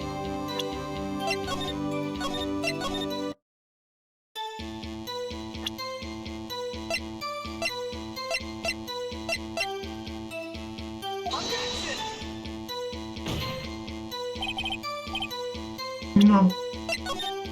God damn it.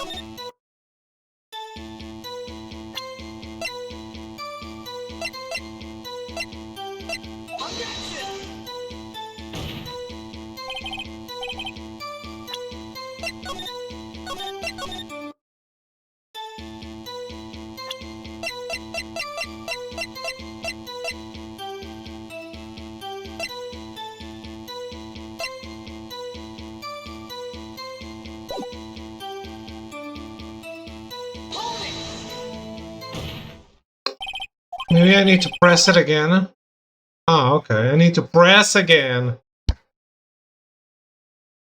I don't like how this one is making me do the same things, but because I did it in the wrong order, or in what the game judges is the wrong order, it didn't advance me. The fifth position is simply this. The connection between these two cases has already been proven. Hey, you don't say. Well, out with it, Writer. What's your connection? Yes, out with it, Mr. Wright. The connection is a place mentioned in the testimony we just heard. The knife found in the lot was stolen from the police department's evidence room. Not to mention the victim had on him the case number on the knife's evidence tag. We also know that the detective murdered at the police department was killed in that very same evidence room. Indeed. There do seem to be too many connections for it to be a coincidence.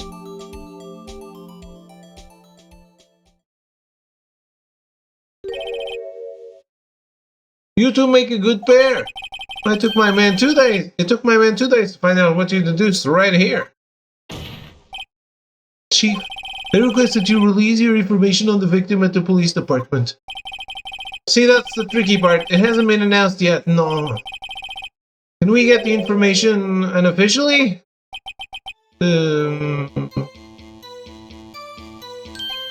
Sure, why not? It's unofficial after all.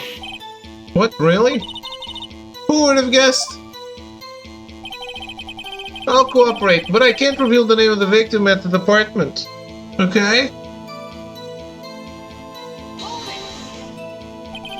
If you're going to tell us a little, why not tell us everything?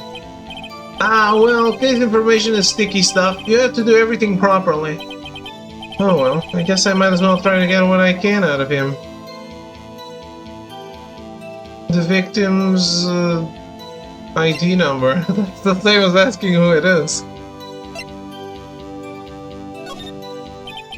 Okay, well, what division was the victim stationed in? Oh, you want to know that, do you? Ha ha! Criminal Affairs Division 1, the detective responsible for homicide cases. Homicide? That would be the same division as Detective Gumshoe. Detective Goodman, who was killed in the underground parking lot, was homicide too. Almost like a serial killer was after homicide detectives. Except the serial killing happened simultaneously, scientifically speaking. Well, I sure hope Detective Gumshoe isn't next on the list. 2 detectives were killed at 5:15, one at the prosecutor's office and one at the police department. That can't be a coincidence. Ah, wait, I've seen this.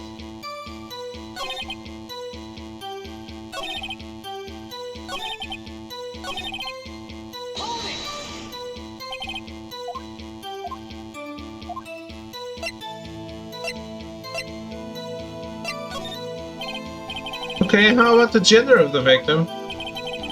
You wanna know that? Okay, a hint. Let's see, first hint, the gender that's not female.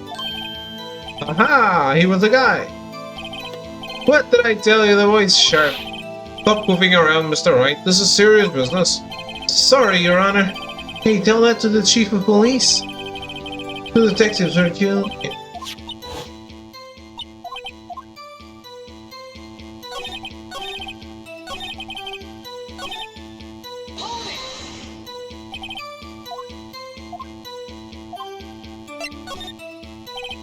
Okay, how about you tell me the victim's ID number?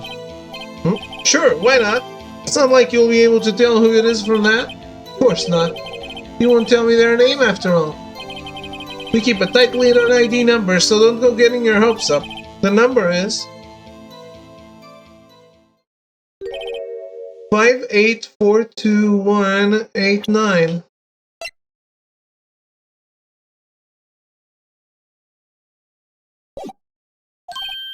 Well, that's quite long. We have to remember these. It drives me nuts. I can't do it. Didn't even get the first number right. Well, Mr. Wright, does this tell you anything? The ID number of the victim at the police department. It tells me something. Actually, it does, Your Honor. It does. I think. Meaning? It has to be what I think it is. What does this mean? Well, let's hear what the defense has to say. You say the ID number of the detective who was murdered at the police department? Tells you something. What does it tell you? Witness! What is it, Mr. Wright? You're grinning like a schoolgirl on prom night. No, it's just, I got confused. And this is news. Huh? Just come out with both guns blazing like you always do. The police department, the prosecutor's office. 2 places, 2 detectives murdered at one time. Actually, I happen to have a police ID number here. Oh, is it yours? No, Your Honor, I'm a defense attorney, remember? This is the ID number of our victim, Detective Goodman. Shame on you, Ryder. Personal IDs are top secret. Detective Goodman's ID number is 58421189. And that means what exactly? Wait, that ID number we heard from the chief earlier. That started with 82, I've forgotten. I didn't even get the first number right, again. The number the chief of police gave us was the same. Wait a second, Ray. What does this mean? That's what I want to know. The 2 ID numbers are identical. In other words, the detective killed in the police department's evidence room was Bruce Goodman. What does our witness think about that? Oh, sharp as a tack, Righto, sharp as a tack. But wait, Detective Goodman is our victim. He was killed at 5:15 in the underground parking lot. Yeah, the detective Bruce Goodman was also killed at the police department in the evidence room at the exact same time.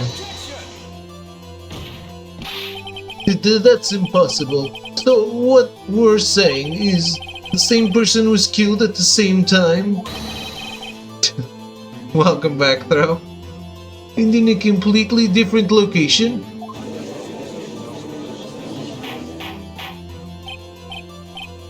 Order. Chief, what does this mean? No. What I want to know is, why didn't I hear about this? Yes, it's top secret, fine, but I'm the prosecutor in charge of the case. Now just wait a second, Wardy, you don't need to get all flustered. Your Honor, the police department has made a grave error in this case. Wait. I said wait. Or didn't you hear me? The oversight, the grave error. Mr. Edgeworth, they're yours. What? Oh dear. We informed you yesterday. I believe it was our Officer Meekins who brought you the news. Officer Meekins? Mr. Wright, where have we heard that name before? Wait, aha!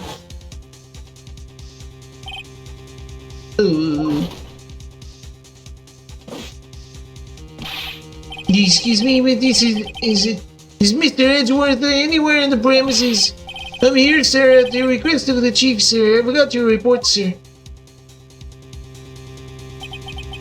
You don't be king. According to Meekins, you didn't accept the report. Hard to believe. But your officer, he told me. He said that report had nothing to do with the Lana Sky incident. Detective Bruce Goodman murdered in the police department evidence room. Mr. Edgeworth, the victim's name is written right on the top of the report. Why didn't your officer tell me? Honestly, I'm not sure if that officer was capable of making the connection. He did seem challenged. I see. They're just trying to prove... They're making a case against Edgeworth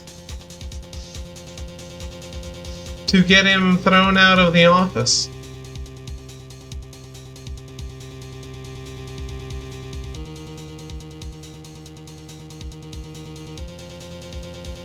How are you feeling about Gantz? He looks like what I expect.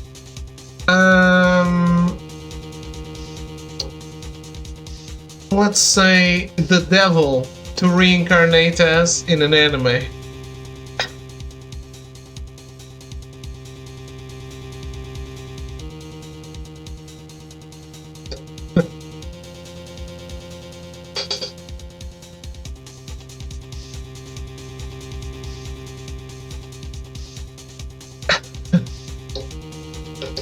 Hey guys, it's a serious error, a gross negligence of duty on your part, Worthy.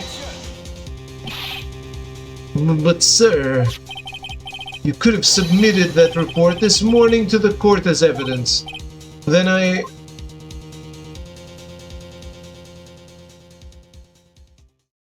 He's clearly throwing Edgeworth under the bus here. Does it select this time, Worthy? Or should I say, unworthy? What? Now what was the second rule of evidence law, huh? Oh, Mr. Wright? Well, it's, Rule 2, unregistered evidence presented must be relevant to the case on trial. Now how is this rule relevant? Normally, you submit a list of evidence to be used in court before the trial. This report wasn't on that list. So, what does this mean? I couldn't submit this evidence until a connection was proven in court. The connection was disproven by Righto over here. Good job, Righto, my boy. I was just doing my job. No. No!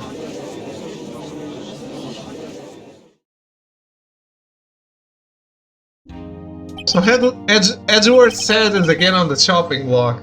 It's just not literally. It seems we have come to the end of this trial.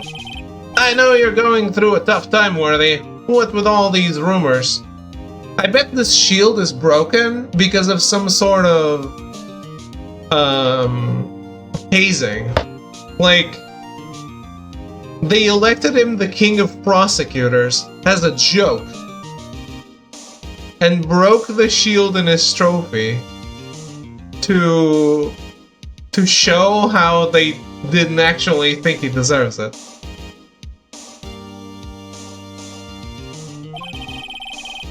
You're even in the defendant's chair. This is past December.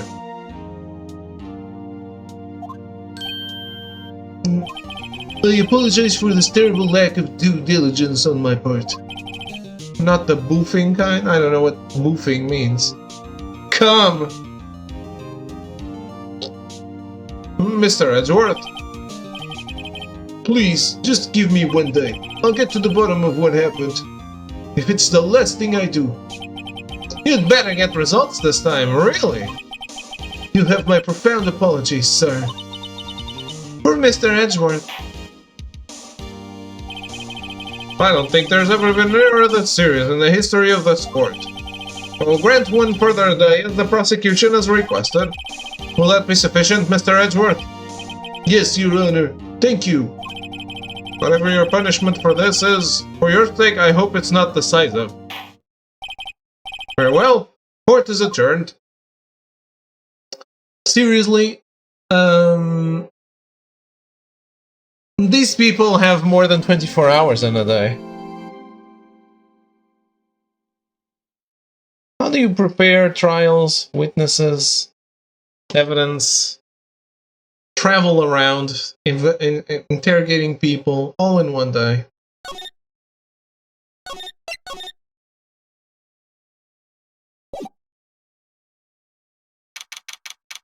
They use cocaine or meth, maybe. Maybe it's always in a witch time for them.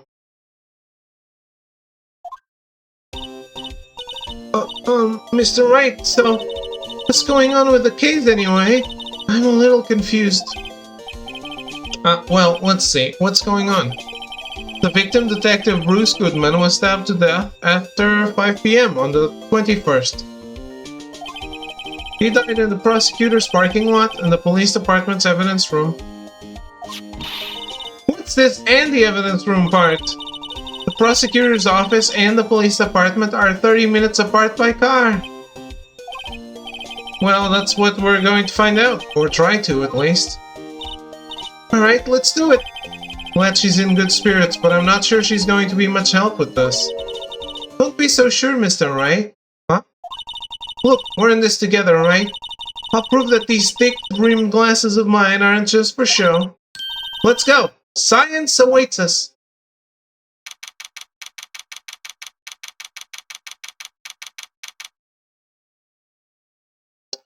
What if I like, Emma more than Maya? She's never coming back, is she? She's a filler character.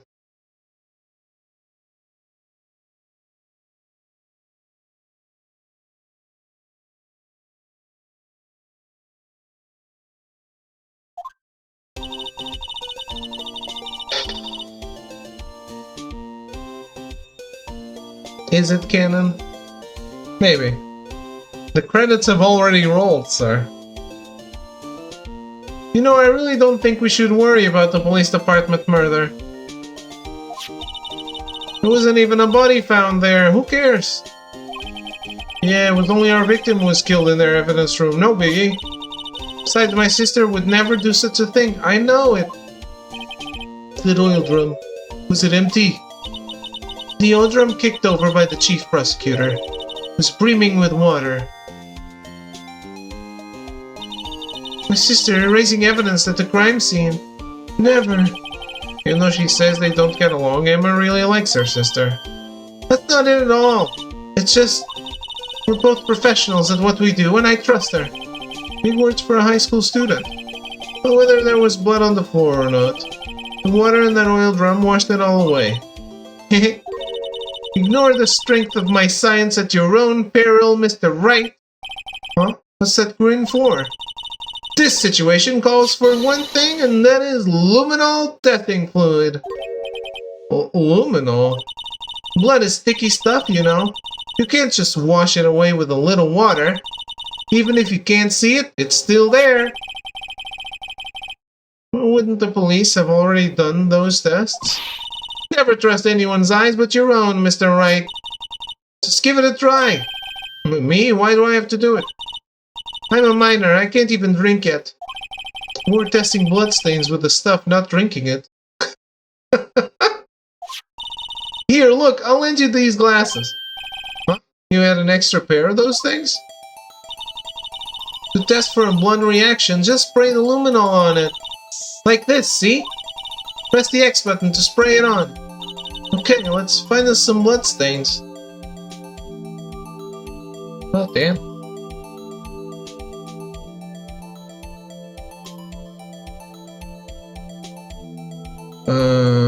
Story related. Visit the underground parking lot and meet Angel and unlock this one. Okay. And the other one is story related too. Okay.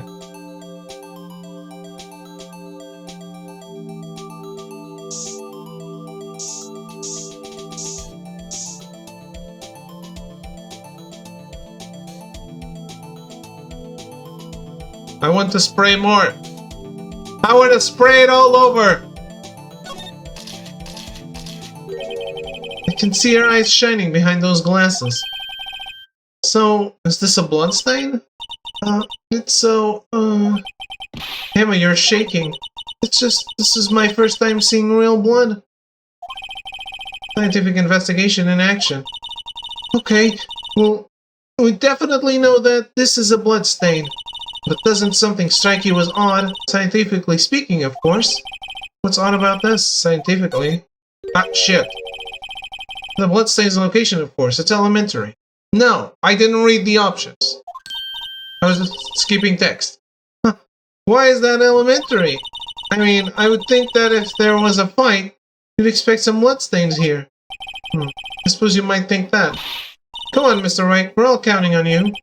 There's something odd about this bloodstain. If it's not the location of the blood, then maybe it's the amount of blood that's odd. I definitely think so. I mean, look at all the blood on the sole of the victim's shoe. It is pretty strange. If they fought here, there would have to have been more blood than this. Hey, Mr. Wright! I'm gonna mark up the floor plans when we find the bloodstain, okay? See, I'm pretty handy to have around, right? Yeah, and this stuff's pretty handy too. Saved up my allowance to buy that.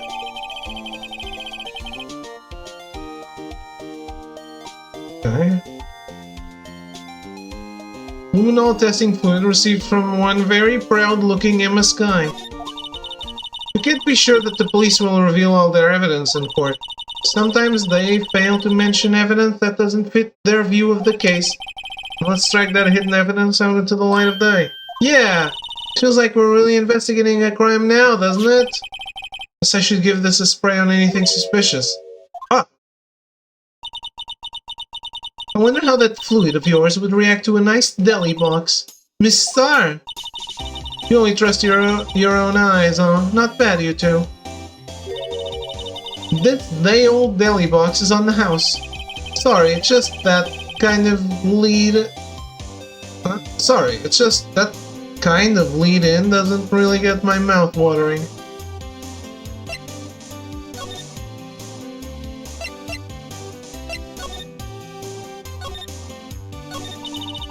You certainly put me in a tight spot today.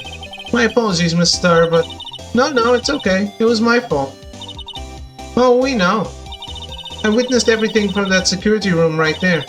But I was afraid that wouldn't sound convincing enough, you see. I was wrong to think that. I'm sorry. Sorry? You lied on the witness stand. That's unforgivable. Little girl, don't forget what's important here. Even if the place I witnessed the events from was different, I still saw what I saw. I saw Chief Prosecutor Sky stab a man in cold blood, and that testimony still stands. I swear it on my honor as a detective. She stabbed Goodman. I know this photograph has something important to tell us, but what?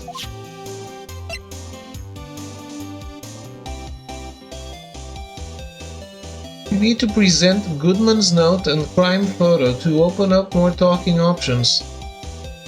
Okay.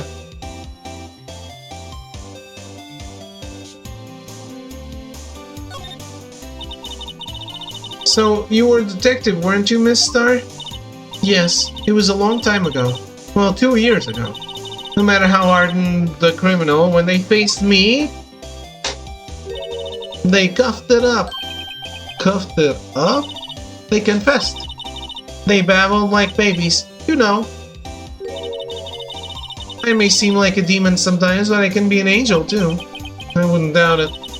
Every day I drag the dirt out of the mouths of suspect after suspect. And before long they called me... the Cuff-Up Queen. Oh, and here I thought someone had gotten food poisoning from your lunches. And you were let go, fired. I felt that I had found my dream job when I became an investigator. And if these prim and proper prosecutors hadn't let me go, I'd still be one today. It's all because of that case. The SL9 incident. SL9? Wait, she doesn't mean... Okay. I do want to spray it all over a bit more.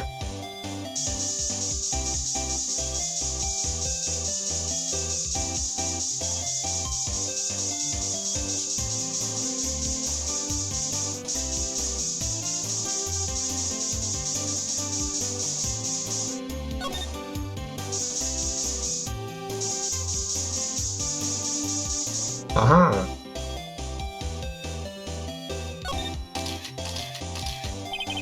This blood must be from when Lana. No, my sister isn't the murderer. She did call you, didn't she? At the time of the crime?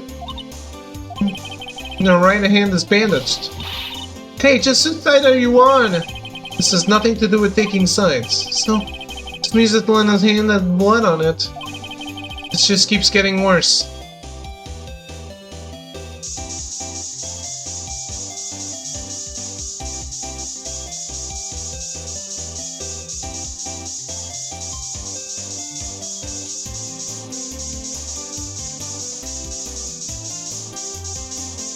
Okay.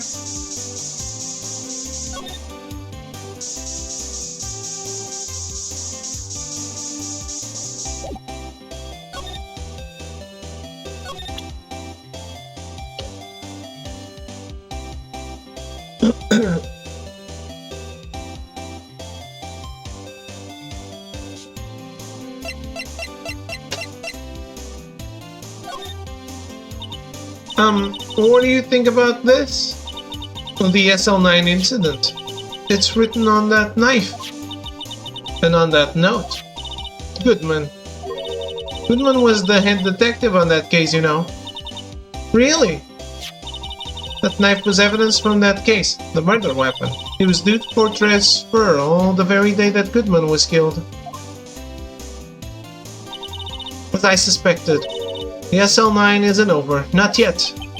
Do you think you could tell us more about the SL9 incident?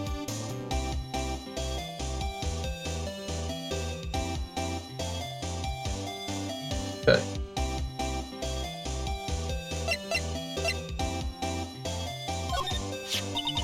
If you think about it, I could have taken that picture from the guard room, but even I get flustered sometimes. So you went straight to the scene of the crime? I rushed towards the chain link fence in an effort to stop the murder. That's when I took this photo, yes. In other words, 5 minutes after the crime. Those 5 minutes are the whole problem. The hole in my testimony, as it were. 5 minutes weren't the problem, Miss Star. You lying was the problem. Listen, little girl. I've had my testimony disregarded before, and I wasn't going to have it disregarded again. Just like that time. That time? That incident really opened up my eyes to the truth. We're nothing to them. Disposable. Disposable? To whom? 2 years ago, it was the biggest case I'd ever handled. There's another police officer with a cowboy hat. The police and the prosecutors were desperate for the size of evidence, so they didn't solve it. On the contrary, it was solved quite cleanly. The criminal was caught and executed. Executed? Yes, the criminal got what was coming to him. It doesn't get any cleaner than that. The only problem was, they never did find the size of evidence. Not a shred. What? But the criminal was executed, right? On the basis of evidence, of a sort. Made up evidence. What? You mean they executed someone with fabricated evidence?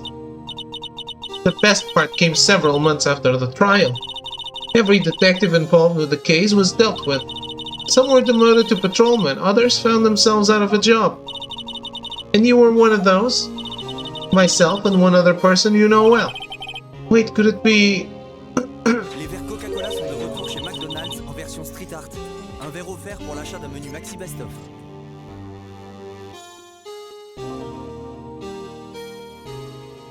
I don't know what that sound is. What? It happened again.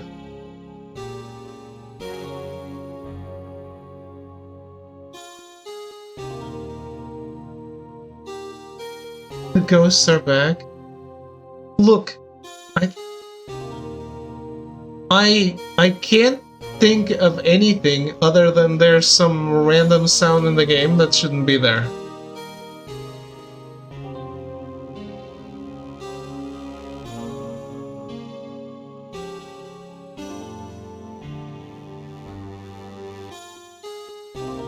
I have nothing weird open? Nothing that can make sound, at least. And nothing was making the sound before I started stream. I guess we'll know when the stream is done, if it comes back or not. You hear it too, right? Am I getting, carbon monoxide poisoning? Exactly. Detective Jake Marshall. Oops, I mean Police Department Security Detail Officer Jake Marshall. As professional detectives, we investigated that case from every angle. Jake was particularly determined, and then it was over, and he was demoted. However, he hasn't forgotten, and neither have I. You haven't forgotten SL9? There was another side to that case, a hidden side. That's what we're after now. And no one up in their fancy offices can stop us. Wait! Those lunches you sell. There's only one reason I come to sell lunches in this accursed office. I come here to meet old friends. Boyfriends that can help me investigate. Miss Star's old boyfriends, how many does she have anyway? Just when all the detectives on SL9 have disappeared, we find new evidence. There has to be a connection. So, Rookie... What? It seems like you're serious about investigating this case. Yes? Then you should take this. A Salisbury steak lunch? I know a certain guy who might help you if you tempt him with this treat. Excellent for putting Officer Marshall in a good mood. Okay. Miss Star? Officer Marshall, is he your, are you his, are you going out? Why do you want to know? I was just wondering what happened to him. A long time ago, when he was helping my sister do cases, he was so nice. He got along so well with my sister, it made me jealous. And he was nice to me too back then. This would be when Officer Marshall was a detective. But now he's so cold. Chick and I are merely cooperating on this investigation. We're putting the past to rest, as it were. Nothing more than that. I see. Thank you. Officer Jake Marshall, huh? Okay.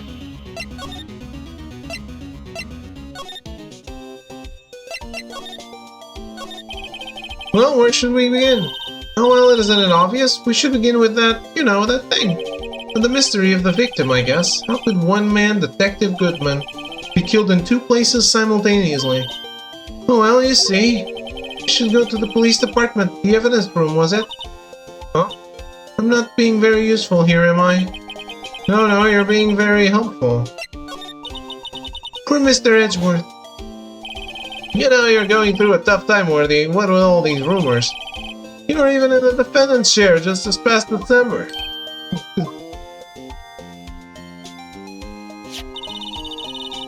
What was that business with him not reading that officer's report? Ah, about the killing at the police department, right? The chief of police was right about that, but I can't help but think someone at the police department doesn't like Edgeworth. No shit.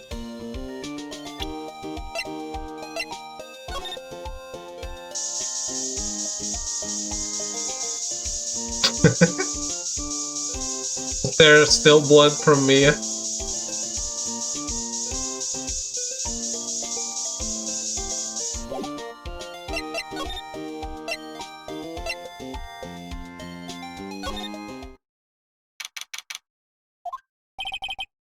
Looks like Miss Sky is in questioning. I hope the detectives aren't yelling at her. How did you kill him in 2 places at the same time? Can you imagine? How's she supposed to answer that? Wait a second. Didn't Miss Gant say that I arrested a suspect in the police department murder? Let's come back later. What ghosts? The ghosts? The French ghosts, I mean. Not Spanish.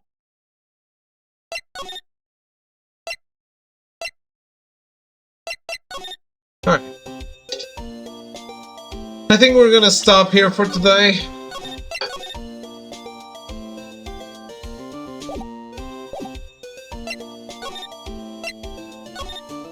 And, oh. Well, this place is as classy today as it was yesterday. I'm sure it'll still be just as classy tomorrow, Emma. Incidentally, Edgeworth's not here. I'm sure he's off doing important investigations. I hope that's what he's doing. Guess we'll have to come back. No.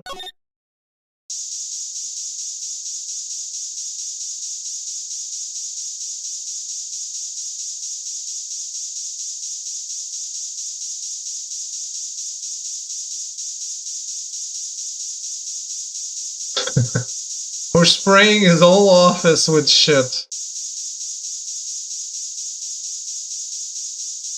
Nothing.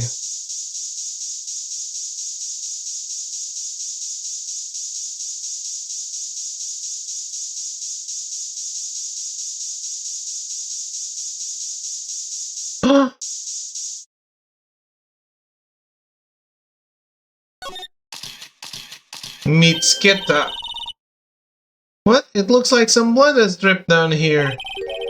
Judging by the amount, my guess is it's from a nosebleed. A nosebleed, huh? Yeah, he was watching porn! Maybe in his wrath, Mr. Edgeworth slapped someone for their incompetence. Why does Detective Gumshoe's face come to mind?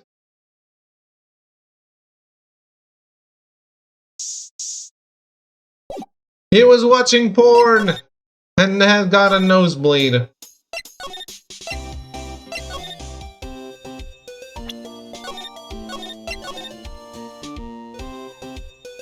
Alright. It's time to go. I don't know if we're finishing this one tomorrow. I don't think we're in the midway yet. But I guess we'll find out. So, thanks for watching. Thanks for hanging out. I hope you're still enjoying Ace Attorney. Even, I don't know if this is going to be like a filler episode or not at the end of the day, but it does seem very interesting, so we'll see. Maybe good filler. Anyway, I'll be back. I guess not tomorrow. Tomorrow, huh? I don't know what today. Huh? Yeah, I'll be back tomorrow. It's not Saturday tomorrow, it's Friday. I'll be back tomorrow with more Ace Attorney.